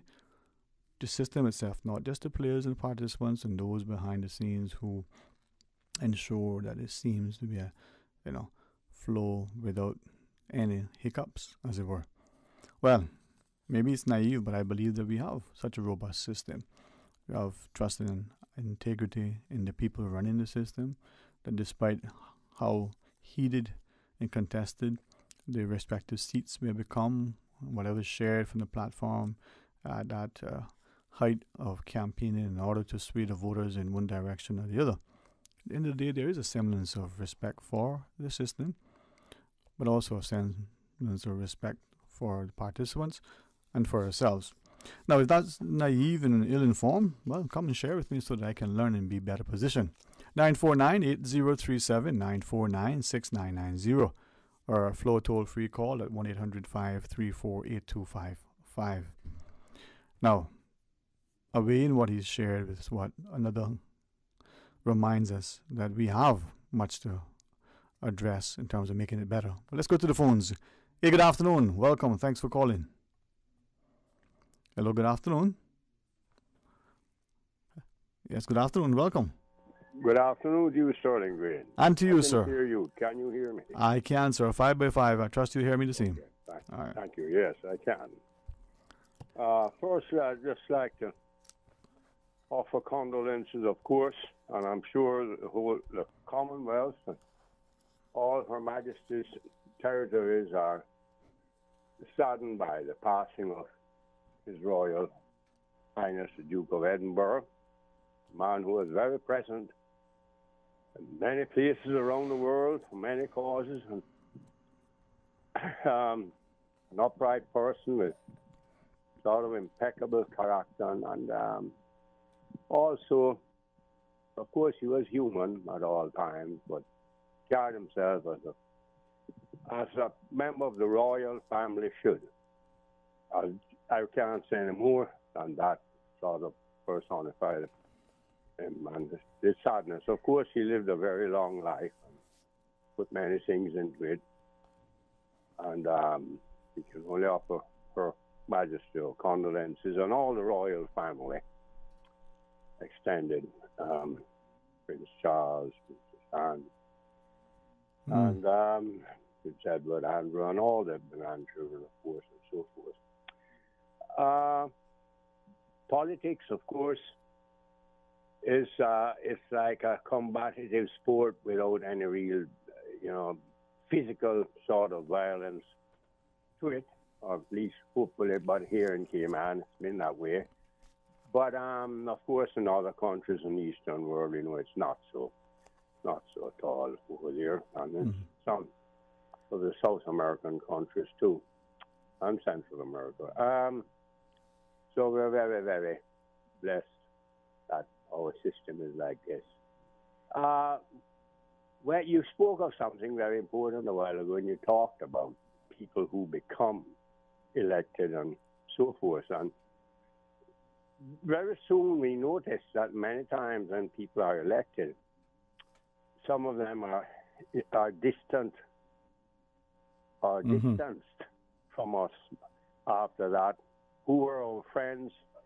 We no longer want to say that they're our friends. Some of us do that. I've seen it, and you've seen it, I'm sure. And because of the system, really, and I've often lamented this, and I will continue to do so, that many people running for office don't realize that when you get in there, it's a different thing from what you think or what you might say, even what you might put down in your manifesto. You might not be able to achieve a lot of the things because of the system. You're going to have to learn, first of all, what it means to be an elected representative in a crown territory, colony, overseas territory, whichever terminology you choose to use, depending on where you are and who you're speaking to at the time. That is, to me, the single most important thing that has to be realized before you even try to run for elections. And sadly, I think many people are carried away with this, as I said, element of a sporting event, sort of, and the emotional aspect of it, instead of thinking of that. Things have changed in Cayman, but basically, the generational Caymanians are still the same. If you're thinking of people of my age or even younger, we still have the same sort of mentality or thoughts about culture and our heritage, and deeply ingrained in many things. And it's hard to accept change sometimes like that into many things. Many things have taken place here, and we can't turn the clock back now. We simply can't.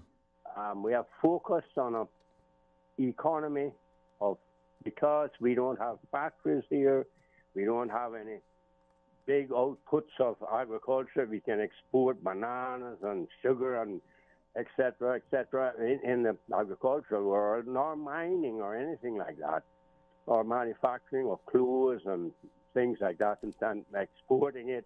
Export a few thousand cases of rum cake, some beer, 1,000 cases of that, and some rum, but that is sort of minuscule to the final GDP. So our concentration has been on attracting very, very wealthy people into the various aspects of the economy, both in the financial world and in also the construction world. We can't get away from that. It's a big, big part of our economy for the ordinary common person, and the tourism world and so forth. And we took a big lick last year, and our members of the parliament handled it very well, and our premier handled the huge COVID thing, which is right now the single most important issue. Until we can get through that, there is no real return to normalcy, and focus our attention on continuing with what we are doing now. But if I can maybe gauge your expertise, right? I'm more or less finished with what I had to say. Yes, sir. Yes. No, please, please continue on, because but what I want to ask you in that last comment with respect to one, it being the most significant important thing we're facing, but also the responsiveness of governments. But I think, would we not agree that the people in a country, the way that they comply with the requests of governments, the way that they respond collectively in terms of their behavior, their civility, their sense and respect, as it were, not just for law and order, but for each other. If we look at Cayman, and then we look at the region, and we look at even some of the global, the powerful, industrialized nations that did the same thing that we did, put everybody on house arrest, close the borders and the like. We had great success. Is that not a testament to the maturity of our people? That's why I started out with what I said, Yes, sir. Sterling Green, Yes, sir. that we have managed not to make it a combative thing, violence. But we have to understand, we keep comparing ourselves most to the countries that manufacture and even whom we buy things from. They have a risk to take. Yes, we did, and our people have to be given congratulations for that. But it is something that we should come to expect. This is the point. We're constantly belaboring our members of parliament. It doesn't matter whether they do this or do. To tell you the truth, I listen to some of our activists, and I do believe, and I've come to this conclusion a long time ago, that not even the Lord Jesus, if he came down here, they would be satisfied with his government. That is my opinion. I say no. Yes, sir. I mean what I just said. But we should expect our people to behave in this fashion. We have always done it that way. When you listen to excerpts from tapes, recordings of our old-time mariners and different, yes, there was a few instances of violence, and so we know all about that. We don't need to go into that. And but we have more or less conducted ourselves in a fashion where we obey our government and we obey orders. And yes, sir. sometimes it mightn't be get it exactly right, but that's human. It will never happen that we can satisfy everybody. And this, to me, is another point that many of us think that what we want is more important than what the other guy wants. And that is not life. That is not reality. The reality is the compromise situation. We see things and we say, oh, this will destroy the environment. This will mean the end of Cayman as we know it. Will it? We saw many things done.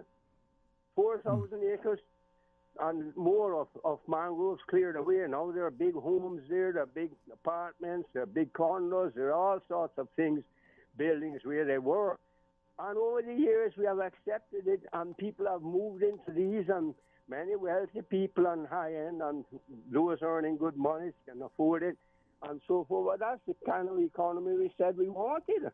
So, and then we sold away a lot of the land to very rich people, and we say, oh my God, but it's sold, it's gone. Those people now own the land. They have to do what they want to do with it within reason. Right. Within reason. And Yes, then sir. we have to hope that we can get something out of it. Yes, sir. And that is the battle. It is. You know, we must learn that each and every one of us must learn to be satisfied with what we've got, because we can do a lot worse. I hear everyone saying in the future, we have to plan for the future. I have never met anyone who came back from the future and told me what happened, because the future never is. It never was.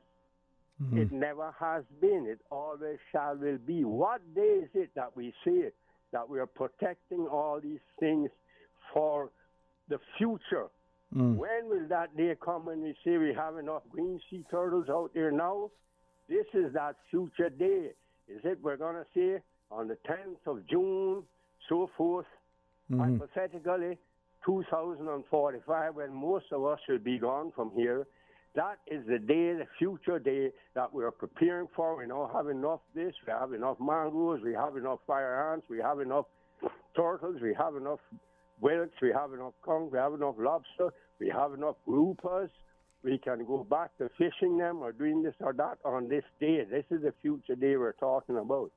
Right. That day can be nebulous. We can say 10 years' time, well, we've got a plan for another day. We've got a plan for the future further away, because But what we if thought we, about won't happen. no, I hear you, what you're saying, right? That's But if my story. right, but if we look at the future in reverse, right? So we stand here today and look back 20 years or 200 years.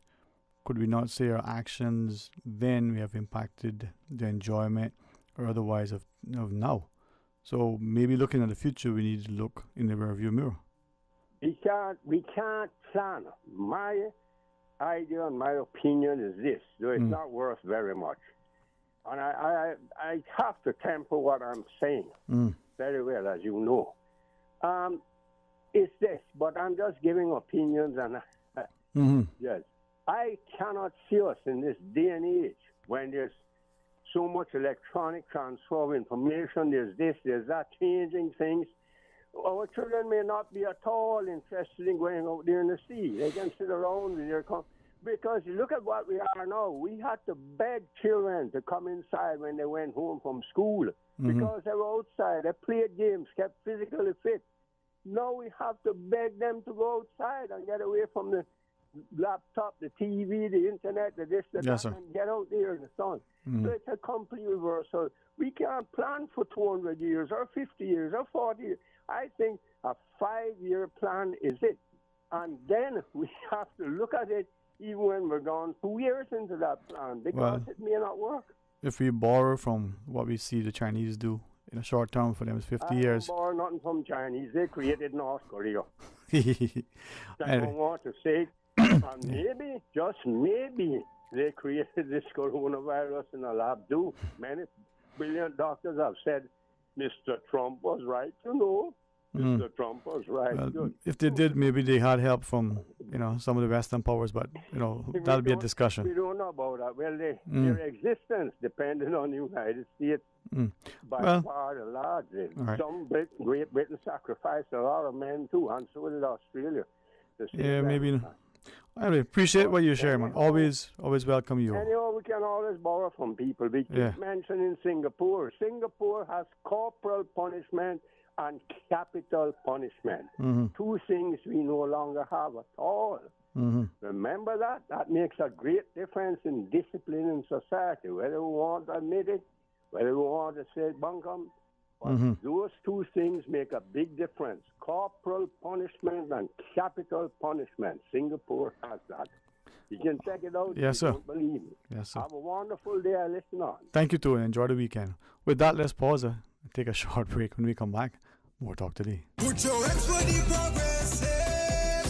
Serving you is the objective. My fellow Georgetown North constituents, this is Joseph Hugh. April 14th will be a landmark day as we look to elect a new government that has the experience and the competence to overcome the ravages of the pandemic. You will have the duty and the privilege of deciding who you wish to guide our country's affairs at a critical time in our development. I submit that experience and a credible plan is what the country needs now to keep us on the right track to recovery and eventually prosperity for all. The Progressives-led Alliance has a track record and a sound plan to keep us safe and take us forward. I am humbly asking you, Georgetown North, to vote for me, Joseph Hugh, number 1, on April 14th, so that I can have the honor of being your representative once more and continue to play a key role in the country's recovery.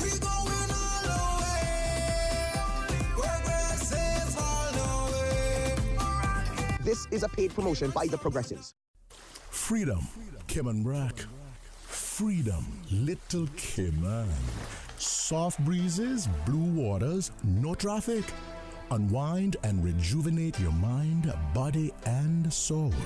Sister Island Staycations, a taste of freedom.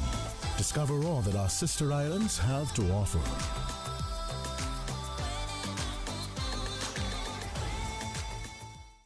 We are in an age of exponential change. The world is experiencing a technology boom where innovation is at an all-time high. What does this mean for small island nations? How can we adapt to the emerging digital revolution?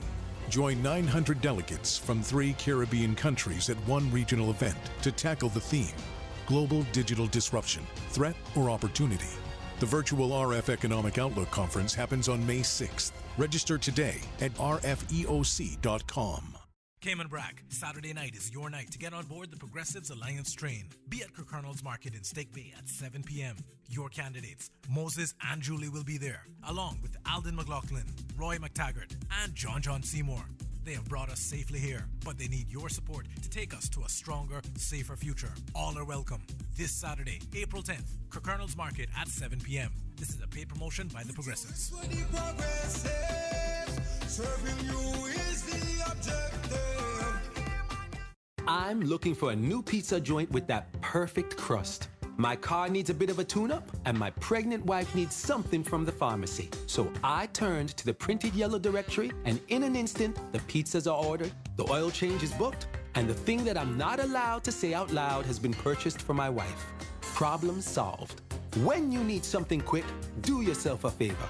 Flip through the printed yellow directory. Stop searching, start finding. Yellow, we know local.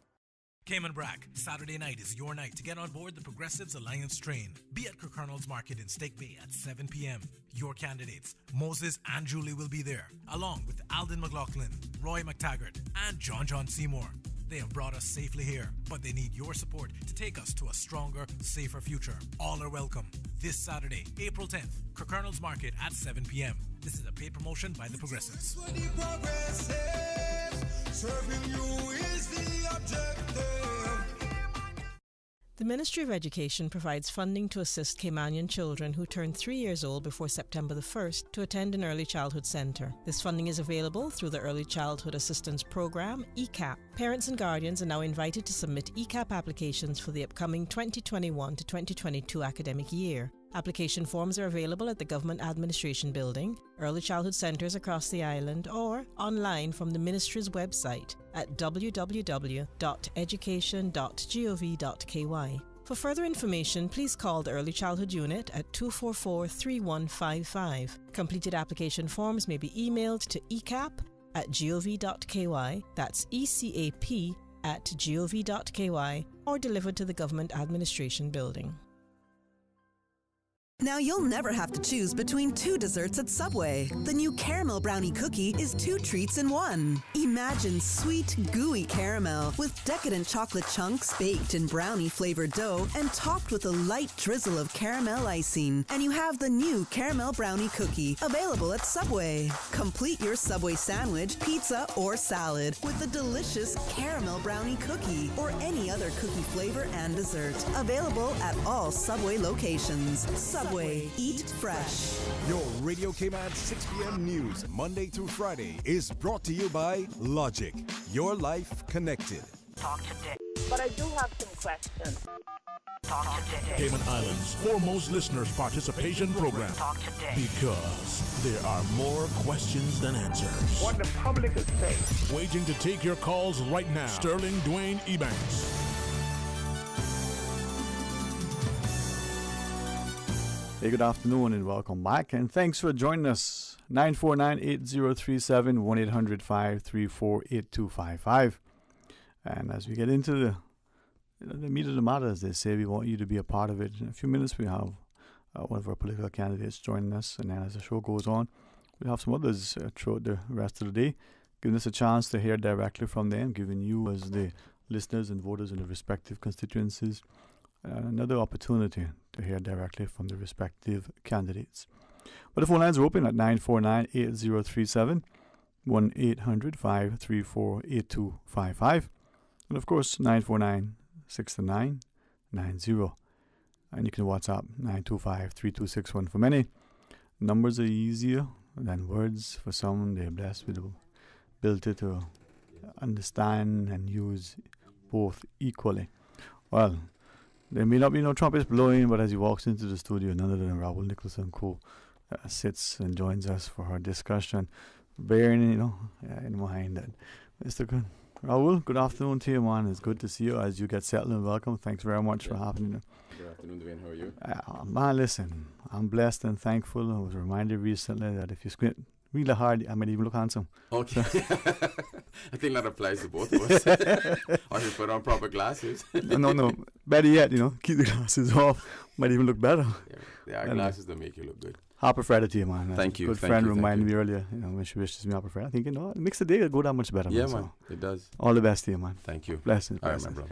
Yeah. Well, listen, for those of us who enjoy the political sort of banter, who have had the opportunity to work close to the candidates and to see them elected, to see them working through the policies, it reminds us of the importance of championing our democracy. But as you continue to share, from your platform, from your agenda and manifesto, we're equally willing to always listen and learn. Right.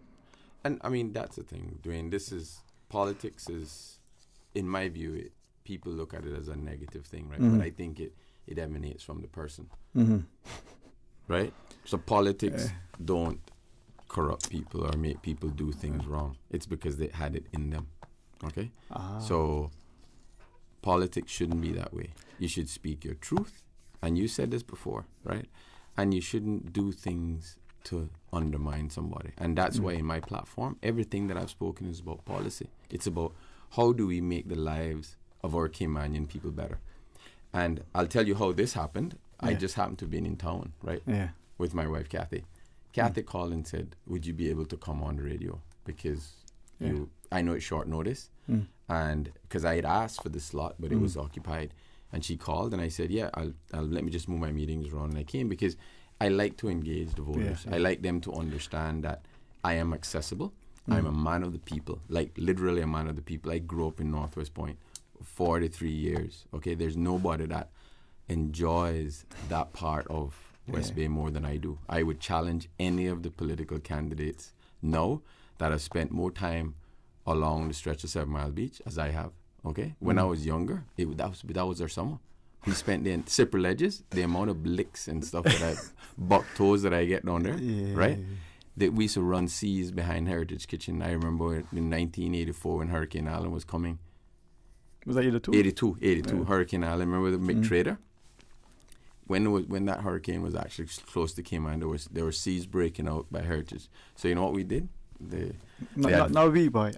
Someone's had sense. Friends of mine, who I'm sure will actually remain nameless. No, they don't mind being named, and they will corroborate the story. We decided, let's go run seas, and we cut some pieces of plywood. I mean, they weren't smooth, splinters and all.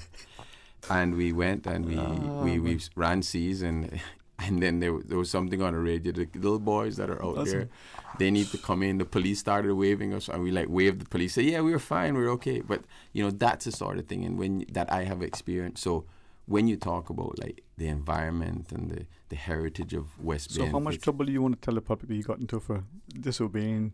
Actually, didn't get in trouble. They were just happy that we were safe. Right? No. I mean, with the parents after, everything was okay. No, they were fine because they were like, that was what we did. It wasn't something that we'd always running seas or always on the beach. And Leha has a different story. Right, that's true. I'm sure others have a different story. It wasn't a nice conversation. It was like, but I said, but we were safe, But they're, So my point is that when we talk about our environment and our heritage, right? Those are the things. Those are memories that are indelible in my. I can't forget those things, right? I mean, as you share that, and that's where I was reflecting on some things recently that I've been, in my mind, privileged, honored, and just a share indication of the blessings we enjoy. Right. To recently be able to not be mindful and not to embarrass or speak at the school, but to be able to enjoy certain occasions, because I get to see my country again, a place that like I love dearly, so much so that it sometimes it may offend people because they say, well, nobody can have that level of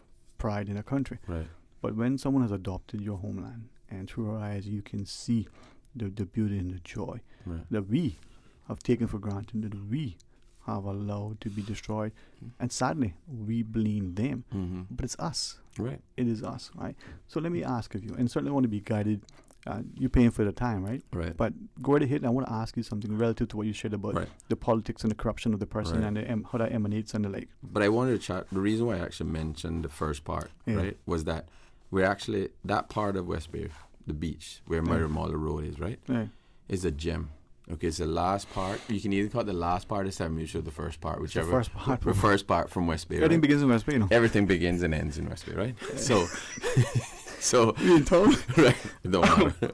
But the thing is, it's such a beautiful part. So tomorrow, Saturday, between 4 and 7, I'm having like a family fun day for people to see and enjoy the beauty of that. It's a meet and greet. They can meet and chat with me about anything, policies, about issues. But I wanted people to appreciate the beauty of that place and how beautiful it is and why it should be preserved in its current form. So it's 4 p.m. to 7 tomorrow. There'll be bouncing castles, stuff for the kids so they can be entertained, but they can also see a part of West Bay that is central, but it's also not only central from a physical perspective, but it's central from a cultural perspective and heritage perspective, where there are lots of, I'm sure there's similar stories of thousands of West Bayers who actually enjoy that beach like I have, right? And that's why we actually chose that. We could have had it in a park. We said, no, this part of West Bay is special, and we need to keep it that way, and we need to maintain that, because there's so many people that use that part of the beach for entertainment, for just relaxing. You go there, people always on that wall, right? It's a place. It's almost it's a meditative place, right? But in that, right, and you speak to Norris Point, from the days of running down shore to everything else, right? Look at it now on the land side, look at it on the sea side. Almost all the shore is not only developed, but developed in such a way that it's inaccessible, seemingly, that the pace of development and the height and scale of the development. What is your view on that? I mean, that's where you were born and raised. Right. It has to be managed, right, in a way that is sustainable, right? That's sustainable not only from a physical perspective, an economic perspective, a social perspective. These are all the things that we have to take into account. You know, you can't just say, just build a building and don't understand the impact it's going to have to the community, because eventually the appeal of that community will be eroded and erased. Is that what happened now, you think, from, let's say, from the turn down as far as I think there's some parts of it, but there's still parts that I go down that's still the same that I have experienced before. I think that the Iron Shore is still there. I mean, the accessibility to the Iron Shore is another thing, and maybe that's what we have to think about as well. We have beach access, right? Yeah. And beach access in 7 Mile Beach, but we need to maybe think about, okay, Iron Shore, those Iron Shores also played a critical role. There are lots of turtle crawls or whatever you had in there where people would go in and bring their turtles, and there are little pools that people used before that are historically significant. That we need to look at those and identify those things as well, because this generation may not even realize that if you go on there and shore, people would launch their boats down there, right? And there are at least 2 or 3 that I know of where they would put the logwood across it and they would push the boats in, right? Those are the things that we have lost. Those things. The bamboo rollers, exactly. You mean? Yeah, exactly. And from that too, I mean, look at a couple of the access, even though the signs are there. I think of one immediately to start. Enter Norris Point, big wall, like many other walls along the properties there. It says a sign, but as I don't know how you get through a wall. But the other thing is doing their enforcement. The laws are there, you know, right? I know we had new community officer Darren Burlington, right, is actually working in that department now, and I know he's an advocate for beach access. He understands it. He's been he's a fisherman. I mean, he's a seaman. He understands the importance of the ocean, not only from an economic perspective, also from a social and historical perspective. I'm sure those guys are going to do a fantastic job and fix those. So we need to enforce whatever laws there in place, whatever access there's. We need to make sure that those things are maintained. Not only maintained as a path, because it needs to be maintained that is accessible and that is visible for people, so that people don't feel like they're trespassing. It needs to be done. And I think a lot of people that actually, when we lay the ground rules and say, if this is a path, and this is a path that has to be preserved in perpetuity and should not be in any way undermined for Caymanians, then they have to understand that. They have to understand that that is part of living in this wonderful place that we call Cayman. So is it a failure then, as I was saying earlier, we as the Caymanians, or have we failed to communicate the rules to ensure that there's a clear understanding of the rules, and to invite people to come alongside and to appreciate why the rules exist? Have we failed in that sort of education and involvement and the like? I think we have in a way. I think the awareness of these things and the significance of these types of things have not been at the forefront, right? And it's a very emotive thing, right? So in order to take the emotions out of it, it's best to make the people aware from the very beginning that this is historically significant, and it's historically significant for many reasons, and as a result of that, they must be preserved. Right. And Mayor is one of the perfect examples. Garvin Park in Badabano, that's a place where there's a lot of philosophy being discussed, right?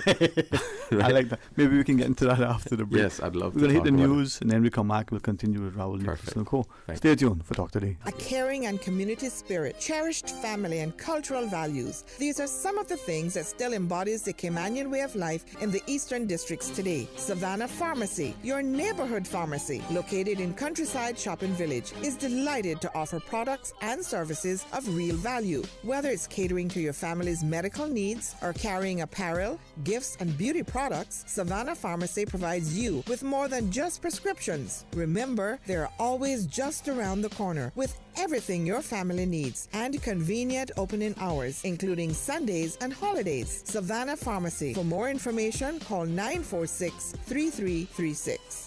Honey, Our fridge has stopped working again. Everything in the freezer is melting. We need to get this repaired right away. I'm calling Brand Source Service.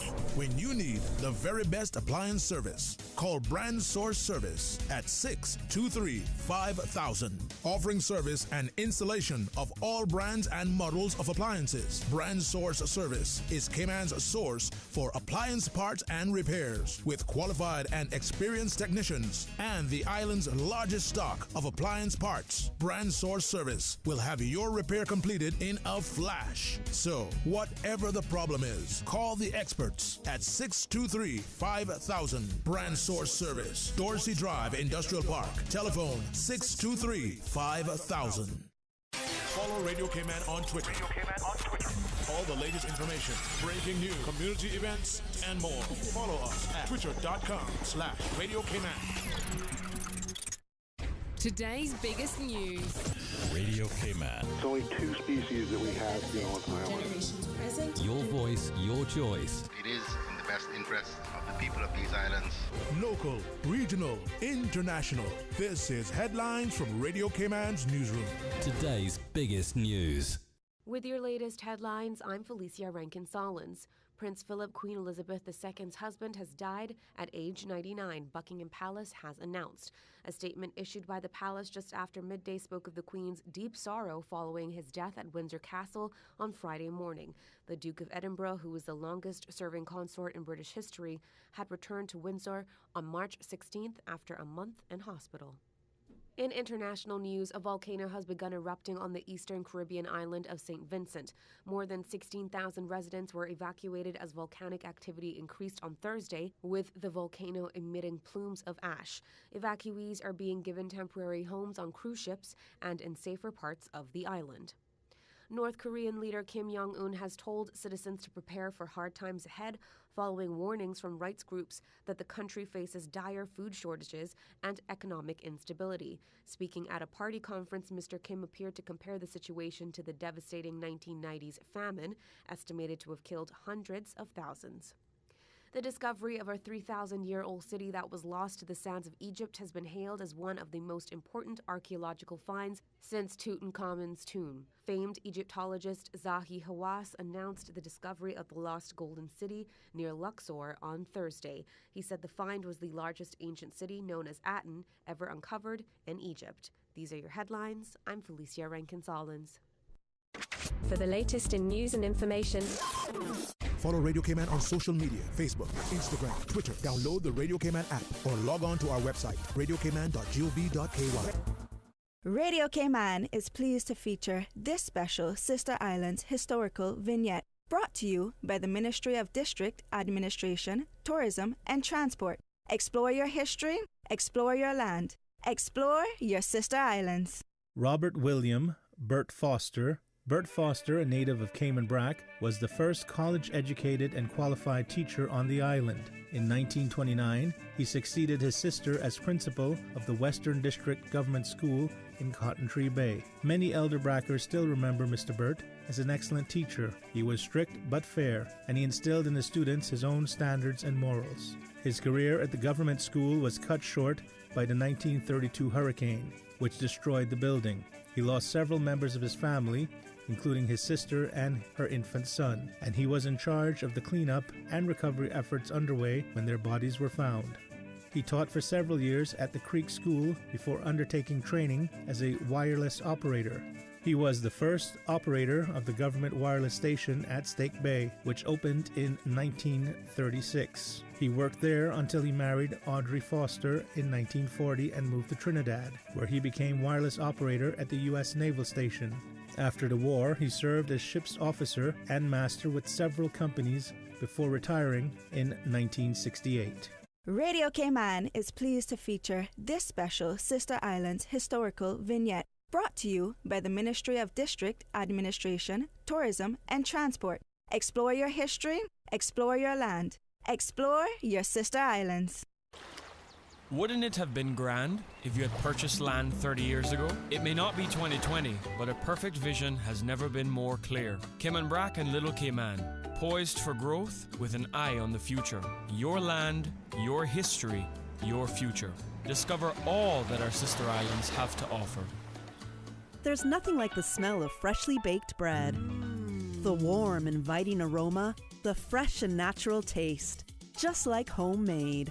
100% all natural, additive-free bread. Enjoy fresh and natural tasting bread from the iconic Caribbean Bakery.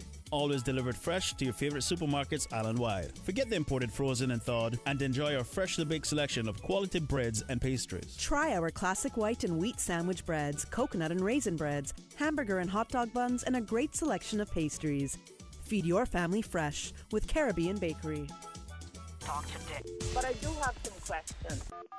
Talk to Dick. Cayman Islands' foremost listeners' participation program. Talk to Dick. Because there are more questions than answers. What the public is saying. Waging to take your calls right now. Sterling Dwayne Ebanks.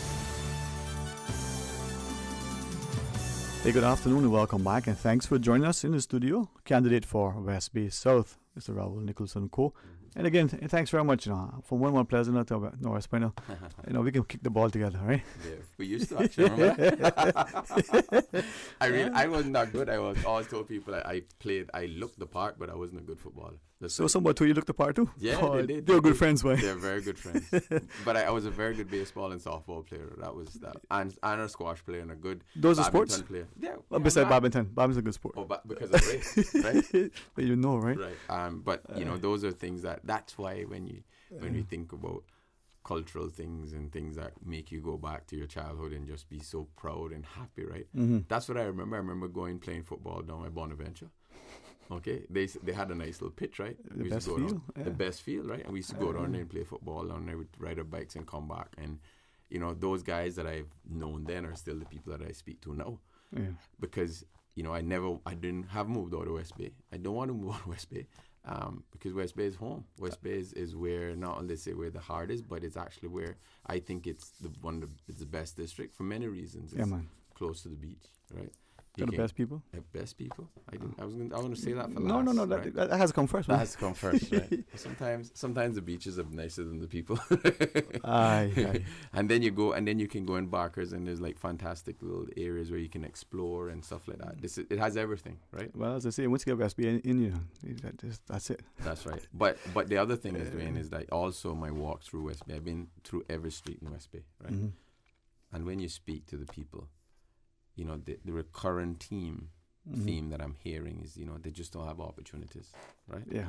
And when we develop, we have to develop with our people in mind. I have a Cayman first mentality and a Caymanian first mentality. The fact is that if we develop as a country and we don't allow our people to truly benefit from it, and I'm not talking about just jobs in the development industry. I'm talking about jobs in every sector of this economy. Mm-hmm. Every sector, we have to be represented based on our abilities, not on any other thing, right? We need to go there and we need to be the leaders of these businesses. I started out as a technician and I became the CEO of a multinational corporation. But it was through hard work.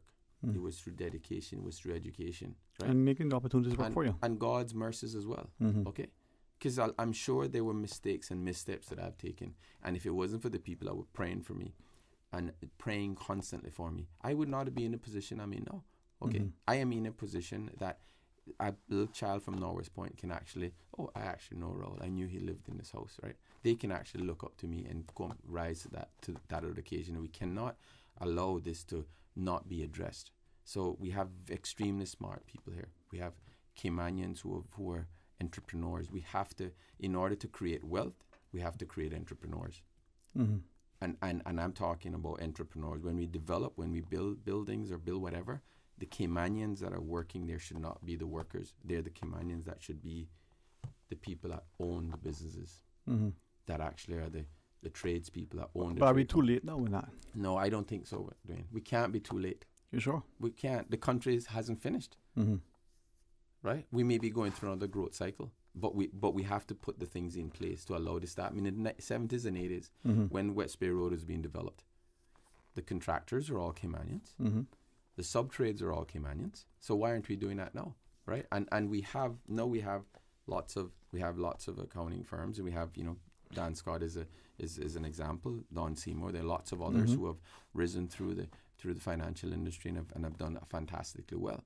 And I think that we have examples that we can show. If you do it and there's a will for it to be done, then it can be done. So let's make the will. The other thing is we are in the tourism industry, right? We look at the condominium complex, and there are a lot of Caymanian managers of condo complexes, but there aren't many who are managing hotels, right? So we need to go back to the youth and say the tourism industry is a viable career, and it's a career that can give you a really good, sound basis. It can give you a good financial rewards, but it can also allow you to promote Cayman in a way that no one else can. But as you talk about those opportunities, and I think the tourism sector is sadly one of the most glaring areas where we perhaps have failed our populace. But the ownership that you speak of, the entrepreneurship and those opportunities, right now, the almost inability to purchase land, not just get housing, but land. From what I gather, just the 2 months recently, cost of land, the competition for land. I mean, what are we going to do? Is there anything we can do about addressing those prices, the access to young Caymanians to be able to buy land? Well, that's a product of supply and demand, right? And it's difficult to manage that. And I think that's why we have to think of, should this part of Cayman be the only place that we're developing, right? We have to think of other places where there are lots of West Bayers that are moving to Savannah to live and stuff like that, right? And are out of West Bay. But why not we create another center of commerce elsewhere so we can, the land's cheaper, there's greater density of property, we can maybe reduce the density, because it becomes difficult as the population increases and the demand increases for us to control the prices. But I think that is something that we must do. Government does have property, right? And we may need to say, okay, look, government, you subdivide this property and you earmark that for first-time Caymanian builders, right? Okay. Homeowners. I hear you. But that's supply and demand. I mean, what would be your view relative to, as we understand, happening right now, happening in the past, but happening even more, maybe because of the global landscape? We got very, very wealthy individuals who have not yet set foot on shore, purchasing up almost any and everything from the canal to the waterfront to whichever, and they're bidding the prices up because they can. Right. You and I and those who may be able to afford $1 million now has to be for 10 million, but maybe we can only afford 100,000, only 50,000. Right. It's beyond our reach. Should there be, to your mind, any sort of restrictions, limitations on people who own properties here if they're not physically present? Well, I think that we have to think of when people purchase land, right? Are they buying it to keep it in perpetuity, or are they buying it to be developed, right? And maybe there could be some discussions around should land just be held for a very long, lengthy period of time. But I also think land that government has as well, right? That there's no desire to develop it, right? We should look towards providing that those lands for first-time Caymanian builders and allowing it to, instead of it being sold to the normal market, we said we have 100 young Caymanians who are looking to build their home. Right. Let's find a way that we could provide them with the ability to build their home at a much reduced cost, because the government doesn't really need to make a profit on the land, right?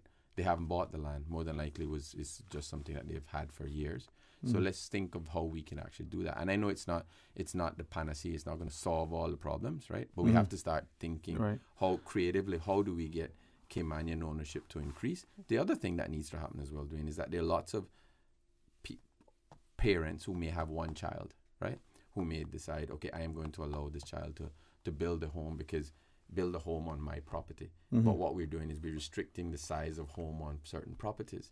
So there may be kids that say, my parents are getting older. Instead of putting them in a home, why I would prefer to build a home attached to theirs, so that I can actually be close to them. I can then have my own property. We need to start thinking of, in those particular situations, how do we change the planning laws to accommodate those types of things? There are lots of people in that situation. We're seeing that globally now, relative to whether they call them additional dwelling units, but changing what's allowable density on those properties. But then what about, go back to the EY report, you talk about government having some property, and that proposed that government liquidate almost every asset, get rid of every scrap of land it has, sell off everything, including the buildings. I mean, Well, if you don't have any assets, then what do you have? I mean, I don't think that that's a solution. I think that government should look at areas in which there could be greater efficiency and see whether or not the private sector would be able to do it more effectively and efficiently. And also, by doing that, you may be able to inject capital funds as well. So if government doesn't have a fiscal policy, we don't have a fiscal policy here. We can't go out and print money, right?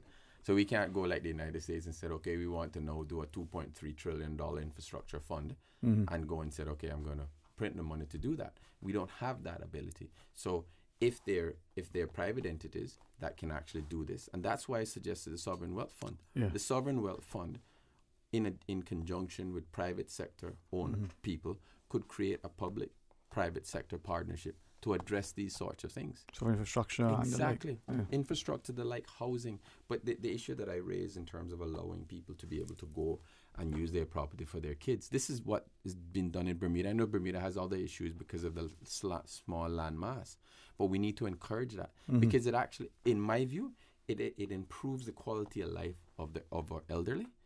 It also allows the young people to get wisdom from their older folks, and it's something that we cannot allow the constraints of the planning law to prevent something that is right economically, that is right socially, that is right for the family unit to progress. And it speaks to the sort of the cultural norms that many of our elderly and us as children don't want our parents anywhere else but where we can care for them. Right. Wilson, we have a break. Is that what you're telling me?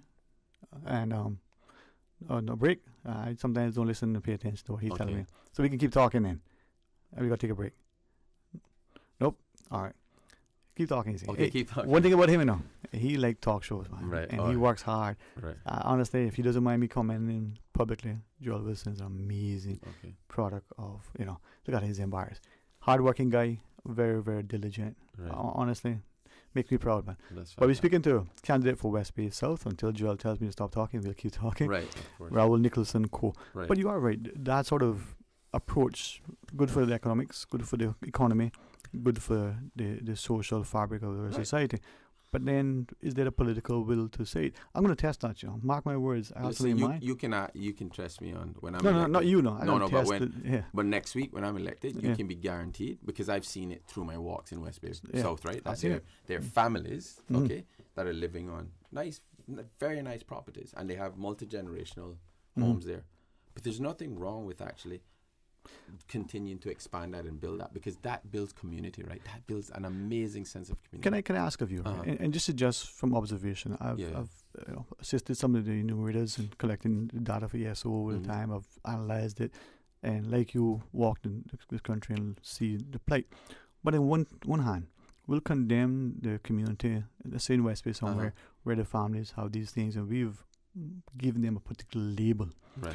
But some part of Grand Cayman that we think is supposed an exclusive upscale neighborhood, big house, one or two other properties on it. Over the garage, there's a nana flat, there's a caretaker cottage, there are all these things, and they're okay. Yep. But the family in Mount Pleasant or Burst Street or West Point or Bosun Bay, who got 2 or 3, what we call them, shacks, we call them all sorts of things. Yep.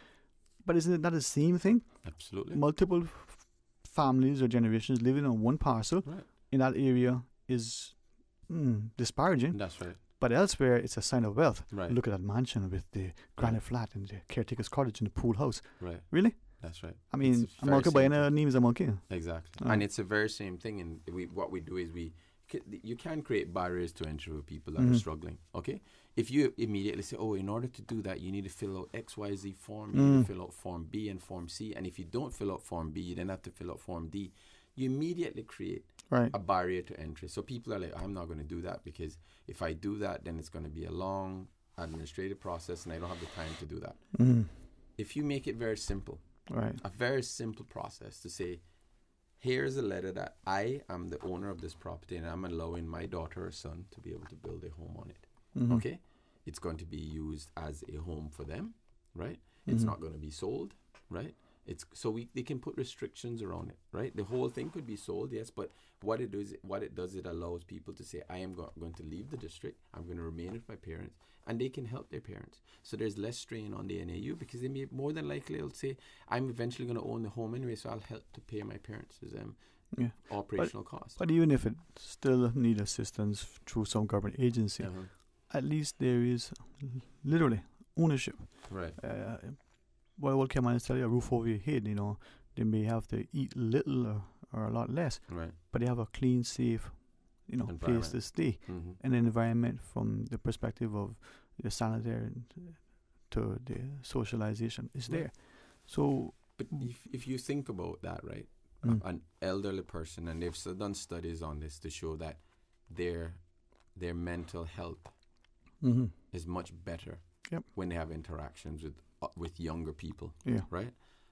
But if you put someone in a home where they're people of the same age, they adopt that same behavior. But if you put them in a family where they feel their lives are more fulfilled, it's enrichment. It's enrichment. And so I am an advocate of that, and I think as a government, when I'm elected, we have to push for those types of things. And just like we have to push for, and that will help younger Caymanians to be able to own a home, to be able to live on a property with their parents, right? Because if we don't do that, it's going to be exactly what you said. The problem is going to get worse. People are not going to be able to own their own homes with their families, and it's not as a country. You can't allow a country to develop where people, and I'm passionate about it. So excuse my tone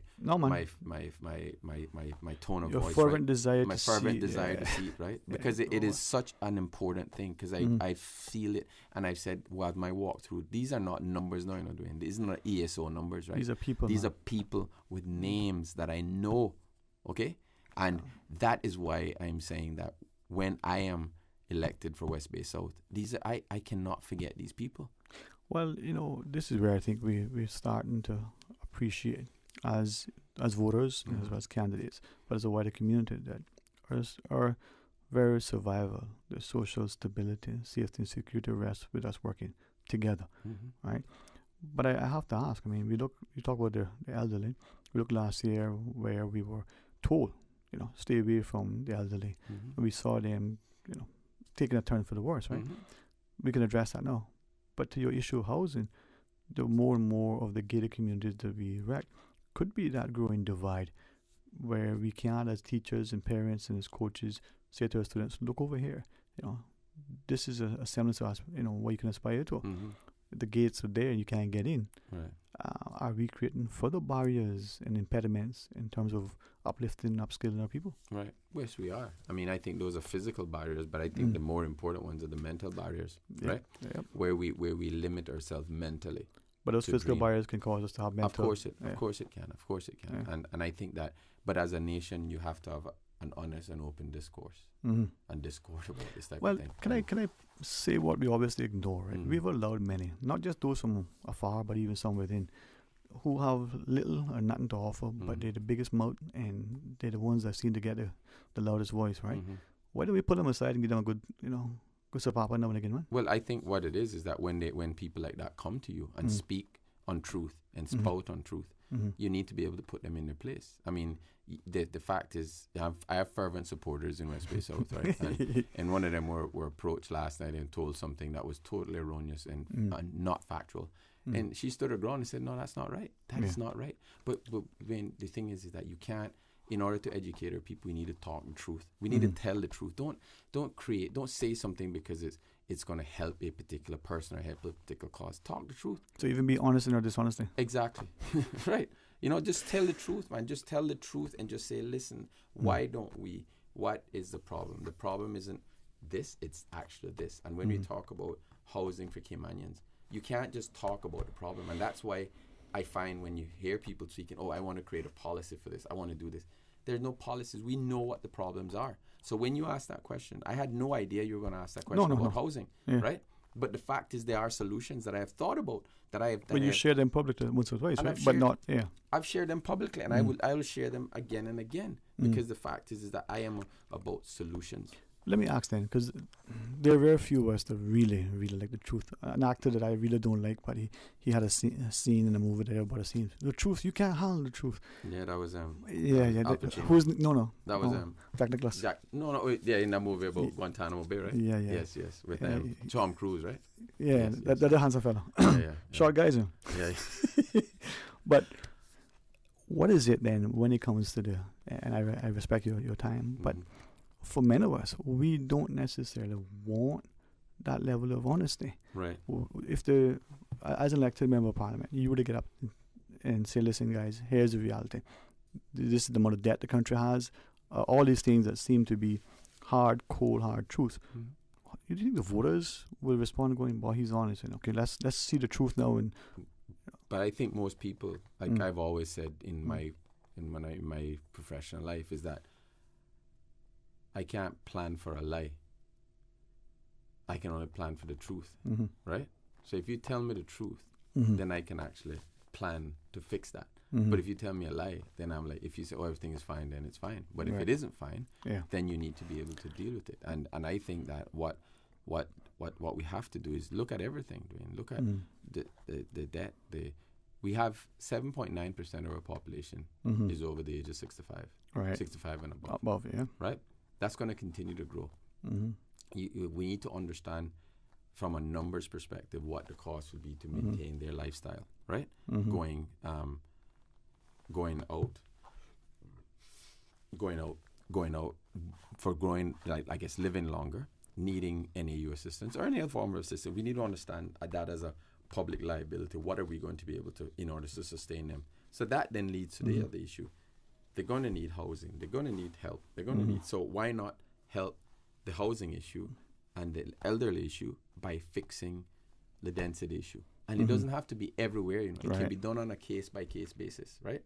You said you have to have a parcel of land, and if you fix that, kids are going to feel much more. They will feel like they're part of the growth of the country. But being honest, of course, you have to be. You can't only talk about the good things, right? You have to be able to come and say, these things are also not working, and in order for them to work, these are the solutions. But unfortunately, not everyone is a leader, and not everyone can actually come up with solutions. There are people that we can give you a million problems, but they can't give you one solution. Yeah. And I think that is the problem when we get people elected who are not prepared to be elected, who haven't been in the trenches and actually pull their sleeves up and get stuff done, right? In my career, I wasn't judged by the amount of policies that I wrote or the amount of PowerPoint presentation that I presented. I was judged by how many things I implemented and how successful they were. And I'm going to have that same mentality: is how many people's lives have I impacted? How have I improved their lives? How will I improve their kids' lives going forward? That's how I want to be judged. I don't want to be judged by, how many conferences I attended, or how many policy papers I wrote, or how many. That's not a measure of success. Right. So respectfully, and I think I like your approach to at least putting on the table. Elected, when we're facing the people, those cold hard decisions. For instance, real estate. In terms of Cerebral, there are those who they're running a mockery, in the system. Allegations a few years ago with respect to the increase in foreclosures, allegations that there were collusion amongst various parties. You'd be willing to tackle that? Of course, right.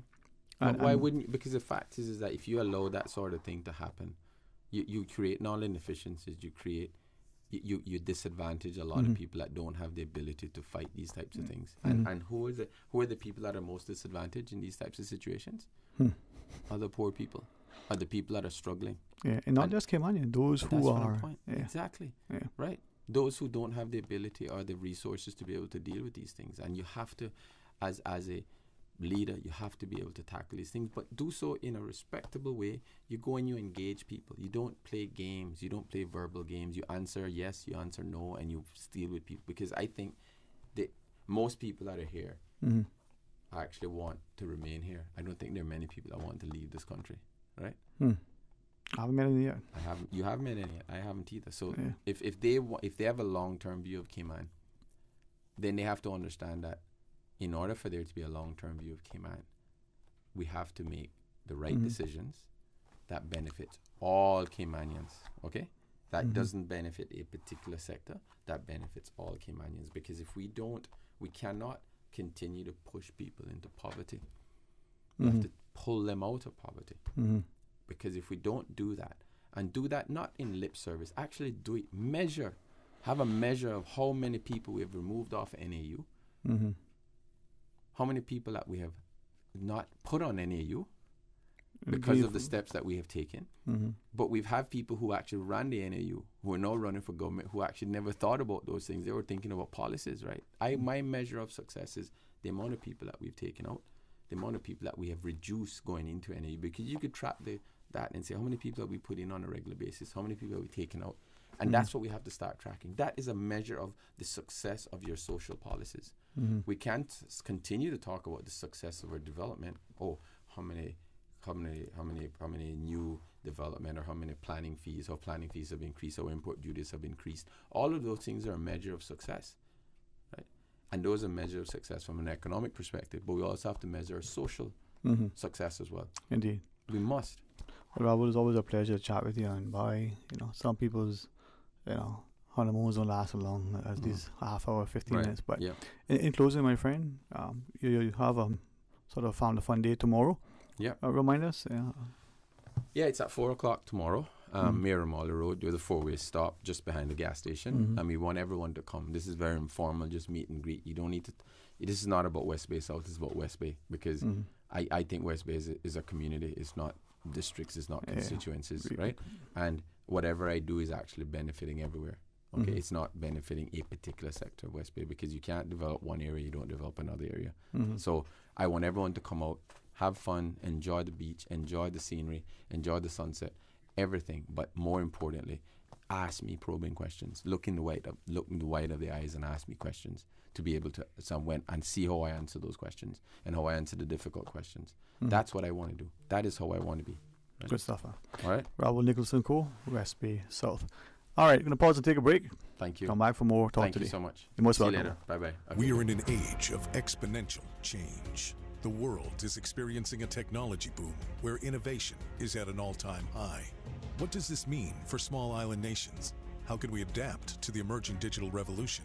Join 900 delegates from 3 Caribbean countries at one regional event to tackle the theme, Global Digital Disruption, Threat or Opportunity. The virtual RF Economic Outlook Conference happens on May 6th. Register today at rfeoc.com.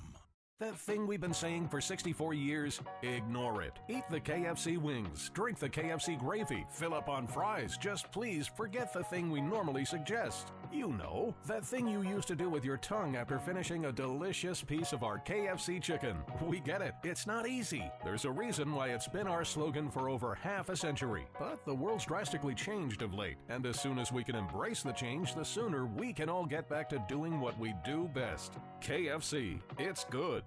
A caring and community spirit, cherished family and cultural values. These are some of the things that still embodies the Caymanian way of life in the Eastern Districts today. Savannah Pharmacy, your neighborhood pharmacy, located in Countryside Shopping Village, is delighted to offer products and services of real value. Whether it's catering to your family's medical needs or carrying apparel, gifts, and beauty products, Savannah Pharmacy provides you with more than just prescriptions. Remember, they're always just around the corner with everything your family needs and convenient opening hours, including Sundays and holidays. Savannah Pharmacy. For more information, call 946-3336. King Sports Center takes pride in being more than just an ordinary gymnasium. For 14 years, their multi-purpose facility has been providing the community with a variety of sporting, recreational, and relaxation activities. King Sports Center has a bowling alley, lounge bar, multi-purpose rooms, powerhouse gym, rock climbing wall, bungee jumping, a 10,000 square foot rink, and so much more. For more information on the variety of services, call their friendly staff today at 946-5464 or email kings@candw.ky or visit www.kingsportscenter.com. King Sports Center, your one-stop shop for fitness, recreation, and relaxation. Things just got a bit hotter on the island. Come in today and order the new spicy Korean subs at Subway. They're sweet, spicy, and especially satisfying. Stop in and try the pulled pork with spicy Korean sauce, or the chicken with spicy Korean sauce. And you can message WhatsApp at 929-4658. Order online or use Let's Eat or the Bento app. The spicy Korean subs at Subway in 2 flavors, extra saucy and extra spicy. Subway, eat fresh. Speak up at the polls this general election, April 14th, 2021. Do the right thing. Exercise your democratic right and vote. A public service announcement from your #1 community station, Radio Cayman. Talk today. But I do have some questions. Talk today. Cayman Islands' foremost listeners' participation program. Talk today. Because there are more questions than answers. What the public is saying. Waiting to take your calls right now. Sterling Dwayne Ebanks.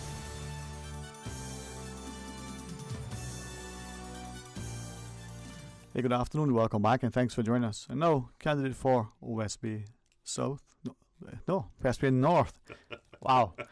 I knew he was going to do it. Yeah. I was thinking the former education minister, Mr. Ralston Anglin.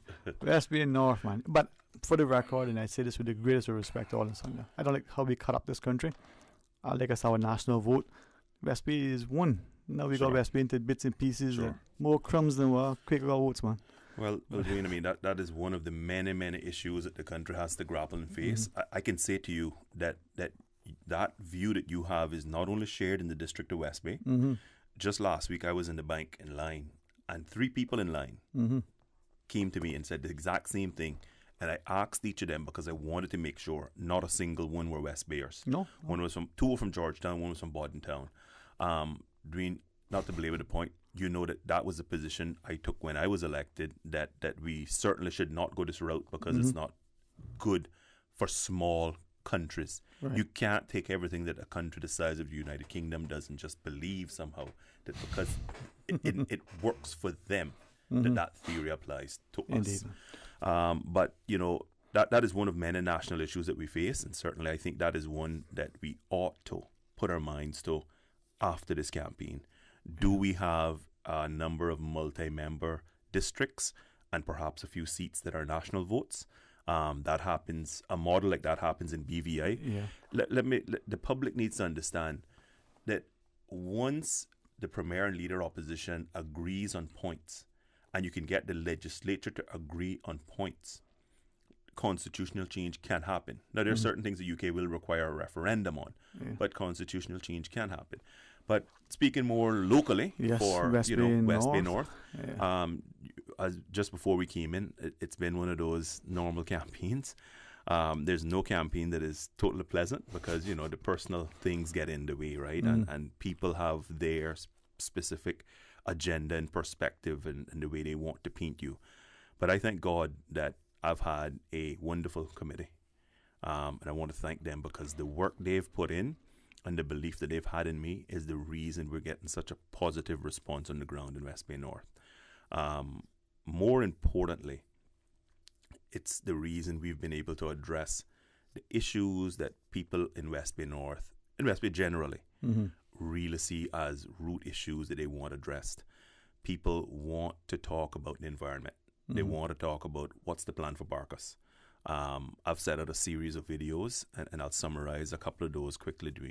One of the things that I've proposed for Barkas is, one, government build on the 163 acres that we've already acquired and create a true Barkas National Park. The second thing is setbacks. The majority of all of the beach land is in the hands of private owners. So it's not like government owns this land. And so what I've said is, let us learn from the mistakes of 7 Mile Beach. Let us not simply have 130 feet setback, and in some instances in Cayman it's 55 feet if you're on Iron Shore. Let us not have that sort of setback requirement, but either double or triple it. And so you would either have a 260 or a 390 foot setback. Both of us know that sort of setback, being the public right-of-way as to what is accessible by the public, gives the type of space that really preserves the ocean frontage for future generations. It's easy to get up and say, government should purchase the head of Barkas. I mean, both of us are men that understand finances, and there's competing priorities in government. I only wish we could just get out and say that was the simple solution. It would be like, say, government saying, let's just acquire Central Mangrove Wetlands. Oh yeah? A lot of that land is in private hands, and there's a budget to consider. So my proposal is that two-pronged approach. The third thing, which is to do with usage, is that we create a swim zone along the entire coast of Barkas with a number of what I would call taxiways for kite surfers to get out beyond the swim zone and enjoy kite surfing outside the swim zone. Like how we do on Westbury Road, somewhere on the Right, beach. right, that's right. Mhm. Exactly the same. It is a mess up there right now. And the truth is, some of the kite surfers, and I'm going to say all, Mhm. but some of the kite surfers you can just observe by physically standing on the coastline, Mhm. actually come in very close just to try and chase people away from swimming. Mm. And it's gotten to that where it's real confrontational now. Mhm. And so that is the to me, that's the cue for government to step in, create those swim zones so that everybody can enjoy it. And I think we got enough distance from the shore to the reef that you can create the two zones Mhm. that people can then enjoy. But the precedent is already along 7 Mile Beach. That's right. The boats can't come in within that 200. So right. with respect to Barkas, and I'm glad you mentioned, but you know, for me, it's almost a home, right? Yeah. Would we then go as far as relative to licensing of any operations? So, for instance, as an example, when we look at liquor license premises, we tell them when they can open and operate, what days they can operate on, and so on. So, for Barkas and the kite surfing and any activity, from Good Friday to Easter Monday inclusive, no commercial activity during those days, no matter what the weather is like. Well, you know, there are those high peak usage, and you mentioned the highest. Those 4 days, as we know, is the highest usage point, right? Yeah. What I would suggest initially Mhm. is let's do the two zones, Mhm. and let's see if that can cause both kite surfers and beach goers, campers, and fishers to coexist. Mhm. And if we see where that can't work, then do a blanket on a number of days. Mhm. I would just like to give that first model a chance Okay. first. Would you explain further? I mean, for those who attend your meeting, they've seen it, but if you would, in only interest of time, what the properties the government own, in the Borden Sea Pond, going across the northwest side or whatever, what would you propose to be built to develop a proper park, as you call it? I think that we do trails. Mhm. I think we, as best we can, we do environmentally safe trails so that Okay. people can get in and out. The dike roads are great routes, you know. Yeah. I mean, I was looking back at some pictures from me and my girls from as far back as 2012 when we started actually taking the smartphones and actually taking pictures of our rides up there, Mhm. right? So there's already, I think that's another thing that people that aren't from West Bay or don't go up there and actually experience it for themselves Mhm. don't realize is that there's already a lot of dike trails Mhm. interconnected that runs all the way through. And so, as you said, can get from Palmetto Pond, can get to Sea Pond, and you can ride through them in a very, very short time. If you know where you're going. If you know where you're going. But you know what's good? Even if you get a little lost, you just keep following a trail and you'll find your way back. You know what's even better? Keeping less people. But the other thing, the other big issue that I've talked about on the campaign trail has been the reform of the National Needs Assessment Unit. Mhm. For a long time, we've had too many complaints about poor customer experience, poor customer service. Mhm. But the little told story is why. And so I've come up with a 4-pronged service line and a 2-pronged approach to solve it. One, technology. We'd both agree with a service center that serves so many people, Mhm. to have it that you still have to handwrite a form, give it to a public officer who then has to input that form before you can even start to be assessed is completely inefficient and the wrong way around. Mm. So we need to digitize the process. Also keep on site a number of kiosks for persons who either themselves can't do it or have a family member, so that when they come in, they can still get access and be assisted right on site. So that means that we have to get a proper database Mhm. built. That way, we can free up staff of the unit to really do the work they need to be doing. Now, do I think that there's still going to be a necessity for some staff additions? From what I can understand, yes. But that's a good first step. And then I propose that we do 4 service lines. We go to the bank and we go to many places and we see a seniors line. Mhm. This whole process was initially started 40, 50 years ago around poor relief, because Caymanians and the Caymanian family structure had completely changed, and we were having elderly people who weren't able to survive. And they used to call it loosely the old people money, right? And so, big complaint we get all the time, seniors feeling that they're being pushed out, Mhm. younger people and other families getting the attention. So my thought process is simple.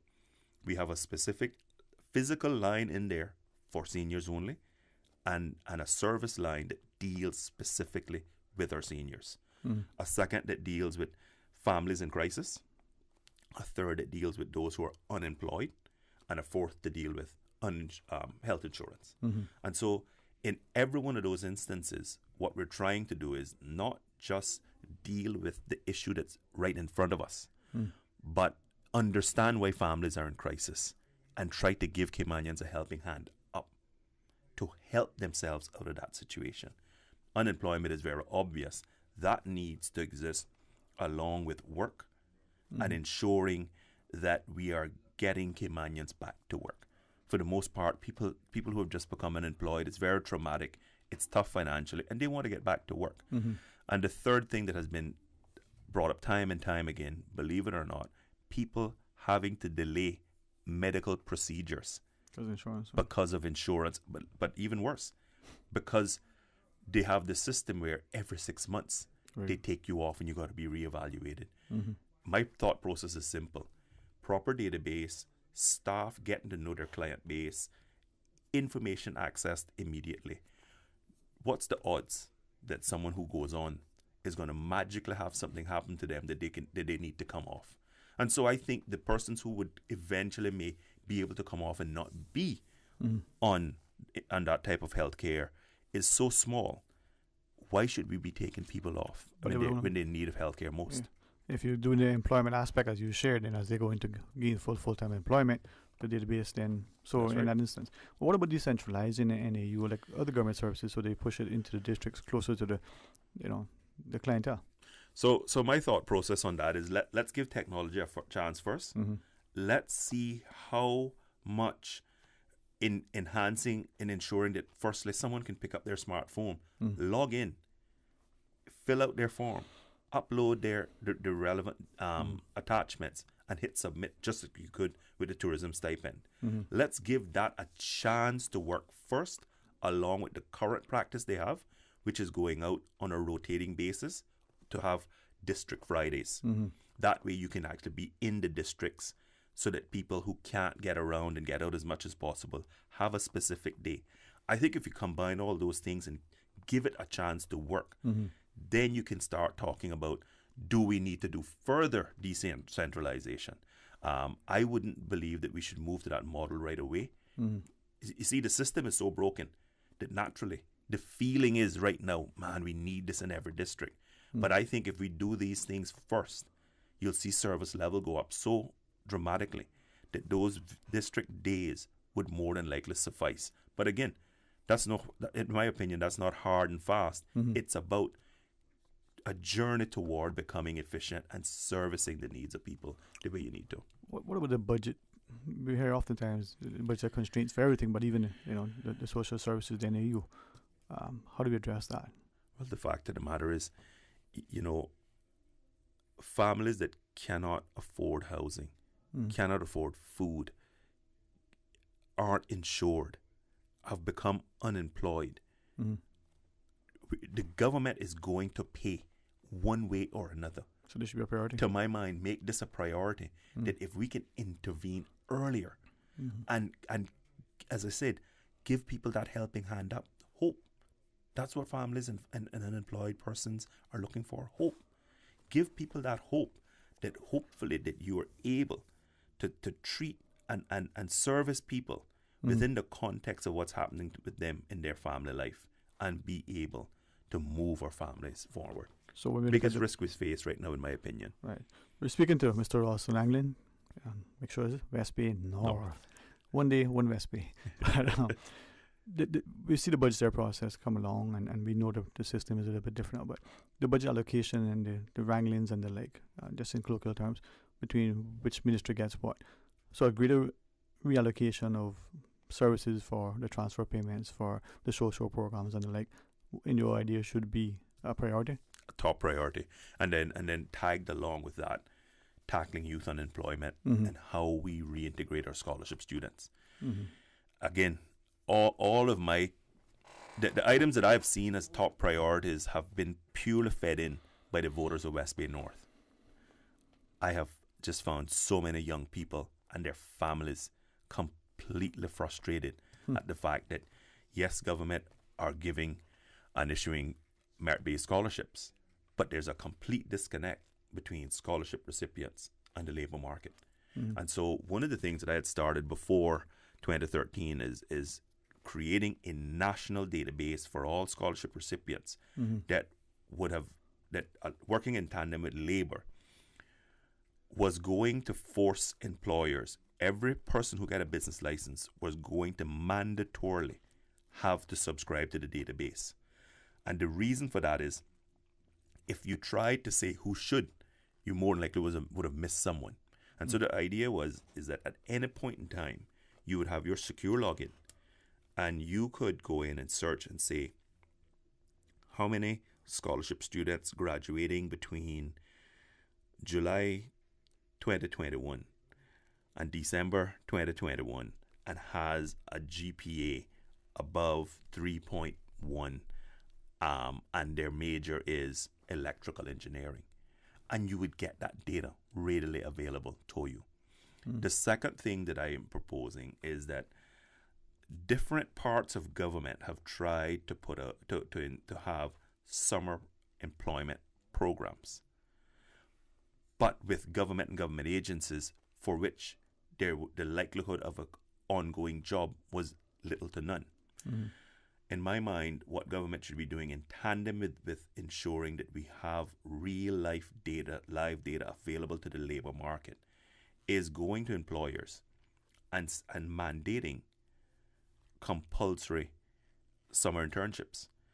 And instead of government paying a young person to come and work in government with little hope of a job in government, that person could be working at an architecture firm, but government taking that exact same amount that they were going to pay that student and pay that amount directly to the student as long as they were in a registered program. That way you're starting to tie our young people to the labor market from the time they're still in university. And for me, that thought process is natural because during my scholarship with Price Waterhouse, that's what happened with me, is that I was coming home and working as an intern in the firm for which I had a scholarship to already start to get experience. And so if you flip that sort of thought process on its head and say, okay, how do we start to connect our scholarship students to the labor market from the time they're in university, so that introduction is already made, so the connections are already started to be built.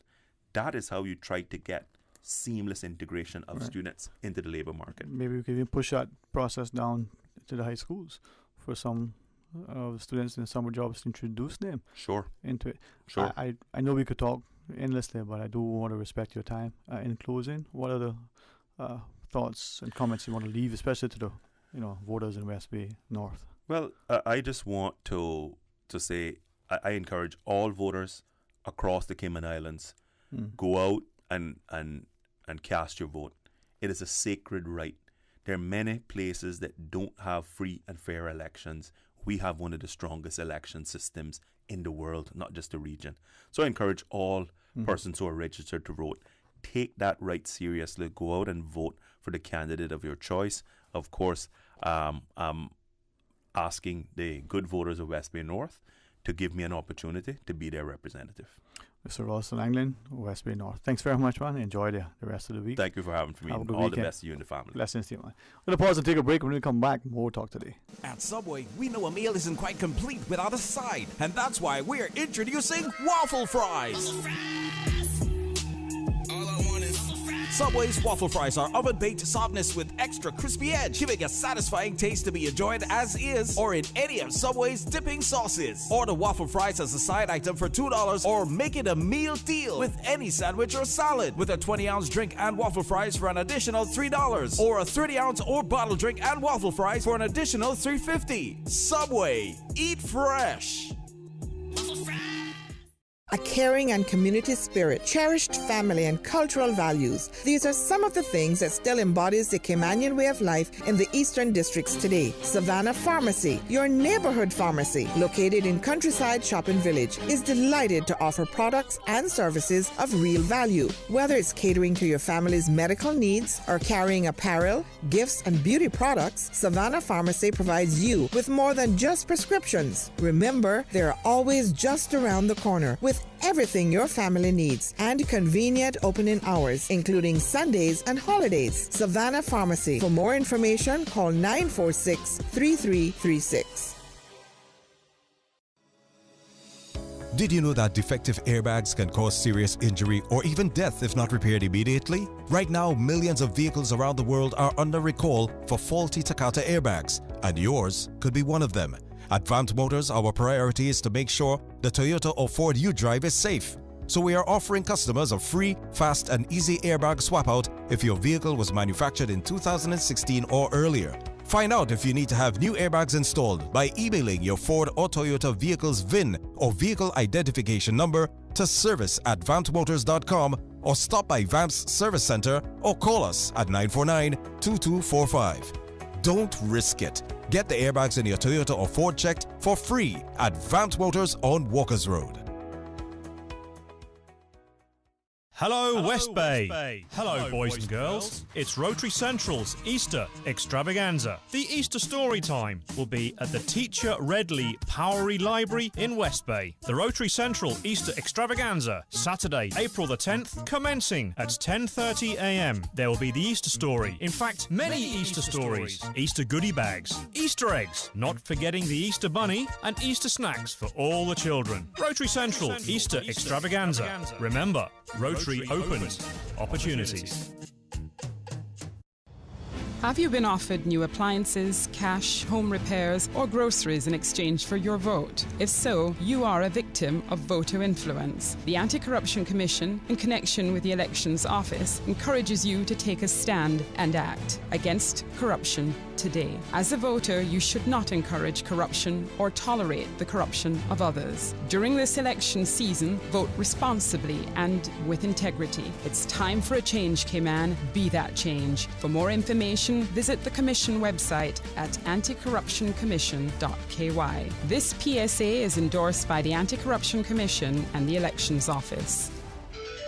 Cayman Turtle Conservation and Education Center invites you to join them on Sunday, 11th April for their first annual Turtle Crawl 5K Walk and Run. All funds raised from the event will support the conservation of green sea turtles in the Cayman Islands. So come on out and show your support. Learn more and register now at www.turtlecrawl.ky. Proudly sponsored by HSM, Rotary Central, Gatorade, and Radio Cayman. It is truly important to our country that the voices of all the people in the Cayman Islands are heard on Election Day. Your vote counts. April 14th, 2021. Exercise your democratic right and vote. A public service announcement from your #1 community station, Radio Cayman. Talk to Dick. But I do have some questions. Talk to Dick. Cayman Islands' foremost listeners' participation program. Talk to Dick. Because there are more questions than answers. What the public is saying. Waiting to take your calls right now. Sterling Dwayne Ebanks. Hey, good afternoon. Welcome back, and thanks for joining us now in the studio. Mr. Dwayne John Seymour, Bordentown East, and currently the Minister in Cabinet. So good afternoon, my friend. How are you today? I'm good. How you doing, Dwayne? Thank you for having me. Good afternoon to my Bordentown East listeners. It's a good place in the East, huh? It is, really. I tell you, man, as I traverse the district sometimes, I remember. Yeah. It's such a good place. But we have the elections, as you know, just up in a few days. So as you speak to the voters in Bordentown East in particular, we want to hear from you, man. So share with us as you wish. Oh, I thank you, Radio Cayman, for putting this on. It's most unfortunate. We just had a death in one of our team members, a very strategic team member, in our office in Bordentown East, in the office, and we wish her family comfort at this time. But she would have wished us to continue going and to be first across the line. Obviously, this is my second time being elected, and definitely I got elected for the right reason and representing my people. And I lost the election in 2013, and the people asked me to come back. They had made a mistake, and they recognized that I was the right person who actually cared about the concerns of not only the white collar but the blue collar also, all the people, not just one entity of one part of the society. And I understand mostly what my people are suffering and what they need to have a wholesome community, and just happy to be the representative for the place where I grew up, the most historic district, the first capital, and I just want to continue doing the good works that this government has allowed me to do over the past 4 years. It's been quite of a ride, including COVID, which no one saw coming, and I thought that we handled that admirably, and I just asked the people of Button Town East to give me another opportunity to continue doing the great work that I've done, not only nationally, but also for the district.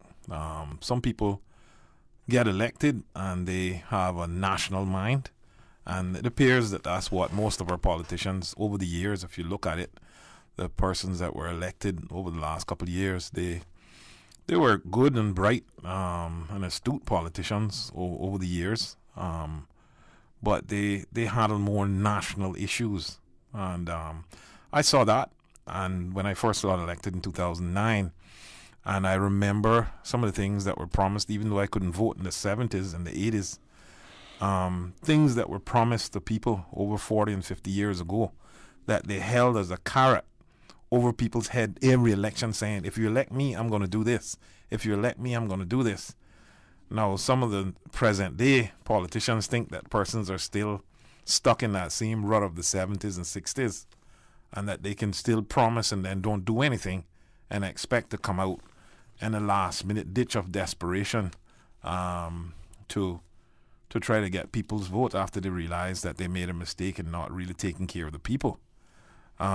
So I have shown that I'm able to and you can stop me when you want, because I can continue. You keep talking and we keep listening, man. That's the game, right? I've shown that I went in there and handled some of the most critical and complex situations, and no one else interfered in my ministry. The premier or no one else. They allowed me to go on, and they I really need to say kudos to the premier for having the confidence that he has had in me, considered, I'm such an unassuming person, and no one actually know what I can do, and that's the reason why I get things done, because I actually listen. I don't go in there thinking that I know everything, like some of the politicians that we know, and that's why they don't get anything done, because they think they know everything, and they don't listen to the people, and they don't listen to the sage advice that's given by the technocrats and so forth. But I go in and I actually listen, and the thing about me is that I understand how to make decisions. Some people don't know how to make decisions, Very street smart and savvy. Very street smart and savvy. I listen, and that's how you learn how to solve things. That's how I learn how to solve the mental health, get the mental health facility built. That's how I understood how to get the dump capped and remediated, and now on its way to building a facility. So there were many things that I've done, including just something as simple as, some people may think it's simple, but as a public dock and a boat ramp. There was no boat ramp in between South Sound and North Side on the south side of the island. Right? So if we had an emergency out there, someone would pass away, because they would either have to go to South Sound or they had to go to North Side dock to actually launch, to save someone out there. Now we're building a dock, we're building a boat ramp. No one else that was elected had no interest in it. Just shows that I can think on my own. I listen to people. I know what people want. People, I'm trying to do the things in the district that allows my people, including stuff like the mini hospital that we're planning, which is well on its way, with the outline business case and everything being done, the property being secured. So people will come along and say, oh, I want to do this, I want to do this. But it is who has the determination and the will, to actually press all the buttons that are necessary to make things happen. everything, including the mental health facility and the dump, is what they call it, Mount Trashmore, has my signature and my stamp all over it. You can ask any member in caucus or cabinet. You can ask any of them of why it's to the point now where it's finished, and they would tell you, because I went in, saw where the problem is. I'm a good negotiator. A lot of people don't know, but I understand that when you're negotiating, you got to negotiate for a deal. So, and especially something as such a triple P that is one of the first ones that the government has ever done. And you got to understand how to negotiate from the private sector and public sector. So where was the sticking point? I mean, because you obviously came in and you got it done as you shared, right? Yeah. It was 40 years now in the making. Yes. In less than 4, you've managed that. So where was the sticking point? I mean, what was holding it up, man? What was the issue? Some of it was unrealistic goals. Some of it was that people didn't realize that this thing, this problem was so complex. It was being negotiated from years ago, and they kept negotiating over the years of each government with the same plan. I realized we needed to, so I changed it. We had to change the team midstream, and that's how we got it done. We started negotiating to get a deal. That's the only how you can get a deal. So not just the principal policies, but sometimes the people sort of get in the way.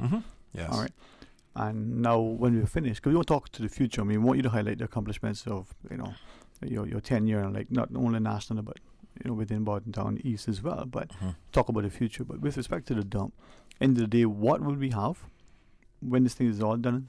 What is it that we'll have? A fully functioning, lined, waste-to-energy facility, capable of taking us for how long? I mean, what will we end up with as a country?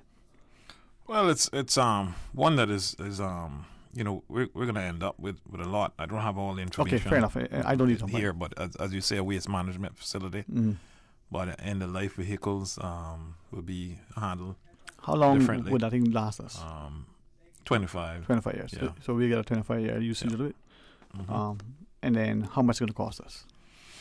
Well, it's listed at 204 million. But total is about closer to $500 million, because I remember last Minister of Finance, Mr. McTaggart, said prior to the last election, we're looking at $500 million, right?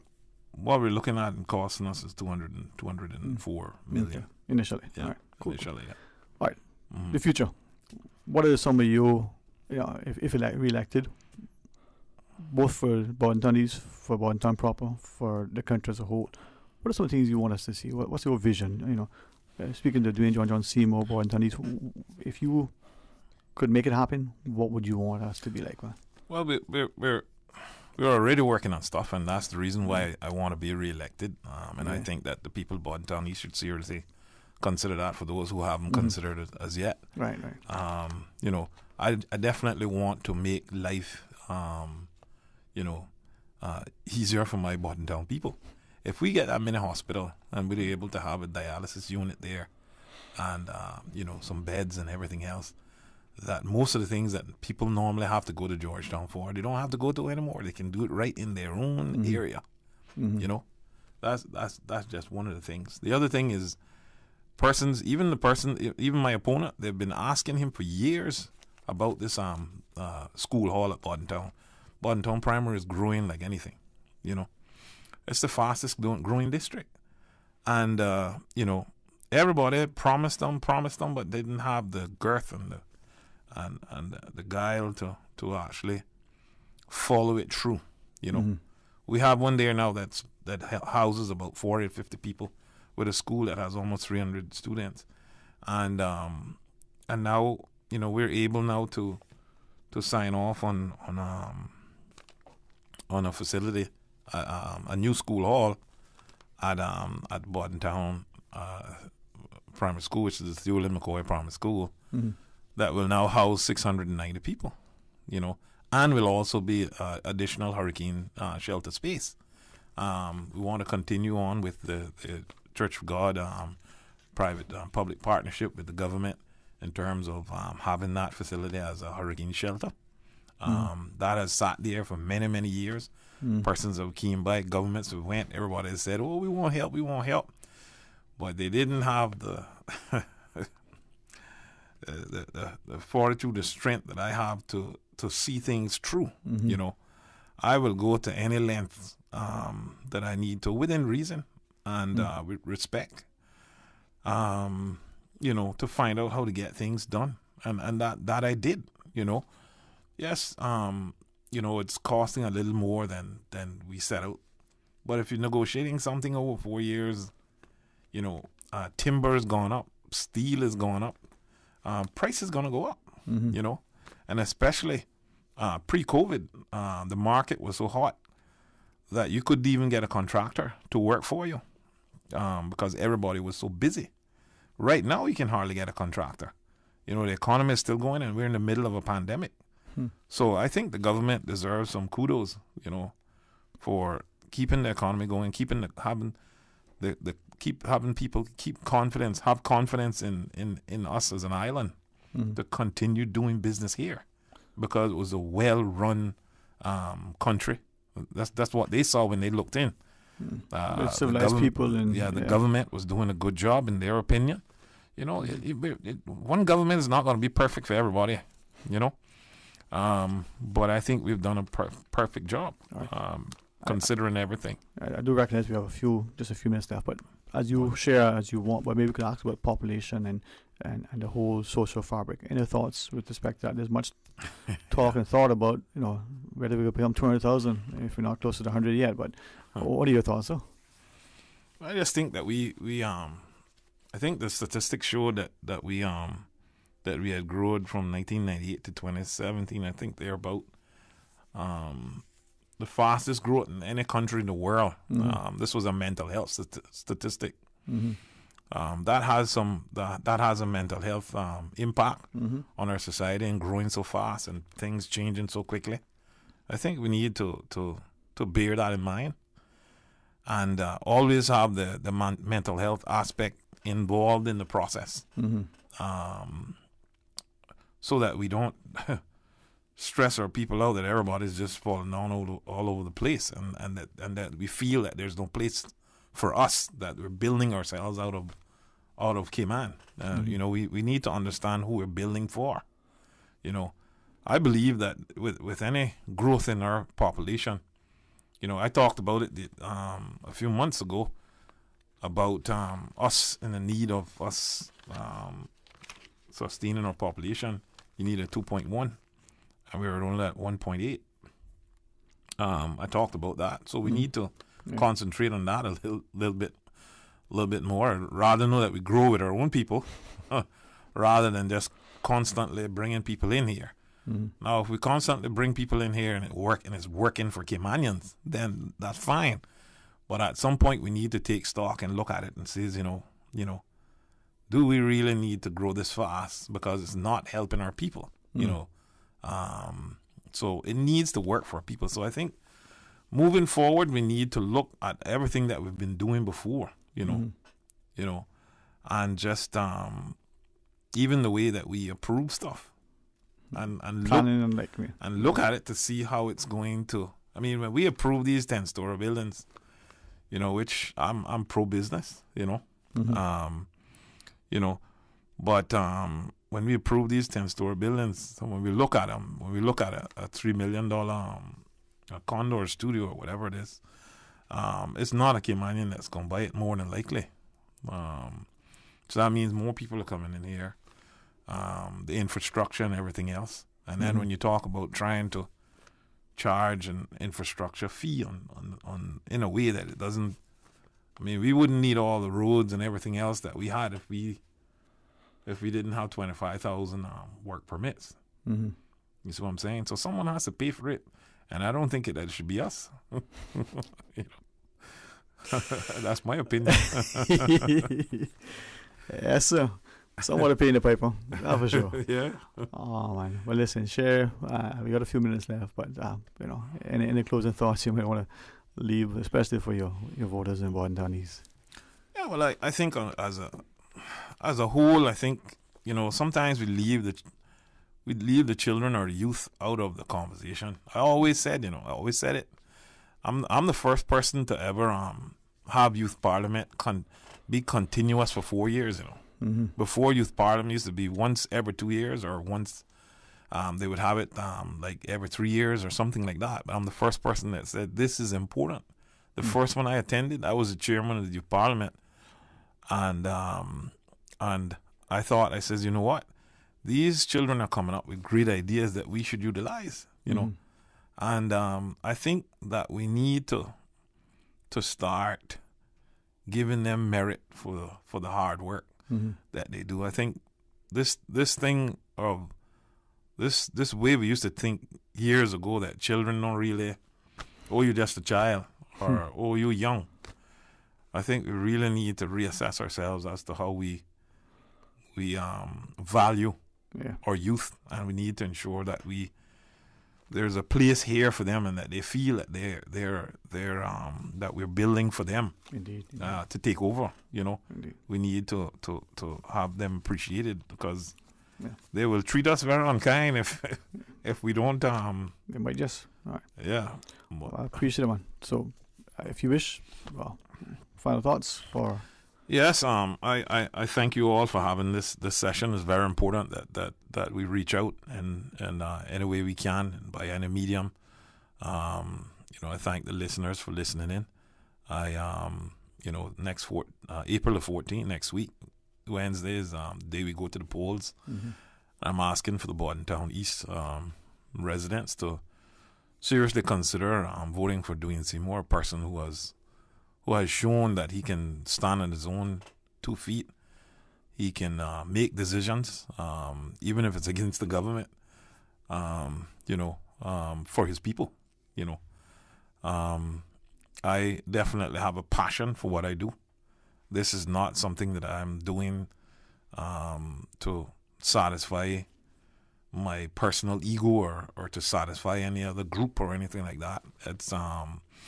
It's what I do because I love my people. I want to give back.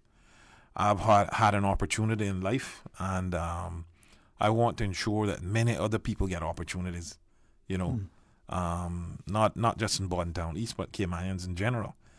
So we need to I think I'm one of the last Mohegans. I say that all the time. But the way that I think, and the way that I think from my heart, that's where I start first.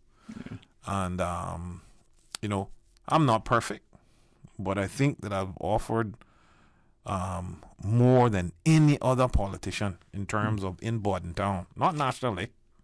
There's some that offered some stuff nationally. I mean, we got national heroes from Bordentown and so forth.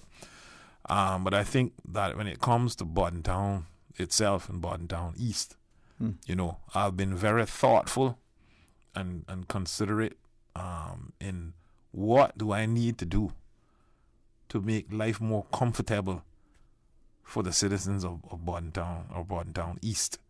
I mean, something as simple as an ATM. I was fighting for years. It took for us to get an ATM in Bordentown East. We didn't have one. Now we have 2 up there. Yeah, so maybe as you leave, whether it's in Tagalog or in Gypsy, if you want to offer up in Gypsy, we can agree into the Bordentown East. One of Tatashe nan kak. You Babo Square Daddy nan yes astat. Rawi Sasai Daddy nan tatsas. Fafur Raw Tadashi Lale Sastat Yawi Rosas. That was thank you to the Bordentown residents for electing me, giving an opportunity for the last 4 years. You're one of the few I know that can still speak it, man. There's some out there. They're very silent. Well, that they are. There's only a few of us left again. But hey, thank you, man. Thank you. It's always a pleasure to be here. You know it, man. All the best to you. Have a great weekend, all right? All right. Thank you. Listen, Radio Cayman is the best. On a Fridays, on the eve of a Saturday, even better, man. All right, let's pause and call it a quick short break and come back and wrap it up with me. Stay tuned for Talk Today. Explore your history. Explore your land. Explore your sister islands, the ultimate staycation experience. Your culture, your freedom, the land that time forgot isn't gone. It's your sister islands. Discover all that our sister islands have to offer. We are in an age of exponential change. The world is experiencing a technology boom where innovation is at an all-time high. What does this mean for small island nations? How can we adapt to the emerging digital revolution? Join 900 delegates from 3 Caribbean countries at one regional event to tackle the theme, Global Digital Disruption, Threat or Opportunity. The virtual RF Economic Outlook Conference happens on May 6th. Register today at rfeoc.com.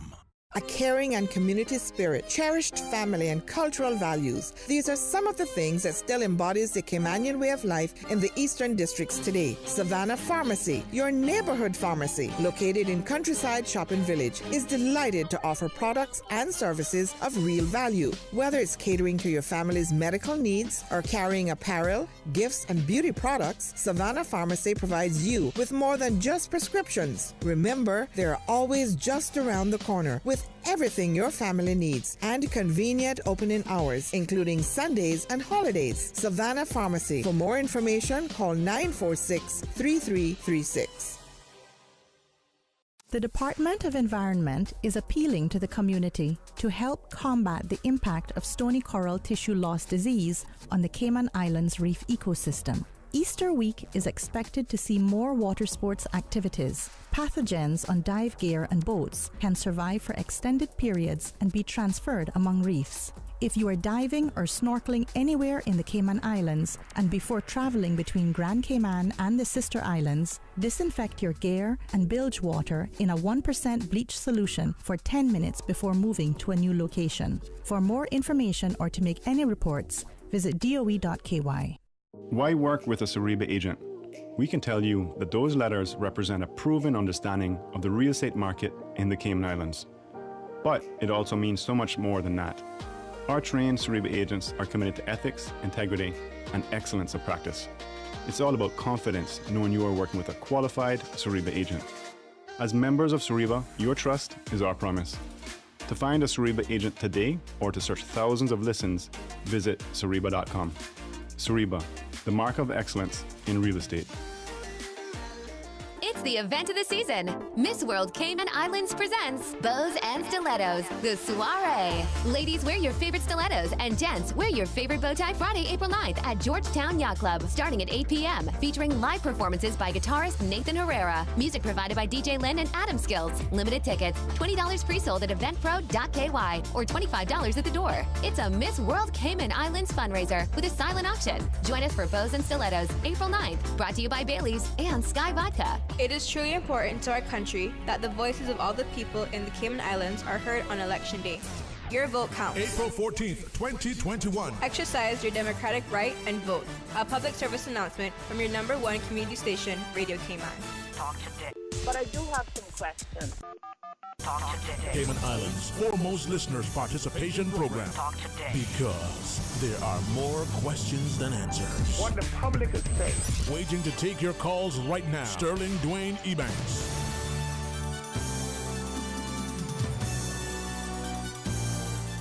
Hey, good afternoon and welcome back, and thanks for joining us. A few minutes left in today's program as we take you into the Friday. You know, what? Wilson Natural. Come on, hit the mic with me. Was it Friday? What do you call it? The back part of the block? Come on, talk to me so I get it right for our people. Can they hear you speaking, my friend, or just me? Aye. All right, we're going to bring in Joel Wilson just for a couple of minutes, man. Talk to me, Mr. Wilson Natural. What is there to say? It's a Friday. Friday. Friday. Of course, we take care of the Cayman Brac and Little Cayman listeners following the headlines at 3. Brac Party Block. Brac Party Block. Mm-hmm. Listen, you know, I say this with the greatest of respect. You know, Mr. Loxton reminded me earlier to come next week on the 17th. So tomorrow weekends, right? It will be, 45 years when we did my first broadcast. And I'm not just an avid listener. I think it's an informative part. But I enjoy all the programming, all the music in particular. If I can. Go ahead. You shaking your head? No, it's just 45 years of, being there for the people. Mm-hmm. That's an accomplishment, man. Yeah, man.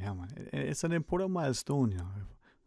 Whatever anniversary that you celebrate, you can celebrate it with that sort of, joy. It brings a lot. But it shows you what Radio Cayman is, and it would be a shame for it to be something other than what it is now in terms of no longer being, So you have a memory of growing up listening to Radio Cayman? Yeah, very, very fond memories. I enjoyed the Saturday afternoons in the yard with American Country Countdown and Bob Kingsley. How did I know that? I enjoyed, the Music Express in the evenings. I enjoyed the request shows. I actually enjoyed listening to the news, right? In the days when the BBC was like a squelch.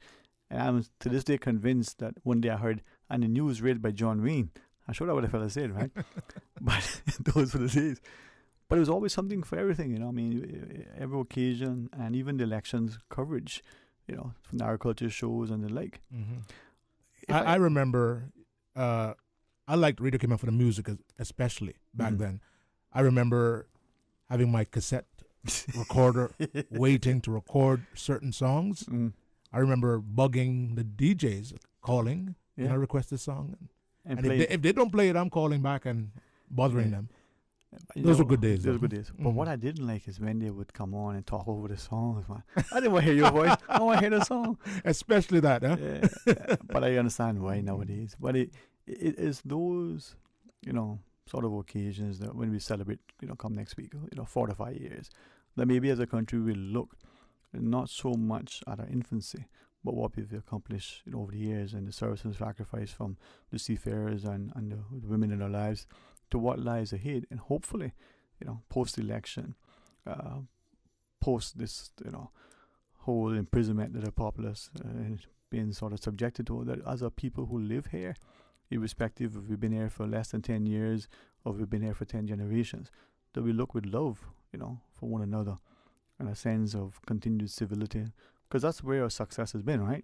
The governments may have done things elsewhere, but the success, I think, is evident because the people here responded with such, respect, compliance, obedience, as it were, but love. Positive unity is strength, man. Positive unity is strength, man. And I think that's why, too, when I listen to you, whether it's your Positive Mondays or whether it's the themes you have, as much as I love music, probably very little in terms of the genres I don't enjoy, but your playing of the Latin flair was what really, really, reminded me of music is global, like football. Exactly. Yeah, it's something that unites the people. Yeah, man. You might not be able to speak English, you might not be able to speak French, but you'll sing a song. It doesn't matter if it's English, if it's Spanish. Yeah. You still sing it. And the strange thing, if you have that penchant, that song, you can repeat it in whatever language and know what it's meaning. But then if you try to have a conversation with a song, you probably won't be able to, but you can sing the song, quite well in whatever language it's sung in. I listen to my friends who, repeating the lyrics in Spanish music. Yeah. And I'm thinking, hey, the on my phone, I mean, I can find out exactly what I'm listening to. If it's a Spanish song, if it's a French song, there's an app that I just put on and I know what the lyrics mean. Yeah, right? what the lyrics are, Yeah. So that one with J-Lo that you were playing the other day, though, I don't remember. I kind of like that one, man. Mm-hmm. But then again, it's J-Lo, right? What's not to like? What's not to like with J-Lo, right? Yeah. I'll probably pay for that later, but anyway, let's see what happens now. I'm good. Wait a minute, is it raining outside? No, man. But I wanted you to join me because I wanted the public to say thanks to you, something that I heard earlier and I think is important.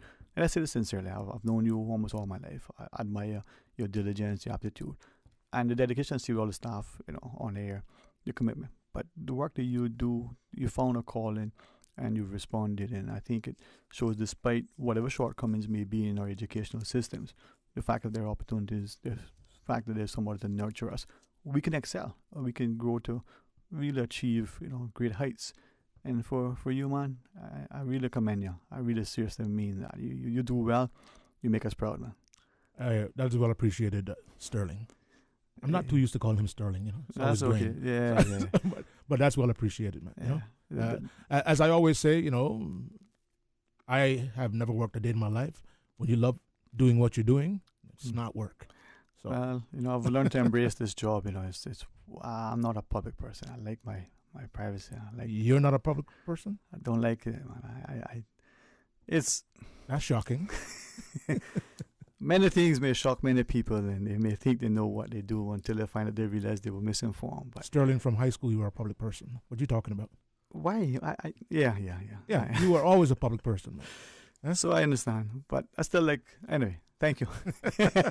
I had to put that out there. Yeah, you turned it on the foot. All right. But no, man, I thank you for letting me, commend you. And seriously, you've inspired many of us. And I think as people look and they have a passion, like you said, you enjoy what you do and you work hard, as do, all of the team here. But I can say, man, I really commend you for what you do. And hopefully others, whether they're going to pursue some other path, that they take a page from your book and apply themselves as diligently as you have. You're here all the time, man. And it means a lot. We see it. You see the proof is in the pudding. Natural? Again, well appreciated, Sterling. Yeah, man. I appreciate that so much. Well, you're most welcome, man. And I'm honored to know you, and I appreciate it. By the way, what's the next Siwa saying? When is that taking place? Oh, thank you for reminding us. I have to promote that. Next Friday. So we have the elections. We'll do that coverage, God's willing, all through the night. Thursday we'll continue with whatever. And then Friday, that would be whatever date next Friday is, the 16th. Yeah. So we have an impactful week next week. Yeah. We've got elections, plus Siwa saying on the Friday. Mosquito 2. Mosquitoes, my bad. Mosquitoes 2. No. Let me help you. In your best way, SPA. Now, if you're listening as well, join us, right? It's mosquitoes. Come on, try it, well. Mosquitoes. How do Georgetown people say it? I don't know how to accent. We gotta be West. Because to see if it's wrong, we'll take the blame, but we know it's right, so we'll lead with the way. Okay. So no matter where you're from, it's mosquitoes. Mosquitoes. Just like it's Bacchus. Mosquitoes. It's Barmanu. It's mosquitoes. Okay. I got that. You got it? Got it. Oh, man. I thank you for that, because I want us to embrace all of the 140, whatever nationalities that are here, and understand that in our differences, right, we can unite. It's strength, as you said, through positive unity. And it is what people can look towards with love and respect and appreciation for each other. So that, you may prefer your meal a certain way, but if you break bread with others and share it with them, invite them to understand how you prepared it, why it's prepared that way, and to taste and savor the flavor, the meal is that much more enjoyable. It doesn't have to be lonely at the top. It only is when you fail to bring somebody else along to help you to celebrate, but to champion the victory. People need to remember what it is that success is built on. And it's that love and respect for each other, man. This is an awesome place, man. This is an awesome place. We just got a few people that we need to remind them that love, love is that one thing that unifies us. Not true? Trust me, in comparison to what's happening around the world, I mean, we're at a good place. Amen, brother. Amen. So, all right, well, thank you for your time. As Wilson Arthur says, now it's my time. How does that go? Thank you for your time. Until next time, and it's my time. He's coined that phrase, man. I will never borrow it. But I tell you what, I'm very, very, very grateful to be where we are. Very thankful to be who we are, and very, very appreciative of what we are. And I trust and pray that you'll join alongside each and every one of us as we go through the weekend, remembering that there are many who are still feeling, a lot of grief, a lot of, angst. But if we lovingly join alongside, we can celebrate together, because, life is indeed a precious gift. So I trust and pray you'll have a blessed and beautiful, very safe and productive, enjoyable, relaxing, rewarding, rejuvenating weekend. Come Monday, you'll be a part of all we have to offer. Join me, start for the record in the morning. Come back for talk today as we continue with the political candidates. Please go out and vote come, Wednesday. It's not just a public holiday. Participate on that day. Mark your ballot in a very prayerful, informed way, as we pray for those who are elected, that they'll govern with humility, with honesty, with integrity, with recognizing that we need to serve the interests of this country for now, and in my mind, for future generations, making a conscious and informed decision that the things that we do or fail to do will impact our lives now and forevermore. For those of you who are drawn alongside me in recent times, know that I am very appreciative. Your presence, counsel, and companionship conversation have been indeed most welcome. I look forward to perhaps even more of that as the day unfolds. Until tomorrow, my friends, be blessed. Radio Cayman. You proud to be a Caymanian? Thank you for your continued support over the years. Radio Cayman is the voice of the Cayman Islands.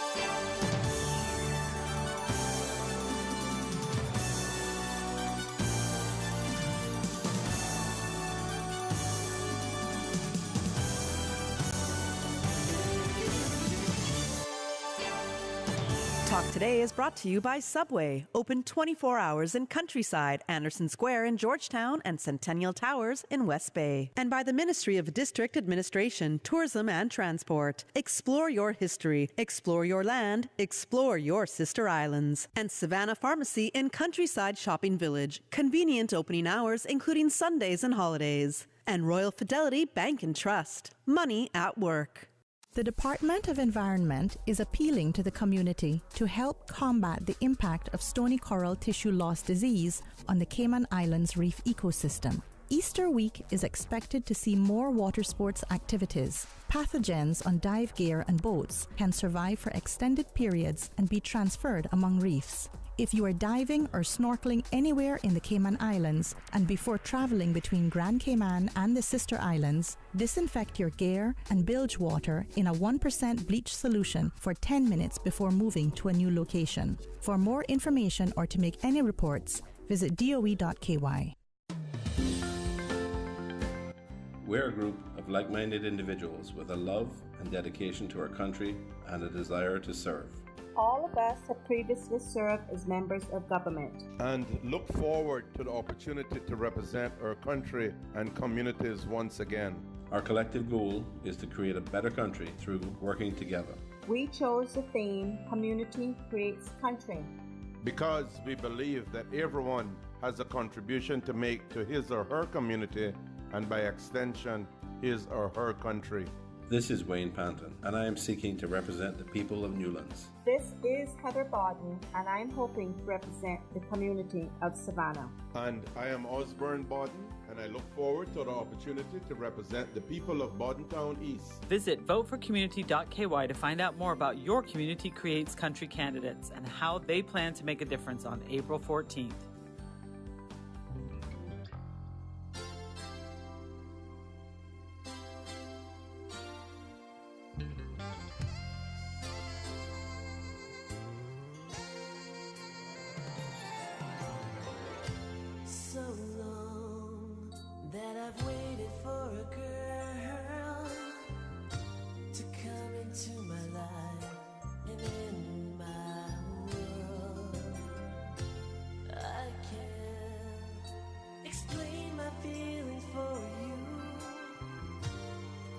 You're just all my dreams come true. And I'll be your lover, and I'll be your best friend. I'll be your friend. I'll be there when you're needing me. I'll be your everything. Your everything.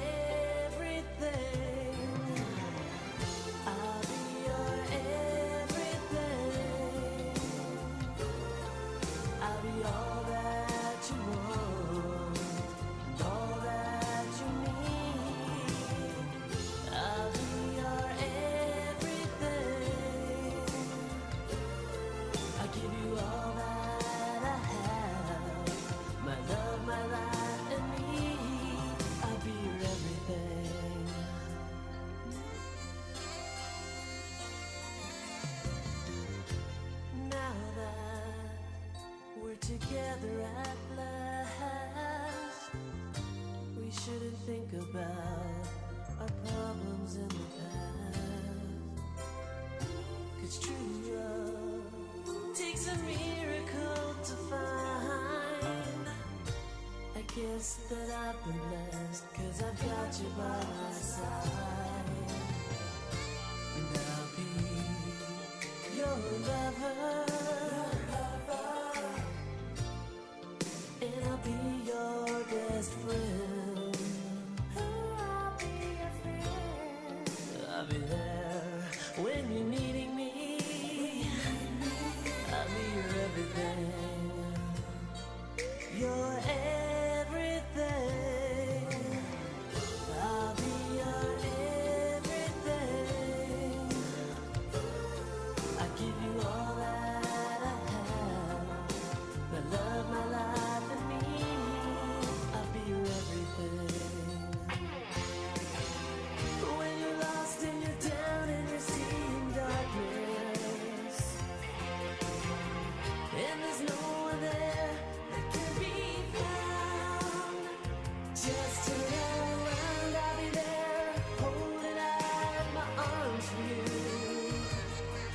Just reach for me. I'll be the one to set you free.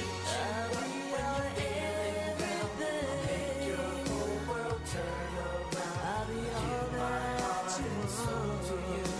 And let you know this love is true. I'll lift you up when you're feeling down. I'll make your whole world turn around. I'll give all my heart and soul to you. To let you know this love is true. I'll be your everything.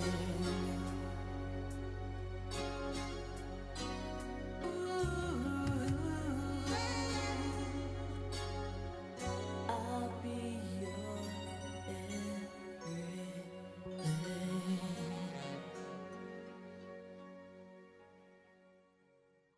And now, a paid political message from Georgetown West candidate Dr. Kenrick Webster. People of Cayman, I know that these are challenging times and that you have been disappointed. But this is no time to give up. We have got to act in the interest of our children and our future. Your vote is your voice. And so I ask you, people of Georgetown West, vote Kenrick Webster. I know he's the man for the job. The preceding